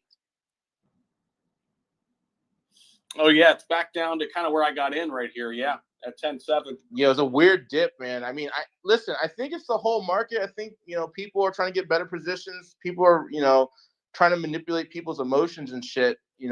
With their bags. People are getting scared because everything's so sideways. No one knows who the president is. There's just there's fear. There's just FUD everywhere, right? So I think that was a good entry. That's just not financial advice. I think that was a good entry. I didn't hop on it because I'm pretty allocated, to be honest with you. I didn't hop on it, but yeah, it did go down, and it did pump back up though. It's back over 9 right now. It looks like, so kind of crazy. Yeah, it looks like it's bouncing right off that same line that it did right in the last hour. So interesting. Kevin, let's go to Kevin Riley down there. He's been waiting. What's up? What's up? I'm getting ready to go vote, guys. I have no clue who I'm going to vote for because, I like what I like some of Trump. He's the strength in the military, fat in the pocketbooks. You think Russia would attack Ukraine if he was president? No, but I don't like him as a person. Now I can't bring myself to vote for Kamala because she's going to sleep the whole time again, like they did another 4 years and not do a damn thing. I honestly think the electoral college is so rigged that they already know who's going to there. You got the fat white guy sitting there around a fucking thing, probably having beers. Already know who's going to win because they have all the money and they can rig it the way they want to. The electoral college needs to fucking go because and we need to do something to change it. But I don't know who I'm going to vote for yet. I might just pay that XPO for president thing and vote, for everybody else for the president. But the whole president thing is, I just don't think we don't. Trump could be a quality candidate if he could just learn to shut his mouth sometimes. That's I don't know. So that's where I'm at, guys. So I'm gonna decide, I guess, when I'm writing stuff in. Yo, Kevin, you sound like you're calling from prison. You good, bro? Like, oh, I'm driving. I'm in the car driving to go vote. Okay, Bro, yeah, I got you. I like Yeah, this guy. that This was is the mad most funny. unbiased guy I heard all fucking year, bro. This guy said, I don't even know where the fuck I'm going for, but I'm going to vote. I like this guy. Yo, that's funny. Yo, Coyote Token, is that Zach? Zach, is that finally you? What's going on here, bro? Yeah. I fucking they built a new Whole Foods, so I had to go shopping with Shelby. Oh, during dude, it, I what kept the fuck? asking me on the space. I'm not even on there. I have no Wi-Fi. I'm driving right now, crazy. But I do want to do the Coyote Token giveaway. I sent in the business chat the winning number. I want you guys to blow up the comment section down there. # Coyote Token and # Crypto Breakfast Club. Pick a number between 0 and 200. The closest one wins $100 worth of Coyote. Let's go. You heard the We man. heard it. So when does this end? When does it end? I will give you guys, what do you say, till 4th, our time Eastern, 4:30. All Anything past that is not good. Can you All give right, those so you have instructions again? until 4:30, 6 minutes. What's the instructions Yep, again? 6 The minutes. criteria? All right, in the comment section below, hashtag Coyote Token and hashtag Crypto Breakfast Club. Pick a number between 0 and 200, and then we'll release the winner a little bit past 4:30. I picked the number. It's in the Crypto Breakfast Club Business chat. So Paige and Zach will have the number. We picked it before we called this out about 10 minutes ago. So it's non-biased. Awesome. Yeah, I definitely did not go into the CBC business chat between all of us. Get that number and then comment that number down below. Thank you. You can't vote, no, Paige. Cannot win. No, I literally said I didn't do it. I literally just said I didn't do it. Paige on his alt account. He's gonna have some random thing down there, and all of a sudden, who's that? Yo, Oh, Zach. okay. Zach, wait, listen. You know what's funny? I thought about do wait, that. wait, Shelby, what? Go ahead. Yeah. The requirement also is to follow the sponsors, the host, and the co-host. Jesus Christ, that's a laundry list. Yo, Zach, you know what I was thinking about doing? I'm not gonna do it, but it'll be funny. It'll be funny to me if someone does it. I was gonna take your profile picture, draw a giant mustache on it, and make a profile that said "Not Zach Humphreys," and then one day just come on stage. Just one day come on stage and fucking. You're like, what the fuck is going on? I probably should have told you. The funny thing is, bro. More funny if I do it, but that would. The funny thing is, my profile picture right now does not have a mustache, but at one time, I had a pretty solid mustache on YouTube. It's actually my YouTube photo, so you can actually like. It's the I'd say banner. that. Yeah, It's like Chris Hansen to Catch a Predator. Bro, I can't grow the full beard, so anytime I want to grow facial hair, it just ends up being like one of those French mustaches. You know what I mean? Baltzy, what's up, man? Great space, Zach. And great show on YouTube. I've been following you and listening to you for many years. So great job, and thanks for having me up. How's everybody doing? Happy election day to everybody. Likewise, man. It's gonna be wild here. It's getting ready to get real here in a couple hours for sure. Yeah, for sure. Listen, I mean, I wanted to talk a little bit about meme coins. Is that okay, or? Yeah, bro. What's going on, man? We're looking at a bunch of political meme coins right now, of course. Yeah, right. Man. But this is a dog coin. It's the name of the coin is Baltzy. I launched it a few months ago. It made it to about a $55,000 market cap on Solana. It was not a pump fund project. It was a standard project. I added the liquidity myself. I paid for Dex Tools socials and the banner. We have a beautiful banner on Dex Tools actually. So, and then it retraced down to all the way down to like $5,000 market cap. And over the last 3 weeks, we did like 350% out of the blue, and the thing made it back up to 35,000, and now we're around at 20,000. So I wanted just to give a little give people a little bit of insight onto Baltzy. Baltzy is actually Hold on. Yeah. Time out. Everyone, time out. Give me 1 second. Zach, what the hell? He got into that shill really good, bro, and he gave me a shout out. That was tough, man. That was tough. Hey, Baltzy. So here's the thing, bro. We're doing we have sponsors up here, so we want to like respect them. But listen, bro. No problem. Yeah. Hit me up in the back channels. I followed you, and let's get you on the Breakfast Club this week as a sponsor. We got like very, very affordable packages. We want to get you on and show you to the whole audience. But yeah, bro. But you already got a half a shill in there, bro. So that was a win. Okay. Yeah, I'm sorry. I had to cut that off. I'm sorry. I only had to cut it off because I promised I was cutting everyone else off. So I got to be consistent. People will come first, bro. Okay. So no problem. So Zach, we'll be in touch. Yes, bro. Thanks so much. Send me a DM and we'll get you cooking, man. Maggie, you unmuted there for a minute. What's up, man? I was just going to say, having been on this space And spending marketing funds is always tough in crypto. Some works and some doesn't. This space has been one of the best dollars spent on marketing that I've spent in crypto in years. So I encourage other projects, if you're listening, definitely reach out and get set up. Okay, we'll definitely do it. We'll be in touch, Zach. We'll be in touch for sure. Let's do it, man. Yeah, it'll be sick. 100%, Like, bro. because that shit looks funny. Because that shit looks funny for sure. But MAGA King pumping like crazy right now, up to 180K. Loving it. Make sure you guys are giving them a follow. Hop in their TG, see what they got cooking. It's been a nice 2-hour pump there on MAGA King. Again, still sitting at 180K. That one that I threw in the Crypto Breakfast Club TG, it's about to set all-time highs, y'all. I don't know what the hell it is. Wait, really? Yeah, man. Rep Nick TV Habibi. I put it in the. I don't know what's going on, dude. Somebody just said it to me, bro. That was just free game. I don't know. I mean, it could have went the other way too. But time to cheat. Huh? I said it might be time to cheat. I'm driving. Trying to look. Oh shit. You're gonna get this guy in a car accident. Can you imagine just fucking Zach Somebody just driving and just trying to sell? There's Zach. There's Zach selling $244. I'm tracing that wallet. That's him. there it is. Yeah, that's his wallet. Yep, that's him. Get him, boys, get him. FBI got him. Hold on. Let me look at this wallet. Let me see what's in here. I'll tell you. Let me see here. Let me see the tokens. Oh yeah, this is him.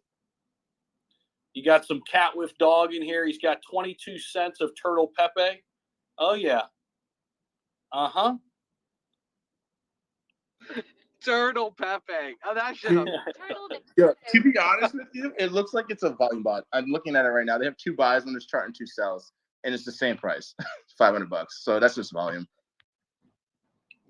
That's not me. Gotta catch me. I know. But that other, what was that ticker again? RNTV. Now it's down to 168K. I'm going to stop talking about it. Forget I even said that, guys. Just let it happen. All right. What else is going on? Who else is up here? Oh shit! What else is going on here? I'm looking at. Me and El were talking about Cardano for a moment because of the whole Charles poll thing. I don't know if you saw that poll yet. I texted you about it. Zach, he brought it up. It wasn't even me. It was him. No, I definitely brought it up. I brought it up. Hey Zach. Hey Zach. Yeah. Do you hold Cardano, bro? I do, man. Yeah. Yeah, stake it for 100 a year, bro. It is going to pump next century. I hope so, bro. I have a lot. Yeah, I have a lot. So as long as I live 100 years, I think we'll be okay, man. Take it for 100 years is great. People have done more. You got a chance. Yeah, bro. I mean, they're doing all this anti-aging, so I just keep adding to my Cardano bags, and we'll see what happens. It's a smart man right there. Yo, don't do that. Don't do that. Hey, Mario Nafal put out some more information a little bit ago. Some data on key battleground states. According to some recent polls, aggregated data here, Trump 50% to Harris's 47% in Arizona. Trump 50 to 48 in Georgia. 50 to 49 Harris in Michigan. 50 to 49 Trump in Nevada. These are close. North Carolina tied. Pennsylvania, Harris, 51-48. Wisconsin, Trump, 49-48. This is coming in from a go-to source for aggregated data on politics. Man, this is going to get interesting, I think, tonight, guys. This is going to get pretty wild, pretty crazy. This is going to get real here in a couple hours for sure. So we'll be with you guys. Make sure you guys share the room. When are we doing that giveaway? He said by 4 at 4:30. Said at 4:30, right? Did anyone post anything? I'm driving. I can't read anything. All right, here, hold on. Let me see. So I posted something. I don't know if I did it right. I didn't see anybody else posting anything. So if I did it right, everybody else didn't get in, and I automatically win. I kind of agree with that, to be honest. I do too. I don't He's see a how winner many if they numbers. didn't- That many numbers in here. You know how hard it is to give away money in crypto? Yeah. Oh, Shouldn't be that hard. I can't even give it away. Hold the presses, stop the presses. Crypto Postman also did put a number out. So it's between Crypto Postman and Kova.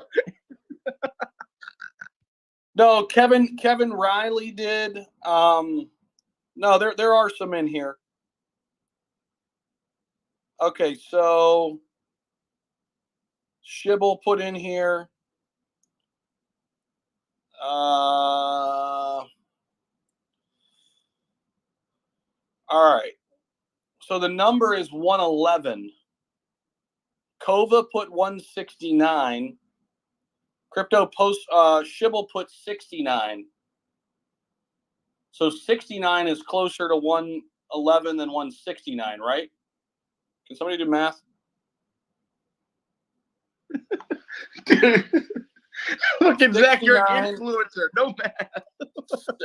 Wait, 70. So 40. Wait a minute. 41, 42 versus, yeah, okay. So it looks like Shibble got it. Oh, fuck. He's my buddy. He's going to dump it. Shibble got it. He's going to sell that shit to buy himself some pork. But is he following everybody else? Stable then. The fuck? Oh, yeah, right. I'm going to tell him. I'm going to text him right now and say, you got to follow everyone. Did Shibble leave the room? He was in here. Yeah, fuck him. He's discontinued. He left. He's discontinued? You mean He's gotta at disqualified, least you idiot? Yeah. Like, I'm driving and I'm drunk, all right? Leave me alone. What? That's crazy. I mean, congratulations to whoever did win. Because that's pretty crazy. Yeah, that Kamabla down a little bit. I don't know if you see that chart, Zach. No, let's see here. 830. Okay, still Where down is in that Kamabla? range. Where is Kamabla? 47 sitting pretty much right above where I got in, so I'm just kind of watching that, sitting at 10.73, sitting on decent support, I guess you could say, over the past 8 to 10 hours. So we're watching that one. Let's see if anything else is jumping out in the news here. Trump is tweeting like crazy. Let's see here. What else do we got? Anything else jumping out? The Zach, squirrel token. East Coast. What's that? What time do the polls close East Coast? 8 p.m.? It depends on the state. So if we look at some of the key swing states here, I did read earlier that Pennsylvania might be pushing their polls back a little bit, like leaving them open longer. I'm not quite sure, but right around like 8 o'clock, give or take, on most of these states in the East Coast, but there are some differences depending on the state itself. But give or take 8 o'clock, give or take. So about, what is that? 5 hours, 5 hours, 20 minutes. No, 3 hours, 20 minutes. Yeah, 3 hours, 20 minutes. So we're getting closer. Races to watch. Yeah, so again, states we're watching: Georgia, North Carolina, Pennsylvania, Arizona, Michigan, Wisconsin, Nevada. Those in particular are really important battleground states, guys. Bitcoin at 69,400. Let's take a look at the top 100. Mogcoin leading the way right now, up 13%. Doge still up 10%. Bittenzer Tau 10.5%. FET, Artificial Superintelligence Alliance, up 12%. Gala, Bonk, both up almost 9% right now. So we are still seeing some altcoins pull the market up a little bit. Bitcoin's still up 3.5% in the last 24 hours, by the way, even though it's back down below 70K.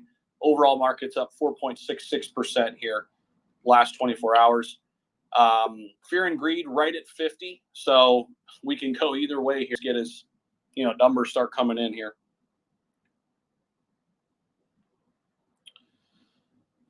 Kova, go ahead. So I just wanted to talk about one of the tokens that I looked at earlier in the week. I'm not trying to shill it or anything. I just like talking about it. It's up 111% right now. So I wouldn't suggest anybody trying to get in unless they like chasing. It was up 150 earlier, the peanut squirrel. And I think it's funny because we got all these politics going on and everything, but we got this meme token based on a fucking squirrel that got executed by the state unjustly, and that shit's pumping like crazy, man. Today it is. I think a lot of people missed that one. I think if you get in now, you're literally gambling like at the worst part. That shit blew up to what? I think 133. We traced down to probably 70. I think maybe the lowest 50, but I think it was 70 something. Getting in now, I don't know, man. I don't know. Oh no. I wouldn't get in right now. Definitely not financial advice. I just I like to point it out, you got all this other things going on, politics and everything. That kind of shows, with all the uncertainty with the politics, people are still looking for things to put their money in. Since this is uncertain, they're putting it somewhere else. And honestly, once they start figuring out who might be taking the win, these other meme coins are probably going to drop like a rock and people shift their cash over to these politic tokens. That's my opinion. Yeah, I mean, we're just sick and tired of this animal token on chains. There is thousands of cats, millions of dogs. There is a squirrel around right now, a crocodile, frog. What is wrong with cows, bro? Cows are the gods in here. There is no fucking cow token in a blockchain. That's not even true. There's no cow token because it's in Zach's fridge right now. No, man, Mumu the Bull. That's one I really like on Solana. Paige right. Mumu the Bull, guys. Check it out. MUMU. I think it's got. Bull got legs. Bull got a big bro. The cows. The female cows, not a bull. We need a female cow. We need Mumu's wife. We need Mumu's wife out there. Muma, maybe Muma. MUMA, Muma the Bull. Anybody want to create it? There you go. Yo, Bikram, launch that right now. Real quick, yeah, though. Bikram, you keep talking about it. Launch it, bro. Launch it. I'm not going to do it. Real quick, news just in. Biden will not attend Kamala's election night watch party. He's not going to join her at Howard University, which is just 2 miles from the White House. Instead, Biden's going to monitor results from the White House residence with aides. Not those kind of aides. A move seen as the latest subtle distancing between the two leaders. Biden has made similar gestures throughout Kamala's campaign, raising speculation about her strained relationship, which Trump has repeatedly highlighted in his rallies. So that's kind of an interesting story that just broke. Biden will not be attending Kamala's watch party tonight at Howard University. So let's see here. This just in 3 minutes ago from Mike Crisp, 2024 Trump delegate. So he is on the Trump side of things. As it stands now, Republicans are beating Dems in Election Day voting in New Jersey. We told you this was coming, and it happened while many in the state GOP establishment have attempted to sabotage our efforts. So that would be an interesting angle there for, if New Jersey were to go red, that would be interesting. That is a decent electoral college state, 14 points they're elected toward New Jersey. So that's going to be one to watch now. If that report is true, who knows, right? At this point, it is just too damn early to really tell until votes start coming in. But that's something we're watching. Paige, I'm going to go and I haven't showered today, so I'm going to go shower and, try to get myself prepared here for right around like 5 o'clock because I know things are going to heat up here at some point, and we're going to try to keep it rolling. But guys, appreciate everybody being here. Share the space, share the room. Hopefully this thing goes bonkers tonight. as data starts coming out. So I'll be back in a bit. I love how we get a play-by-play schedule from Zach. I'm just grazing on steak right now. Oh, time for a shower. Oh, it's right. Oh, I'm Instacarting. Oh, right now it's like Oh, what is I'm it? pulling up my Madden 99? Why do I need a playbook? Bikram, what yeah, about you? yeah. I mean, I'm taking a shower. Pulling up my pants. Hey guys, I'm naked now. Hey.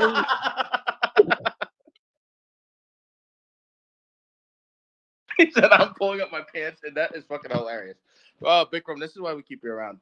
But yeah, Kova and Matt, I want to get into more of a discussion of what do you think's going to happen with the election being as close as it is. Like, what do you think the I don't want to say fallout, but the response is going to be? Right now, a lot of these states are within margin of error. It's like 49%, 49%. Like that, either way, like one, not one, but like a couple thousand votes here or there sway the whole fucking thing. So, like, what are you thinking with that? And I want to go to you guys specifically because, Matt, you always have a tinfoil hat on, except when you get a fucking fake picture from Trump promoting your coin. But, like, what's going on here? I think, well, if it was a fair election, I think Trump's got this thing 100%, if it was fair. But obviously the mainstream media is not fair. I mean, they're completely lopsided for the left wingers. So if it was fair, Trump would have it in the bag. Wouldn't even be a question. I was alive back during the Reagan era. So I don't remember the 1980 election, but I do remember the 1984 election. 1984, right? There's the tinfoil hat. So in 1984, Reagan, I believe, won every state except Minnesota. Walter Mondale took Minnesota, and the only reason he won Minnesota is because he was the governor of Minnesota. He was either the governor or a senator or something like that. I don't remember. I was like a little kid. But I do remember that. And they had that all over the place. It was all over in school and everything. And Reagan just stomped the living daylights out of the Democratic Party. That would be a repeat today. We would be seeing that right now if mainstream media wasn't so lopsided and so corrupt.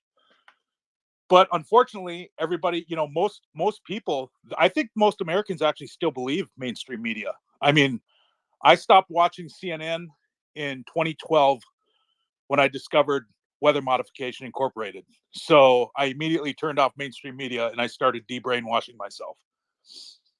But I still partook in elections. So, the brainwashing is real, man. It's deep rooted inside everybody, especially in America. I mean, North Korea, probably not so much. Russia, maybe not so much, because Putin's been president of Russia for like 25 years. And Boris Yeltsin, by the way, drank vodka every day, the previous president, and I think he died from liver failure. But how would you like to have a president like that? So Donald Trump has never drank alcohol in his life, just to give you a little history lesson. At least he claims he never did. So he never drank alcohol. I did drink, but I don't drink anymore. I stopped a few years back. Just, played its role in life. But tonight, I believe this is going to be like an NFL game, like a big-time NFL game. They're going to make this thing go down to a field goal kick in overtime. I mean, this is going to be like the states, the swing states are going to continue to swing until the very last minute. They're going to bleed this thing for all it's worth. What's that going to do for crypto? It's going to stall it. I don't see crypto doing anything now. It is going down, right? Everything's going down except the super low market caps. I don't really see crypto doing anything until the results are in. So unfortunately, I do believe Trump is still going to get it. Not unfortunately, but the unfortunate part would be the crypto pump. So I think that's going to get stalled. I was really optimistic today that thing was going to go. Paid, you remember I called I said Friday and Monday morning crypto is going to pump. that was not the case, but we've never been here before. We've never been in an election. We've never had this many degens, this many crypto degens in a space. This space, by the way, amazing, unreal.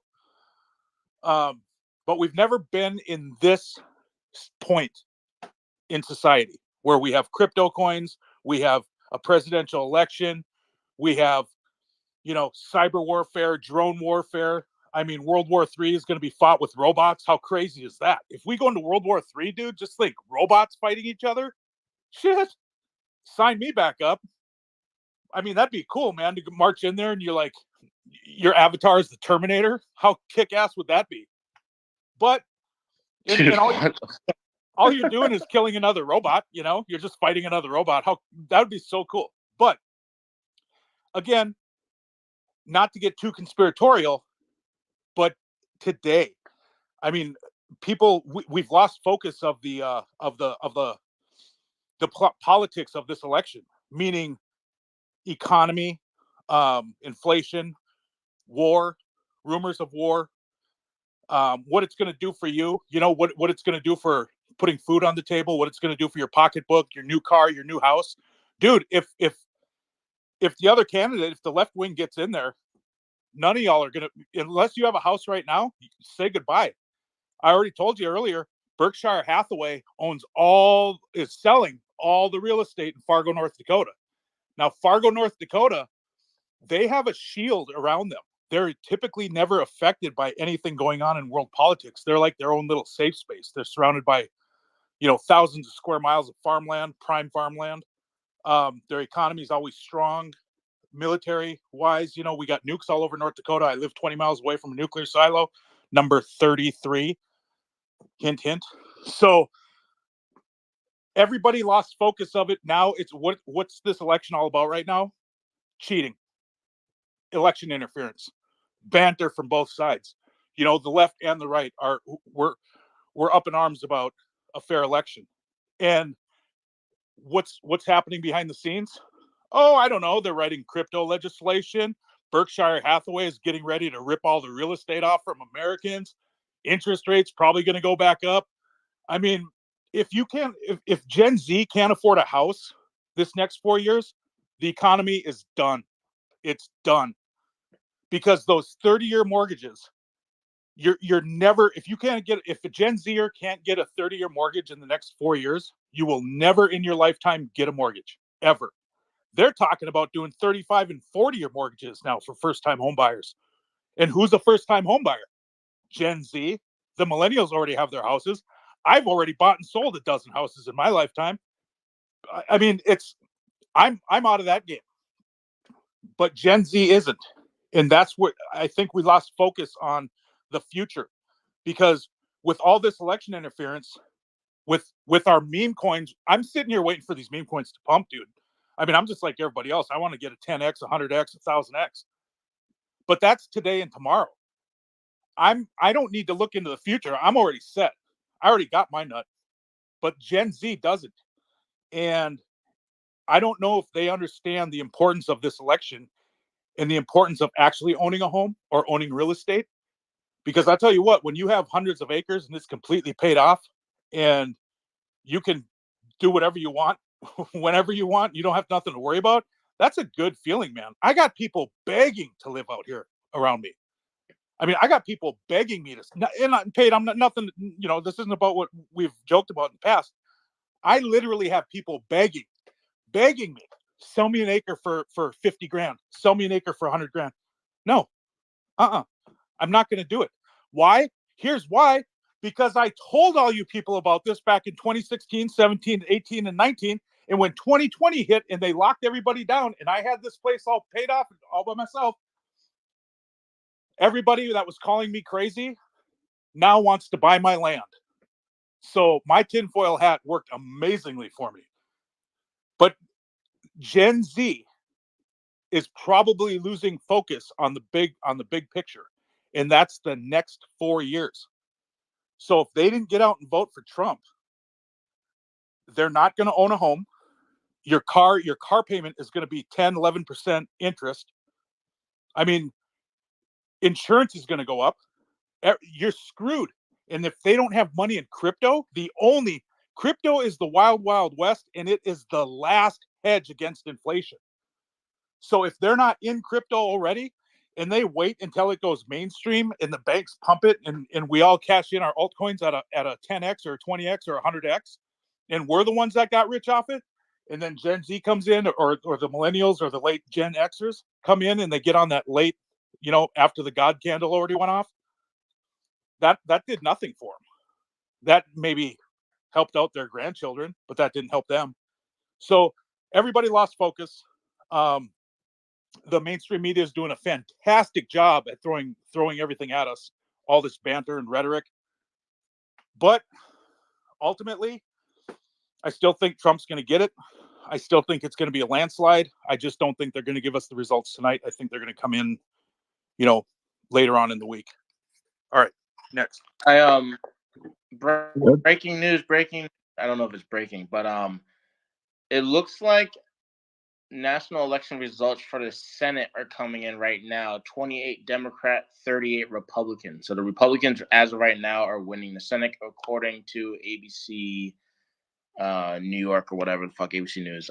So just nothing for the House yet, and nothing for the presidency has come in yet. But the Republicans, as of right now, are in the lead. They need 51% for control of the Senate. I am the Senate. I don't know if you guys get that reference to Star Wars. Anyway, so I just want to bring that up. That is the first election news we have. So let's just clap for that. That's the first election news we have all night. We finally have something.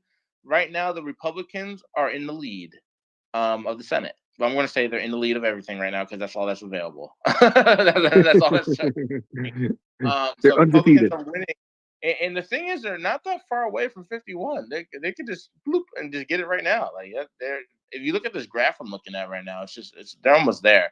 So nothing has come in for the presidential candidates. I believe polling is still open in most of the states for another at least 5 o'clock where you guys are? 3 hours at least for most states.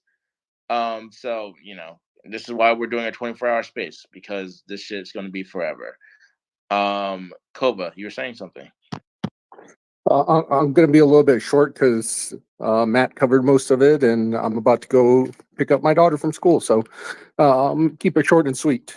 My hope is that it's definitely lopsided. I don't want anything close. So I'm really hoping that I'm just going to say whoever wins by a lot, only because I feel like with everything that the media has done and how each side has demonized the other one, if it's close and people go to the streets, because, if it's close, one's going to be the winner, one's going to be the loser. Winner's going to go out there to celebrate, while the loser goes out there to try to probably find some trouble, to take out some frustration. So, and I don't want that. That spells violence. It spells a whole lot of shit that we don't need. Again, it's Americans and Americans, man. That's still one thing that fucking people are forgetting. Is like, yeah, I got it. Democrats, Republicans, or whatever, but fucking we're all Americans. At least, the ones voting here in this country, and those are the ones I'm talking about. Like, so it doesn't make sense. You take the loss, you make the best of it, and come together to try to push whatever plan to make the country better. If it's close, man, I'm going to be worried. And, I hope none of my crypto family in here is out there on the streets. Don't go out there. If Trump wins and Burley wins, don't go out there to celebrate it. Don't go out there to rub it in anybody's face. Stay home, stay with your family, and take the W in peace. All right? Because if you go out there looking for trouble or to celebrate, trouble's going to find you, man. Especially today, especially tomorrow, maybe in this weekend. There's going to be frustrations. Trust me. It's been a long election, and it's not hopefully going to end quick with a lopsided win. If it's close, it's still going to drag on some more, and there's going to be some frustrated people. So that's my sense on it. As far moving to get your land and everything, Matt, hey, man, it's fucking awesome that you did it, but and I know that you weren't thinking about getting your fucking land when you were 21 years old. You were thinking of landing, what? So and that's the issue with our younger generation is that they don't think about these elections. They don't think that's that important because they're not thinking about, the end yet. For us, older folks, we got families, we got people we got to provide. We want a big piece of land so we could keep them away from all those dangers that are out there. And so we think about that stuff. I know I think about it. That's what I think about right now. I'm like, I got a house and everything, but if I'm able to pull off some magic here with crypto and make us very comfortable, I'm gonna go fucking. I'll convince Matt to sell me some of his land. I will. No, or I'll buy the one next door to him, just to spite him. But man, if you're young, face man, make the best out of money. I know, you see Lambos fucking depreciate as soon as you drive it off the fucking lot, bro. Go get you some land, go get you a house, invest a little bit. Cause yeah, a 40-year-old, I hadn't heard about a 40-year mortgage, man. That is crazy. That's half your life right there, paying off a house. Now, most of us won't go the whole 40 years, but still, man, that's just crazy to think about. But I'm just gonna keep it Damn, there, that guys. got fucking dark real quick, Kova. What the hell? What's that? Dark how? You're like, most people won't get 40 years left on Earth. No, 40 years. I meant like No. nobody's gonna hold a mortgage for 40 years. But yeah, it sounds pretty dark. Cause like you guys are not gonna make it. You're not gonna get to pay off your house because you're gonna get old and die. No, man, you don't want me getting dark, man. Jesus Christ. I will say though, I look at apartments all over the world and houses all over the world, and you can get stuff relatively cheap in other places. That's all I'm gonna say. Oh, Japan, man. Dude, there's this- listen, Kova, you already know me in Japan. Like you already know I'm trying to open a tea house in Japan. Dude, I looked at a restaurant today in Japan that has like the second floor is an apartment, and the first place is not like a tea house, like a coffee shop. And that shit was like 30 grand with all the fucking restaurant equipment inside. Japanese, they don't like in used houses. They have a really they think that it carries bad juju and all sorts of stuff. Trust me. So if you want a nice house, own a house. Listen, there's a few reasons because of it. One, there's a crazy inheritance tax in Japan. So if you die, you leave your house or whatever. There's crazy money that they have to pay to get that house. Two, yes, bad juju, but it's mainly bad juju for people. It's called a tragic death, and I forget what the actual Japanese term for it. But if you look it up, you can find it easily. If a tragedy has happened in a house or a death, they believe that energy hasn't left, and they don't want to live in that house. And that's why you get the movies like The Grudge and all these other movies. Like that's where that comes from. So there's a lot of houses where like someone, some people just die. Like you get old, you die. It's kind of morbid. We kind of get dark. We'll get lighter and funnier in a minute. But like, so people get, they get old, they die, whatever. And outside of just the inheritance tax, now, the culture is that something bad has happened in this house. And now if you live there, you'll be haunted by the spirits or whatever. So that's a huge thing in Japan also. So you'll see a lot of really decent looking houses. And what's kind of crazy is it's legally required in Japan that if something tragic does happen in a house, fire, murder, whatever, it has to be reported. So you can look up any house in Japan that's for sale, and it will tell you if something bad has happened in that house. And that, to me, is kind of crazy. I would have never thought of that. Because in America, we would just put some new fucking paint on it and call it a new day. New paint inside out, and yup, you're good. New house, you're good. But no, Oh no, no, brother. I like knowing about all that. Now, sadly, I live in a state that doesn't have to disclose that, which is Colorado. But there is states out there that do require that you report a tragic death like that, a murder or whatever. There is states out there. Colorado is definitely not one of them. But no, you're right. All the above, right there in Japan. Me and my wife's from Japan, so we've thrown the idea of going up there and buying a place numerous times so we could go visit her family without issue, without needing to go rent a place, but also, buy some houses to Airbnb them. And you'll find some good properties, man. If you guys ever go travel up there, make sure you look into Airbnbs or similar. You'll get some good deals and very nice houses, especially traditional houses, man. Just don't go during the winter because traditional houses during the winter are cold as fuck. And they don't have heaters. Most of them, unless they've been updated, which most don't. And what's crazy about that is if you go on Instagram, if you have Instagram, there's a page called Cheap Japanese Houses, and every day they have a newsletter, but every day they just fucking post a new like not brand new, but they have some brand new houses too that got renovated, but like post new houses all the time. So definitely, if you're in the market for that, look for that. But yeah, when it comes to land, dude, America is just. I think the last safe haven in America to buy property right now is Texas. That's the only place I can find a decent house online. Not even just Texas, but that area, right? Like Colorado, Nevada, all that. But like in Texas, you can find a really good house for like 150, 200,000. Like I seen them on Zillow. I think we were on the space at one time. I think Kobe, you were here. I was on the space looking at places in Texas. I was like, yep, that place, 3-bedroom, 2 baths, 210 or 220 it was, I think it was, for like the one I randomly picked up on Zillow. But if you go to Massachusetts, you're fucked. Don't even look. Like New Jersey, you're pretty much fucked. Don't even look. Anywhere on the East Coast, you're kind of fucked. And then when you get far west, California, you're also kind of fucked. And then when you go to Florida, you're also kind of fucked. I mean, I know Mar. I wish Mar was here. I don't know where the fuck Mar went. I think he went to work. But Mar was saying there are some places in Florida that is relatively not as expensive. But yeah, I mean, property should be key for profit-taking strategies going forward. Roll some, profits into property. PIP. Yeah. PIP. Profits in property. There you go. Oh damn! I just started a whole new company. There you go. PIP. Profits into property. There you go. But yeah, so I would definitely, Matt. I kind of envy you a little bit, but also I would rather get a place in Japan. That's just me. Hey man, it's a beautiful place. There's plenty to do. The communities are awesome. We don't live there because I'll be honest, man. We're afraid that the kids will be a little racist towards our kids because obviously our kids are Hispanic and Mexican, and my wife knows how they are, and she's warned against it, and that's why we're not there. Once our kids graduate and they go off, do their own thing, we'll probably be up there. But hey, I'm about to start rugging. This area is bad. Hey, it's been awesome talking. I'll be in and out, probably a lot less because I'm picking up my kids, and I spend family time during that time.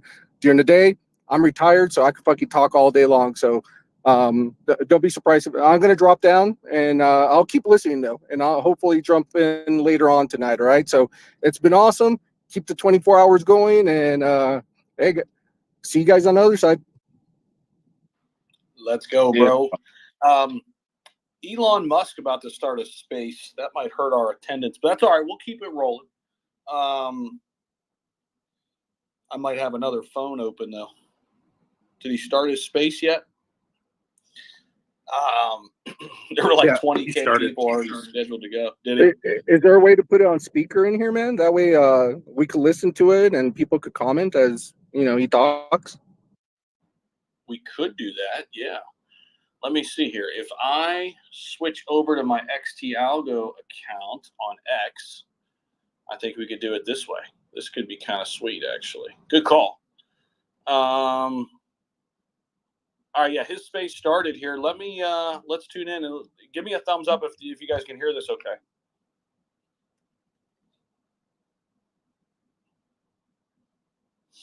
Just getting it set up here. Hold on.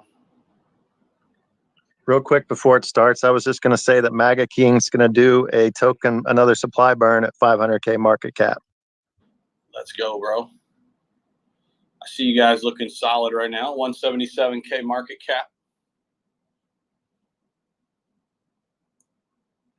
Okay, so it's recording over there on Musk Space, but he hasn't started talking yet.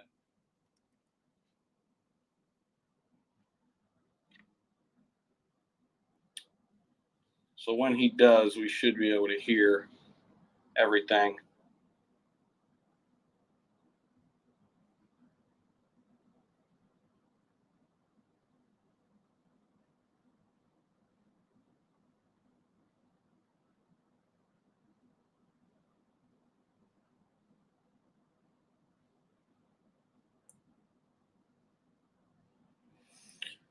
Oh, man, what a crazy day already, huh? Any of you boys in the crypto trenches today? Oh, we're crushing it. We're in it. Zach, did you hear what I talked about with the Senate races right now going on? No, I just got back as soon as Kova was talking.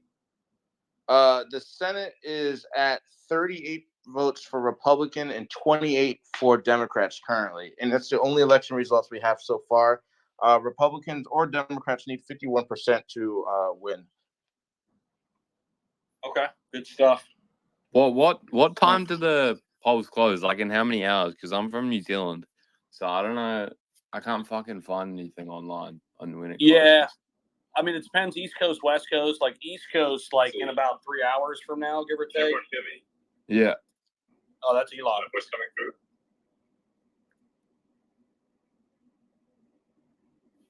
It's like thumbs up.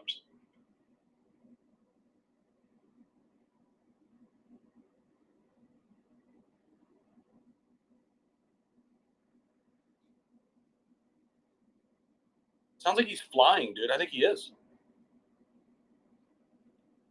He's going to Trump's place or whatever, right? It's probably going to Mars.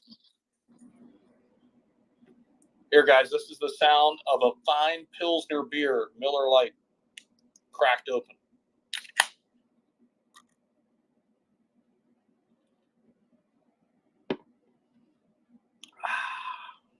It's good. So can you hear me? Yeah, we can hear you, bro. That'd be great. Big day today. It really is. So the main thing I wanted to encourage everyone is to go out and vote and get all your friends and family to vote. This is only a few hours left to vote. I think most places close around 8 p.m. Some close a little bit earlier, some a bit later. But there's, depending on where you are, only 4 or 5 hours left to vote. So just make sure everyone is hounding friends and family to vote.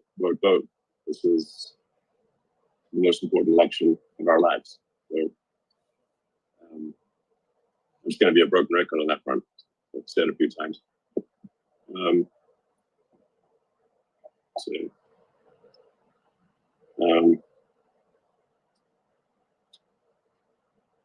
We definitely need to make some improvements to spaces so it's actually easier to see who to invite as a speaker. Can you guys hear Elon? Give me a thumbs up. Yeah, I can hear him. He's just complaining about his own platform. It's awesome. There's probably like hundreds of requests. Yeah, exactly. So let's see, who's on from America Pack? So maybe someone from America Pack can talk as well. Hey, it's Alex. Alex. Let's see, what's the latest in Pennsylvania? I think that's what most people have asked me about. It looks like turnout is still really high. I think it's going to be, an insane night. Like you've been hitting, the early vote compared to 2020 has been insane. So as long as same day and election day voting hits their mark, I think we're in for a good night in Pennsylvania. That's my impression too. So if I recall correctly, we started today with about a 600,000, roughly 600,000 vote advantage in early votes relative to 2020. So there's still more Democrat early votes, but there were 600,000. The sort of R minus D early votes was about a 600,000 delta from the 2020 election. Is that accurate? Yeah, I think it was 600,000. That is what we were saying. Yeah. So Biden won Pennsylvania only by 80,000 votes, if I recall correctly, in 2020. So we're going into this with a 600,000 vote advantage relative to 2024, relative to 2020. It seems like as long as people show up, there may be as much as maybe a 400,000 or 500,000 vote Republican victory in Pennsylvania. Yeah, I think that's accurate. And then I know, was it Cambria County that is 10 p.m. that they just ruled that people can vote until 10 p.m. as well. Great. Well, just you want to just tell people everything you know about Pennsylvania, or anything in general, and maybe there could be others as well that jump on from American Bag. Well, one of the things too that people are really hitting on is the numbers in Florida, and they're trying to say that in the past that's been an indicator for higher Republican turnout in Florida has generally led to higher turnout nationwide, and the shift from blue to red in Florida has been an indicator nationwide for states like that. But in general, the fact that we're seeing Republicans in Nevada and in North Carolina winning the early vote straight out is a clear indicator of a trend that's shifting from blue to red. So as long as as we've been hitting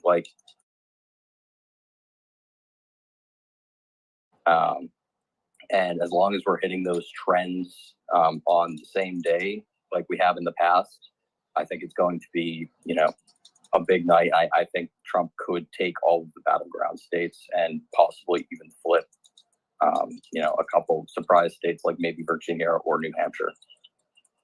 Yeah, I think New Hampshire, I think, is the look for your drive state. I always think that that's kind of more of a nationally Republican state.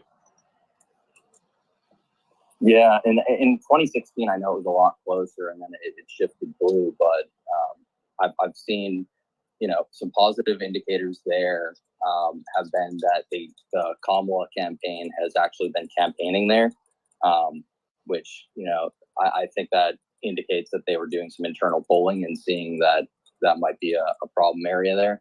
And then also, same with Virginia, they were shifting resources to Virginia in the last couple days. So definitely it's hard too, because we don't see a lot of public polls in those areas, because people didn't consider them in play. So the fact that we have to look at what they're doing as far as resources just is an indicator for what their internals are showing. But yeah. Sounds promising. Yeah. Do we want to try and bring up some other speakers? Or? Yeah, absolutely. Yeah. All right. Let me take a look. Elon, by the way, are you gaming it up? Yeah, just a little background activity. Yeah, of course. Gotta keep the rankings going. Yeah, exactly.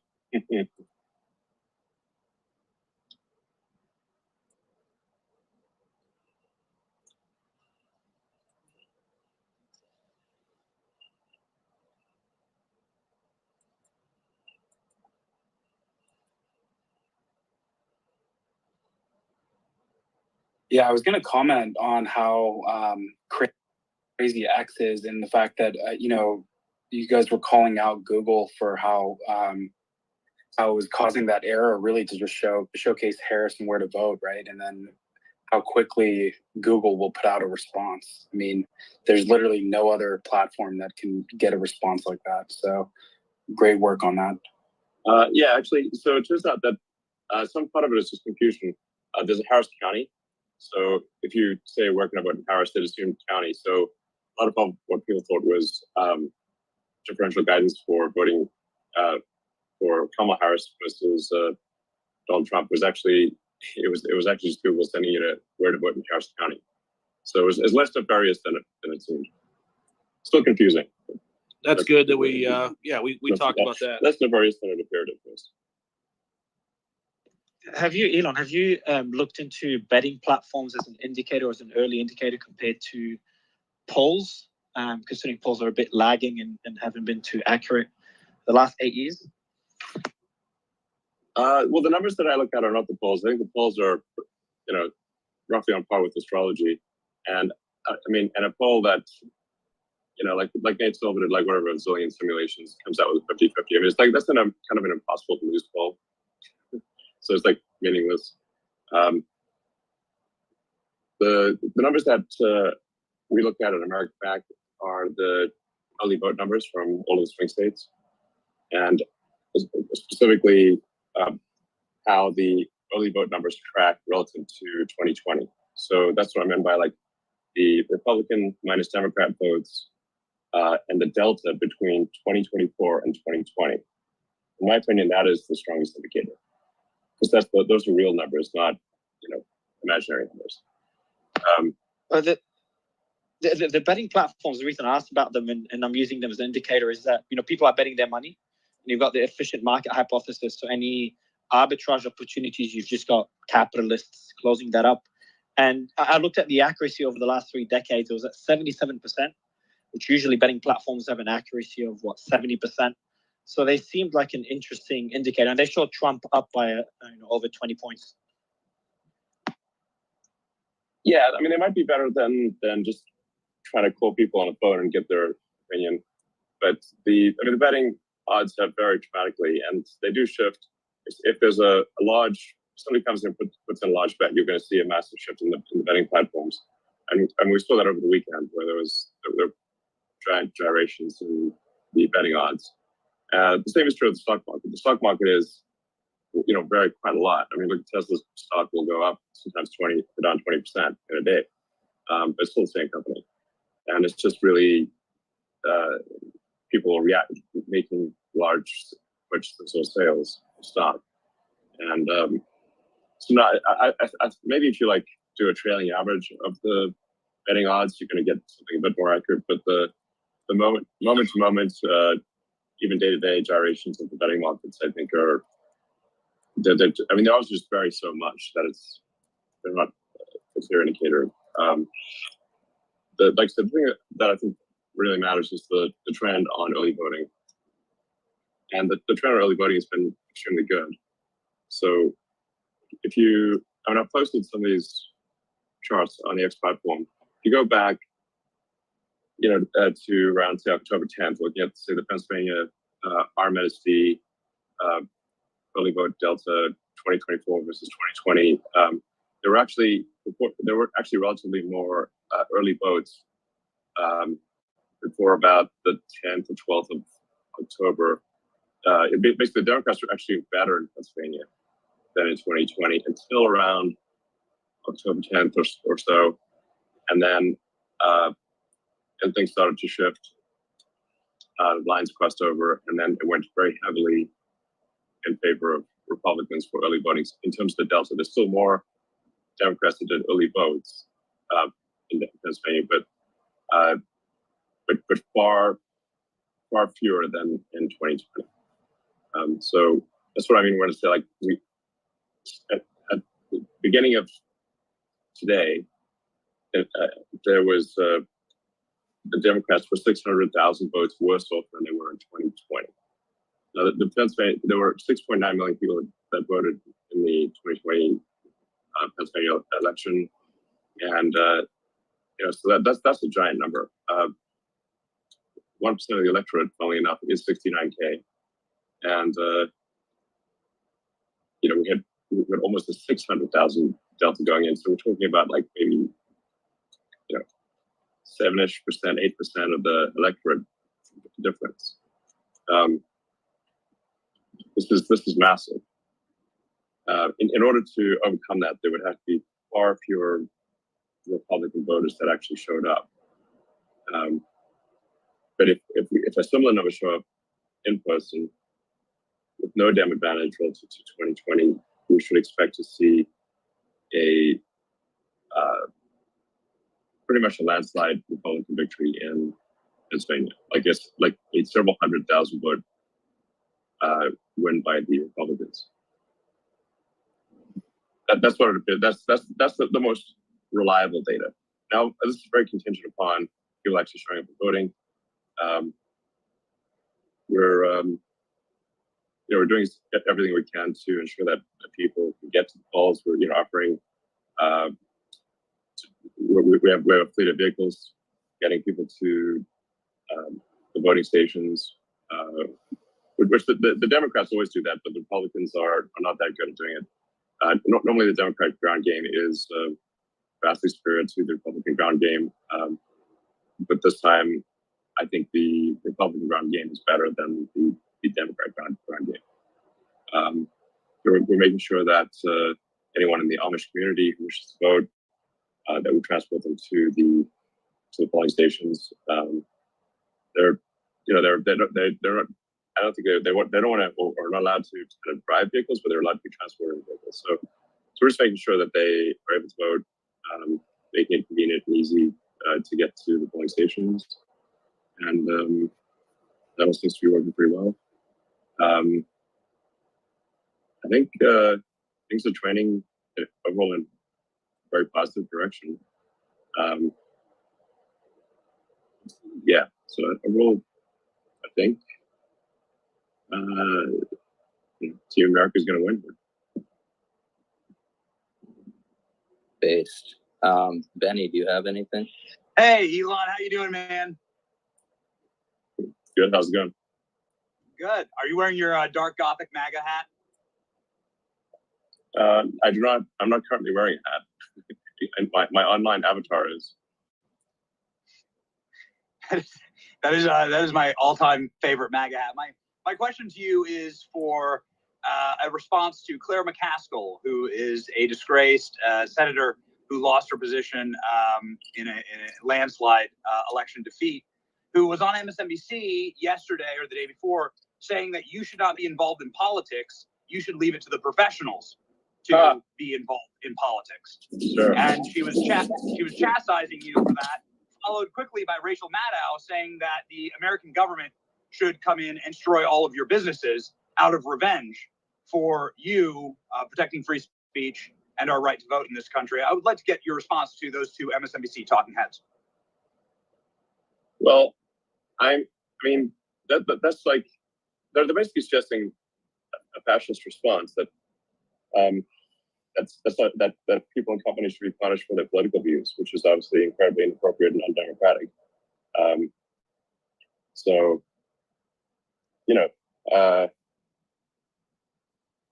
yeah, that's always totally insane. We definitely cannot have people like that in power. That's just crazy. I mean, I would never suggest that we punish anyone. If somebody's like prominent Democrat or whatever, and they're even while Cuban, I'm no fan of Cuban, but I would never suggest that we punish his businesses just because he's been a spokesman for Dems. That's crazy.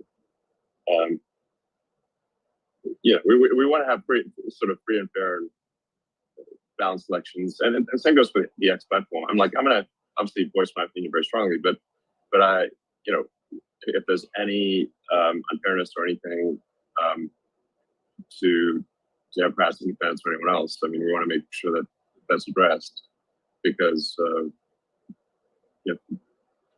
things should run as a function of the will of the people, and there should be free speech for all within the bounds of the law. So, public town square, that's as fair as possible. So,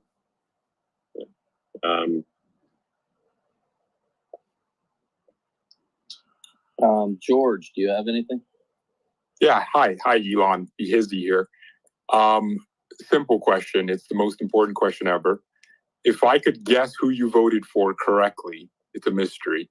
Could I please get a tour of the Tesla factory to see my Cybertruck get built? Because I'm ordering one.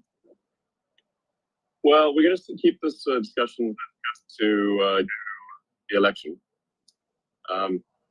But I think we do offer tours of our Texas Gigafactory.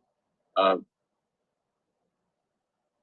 I'll find out about that. I think if you really want to tour, if they bought a card and they want to see the factory, then we should allow them to do that. We had that at Fremont for a long time, and then it got canceled because of COVID. But it was a big hit, and it's kind of cool to see just how a car factory works. So, take note of that, and I think just in general, we do want to enable factory tours for people.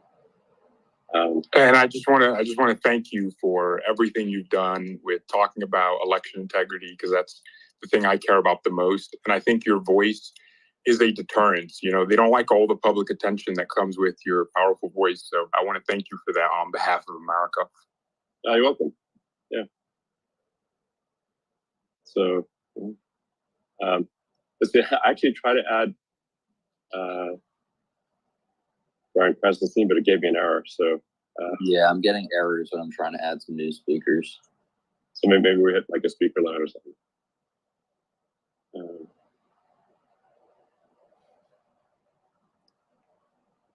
Yeah, while you're doing that, Brian. I think you cut out, Mario. Oh, yeah, it's glitch.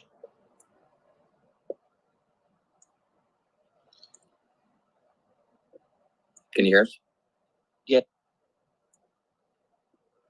Yeah, you might need to drop out and come back. Your audio is glitching. I can hear America back very clearly. Yep. It's Mario. I think that I'm not hearing. Gail, you have your hand up if you want to jump in. Yeah. So my thing, I wanted to hear what Elon had to say or his thoughts about this, like a specific, unique kind of niche ideology that used to be just specific in the San Francisco area. And like, Elon, what do you think about, like, first of all, how did it spread so fast across our country, the USA? And also, Elon, do you think that that ideology is a kind of a driving force in why people are saying they really want to vote for Harris?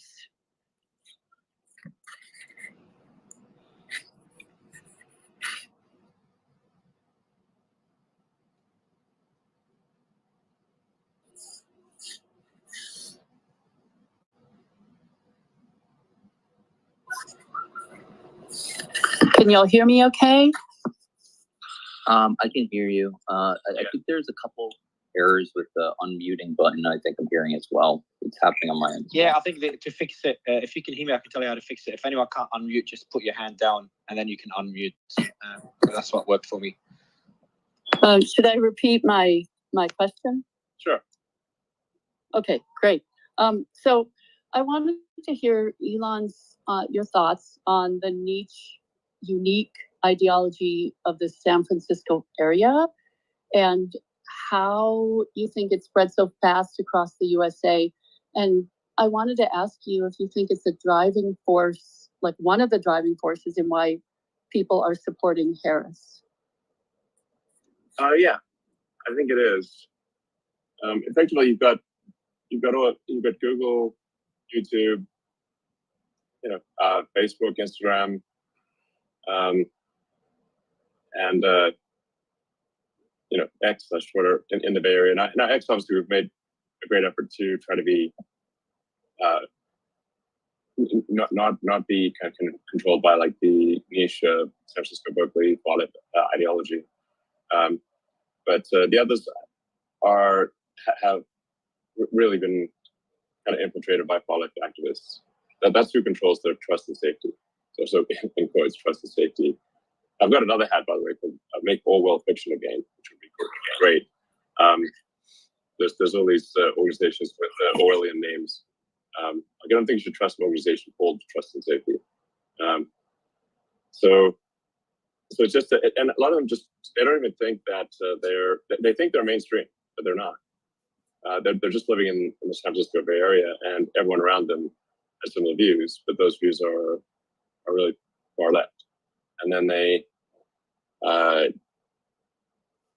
influence how the social media companies work, and so you just have a very strong bias towards left on social media. And then legacy media is the same thing. The legacy mainstream media, if you look at donations by reporters in sort of legacy mainstream media, it used to be much more even, like 20 years ago, and it's now at the point where it's, I think, like Democrat. If you sort of take the split Democrat versus Republican, it's like 90%, I think, plus Democrat contributions from reporters at legacy mainstream media. So that No, they're just looking at things from a very biased lens. That's not in sync with the center of the country. Yeah, and yeah, I think probably you would not see a candidate like Kamal really have much of a chance at all if not for the legacy and the social media being controlled by the far left. One more. I want to know your thoughts, Elon, on. So, in my experience, I've seen therapists and counselors and lots of teachers, even coaches, who seem to hold very far left viewpoints, and they're the ones in touch with our kids, whether it's elementary school, preschool, all these different levels of education, at least. All right, guys, I just clicked out of that. Zach, Fade, you guys there? Yeah, we're here. Yeah. Let's put away Yeah, groceries. I mean, it wasn't anything groundbreaking, huh? No, he's listening to him is like terrible. I'm not gonna lie. There's no energy. Fuck that. I'm Get it bearish. together. I love it. Yeah, it was pretty dull. Oh, it's very dull. If I was up there, I would have said, first of all, we need at least a couple more co-host spots. Why are these spaces rugging all the time? And we need more speaker spots. That'd be Dude, the I first was thing. thinking about as a joke sneaking into his room and then trying to get on stage so you guys would hear me in there. That would have been so fucking funny. Let's talk more about crypto. Right? So, what's going on here? M King, MAGA King, looking pretty solid, up to 183K. I threw $100 in it. I like it. Little support. Dude, Yo, that thing 47 was- bouncing down. When we started the space, MAGA King was like at 80K, What's it at now? 183K. Shit, I might ape in. I gotta find their contract. Damn it. It ends in AF33. MAGA King, M King on ETH. Looks pretty good. Where's 47 at? It was just 9.5 mil. Yeah, dude, Okay. that's a good reversal. I'll take that any day. That shit hit like 8.2. It's in an upward trend right now. RSI is about 44, so not too bad. A little higher than I like to get in, but it's okay. I'm still bullish on it, just because of the election stuff. Other than that, I probably would wait for it to dip a little bit more, but pretty good. I think these tokens, to be honest, the way I'm looking at it, all these tokens, whether it's Harris or Trump, start pumping once states get announced.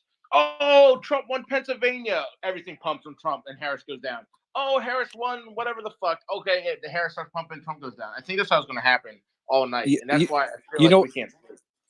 You know, I think what's going to happen. There's going to be a new token out that none of us know of that's going to go to the moon. That's what's going to It's happen. probably going to happen right here. So if you guys see it, I mean, let us know.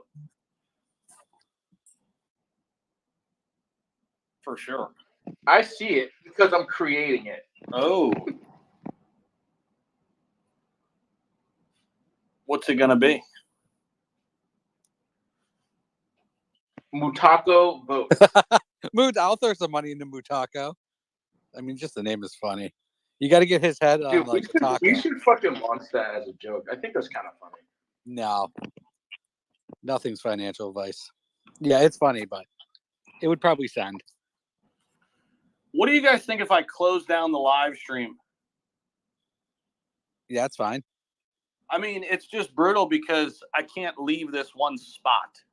If I can keep the space open, but I can't leave this one location. Yeah, well, if you get out of it and then go back into it, you can add a new location. But they should have multiple features. I know what you're saying because I'm streaming this also. Yeah. They Well, should have multiple windows or tabs that you can show. what would be nice is if I could have started the space on my laptop, which I could have kept the live stream going, and then like be able to take my phone and like communicate through that while I'm on the go. You could probably still do that. You could close it and start another one. But that's if you want to. Hey Zach, are you recording the space? Yes. Yeah. Yeah. A quick break to switch over would be good, just to archive what's already been recorded, and then have like a second half or the second quarter, and just quarter it up instead of having one long recording. Yeah, let me okay, so anybody listening on YouTube, let me see who's over on YouTube. Right now there's 56 people, 48 people now watching on YouTube. 48 people on YouTube. Guys, come on over and join our new space. So if you don't yet follow me on X, there's a link down below in the description. Follow me on X. We're going to open up a new space for the evening, and then we'll keep that rolling. We may or may not start another live stream later. We'll see how crazy things get. But let's do that. That way I can move around a little bit easier to keep this thing rolling. So let's do that. And again, all 48 people watching on YouTube and anybody watching on X Live, you're going to have to come onto the space. We're going to start a new space here. We're going to open one up here in the next 2 minutes. Okay. So you guys all join us over there and let's get this space rocking and rolling. All right, guys, I'm going to shut this one down. I'm going to start another one right back up. So we'll see you right back in here. Fire up the intermission song from The Let's go. Offspring.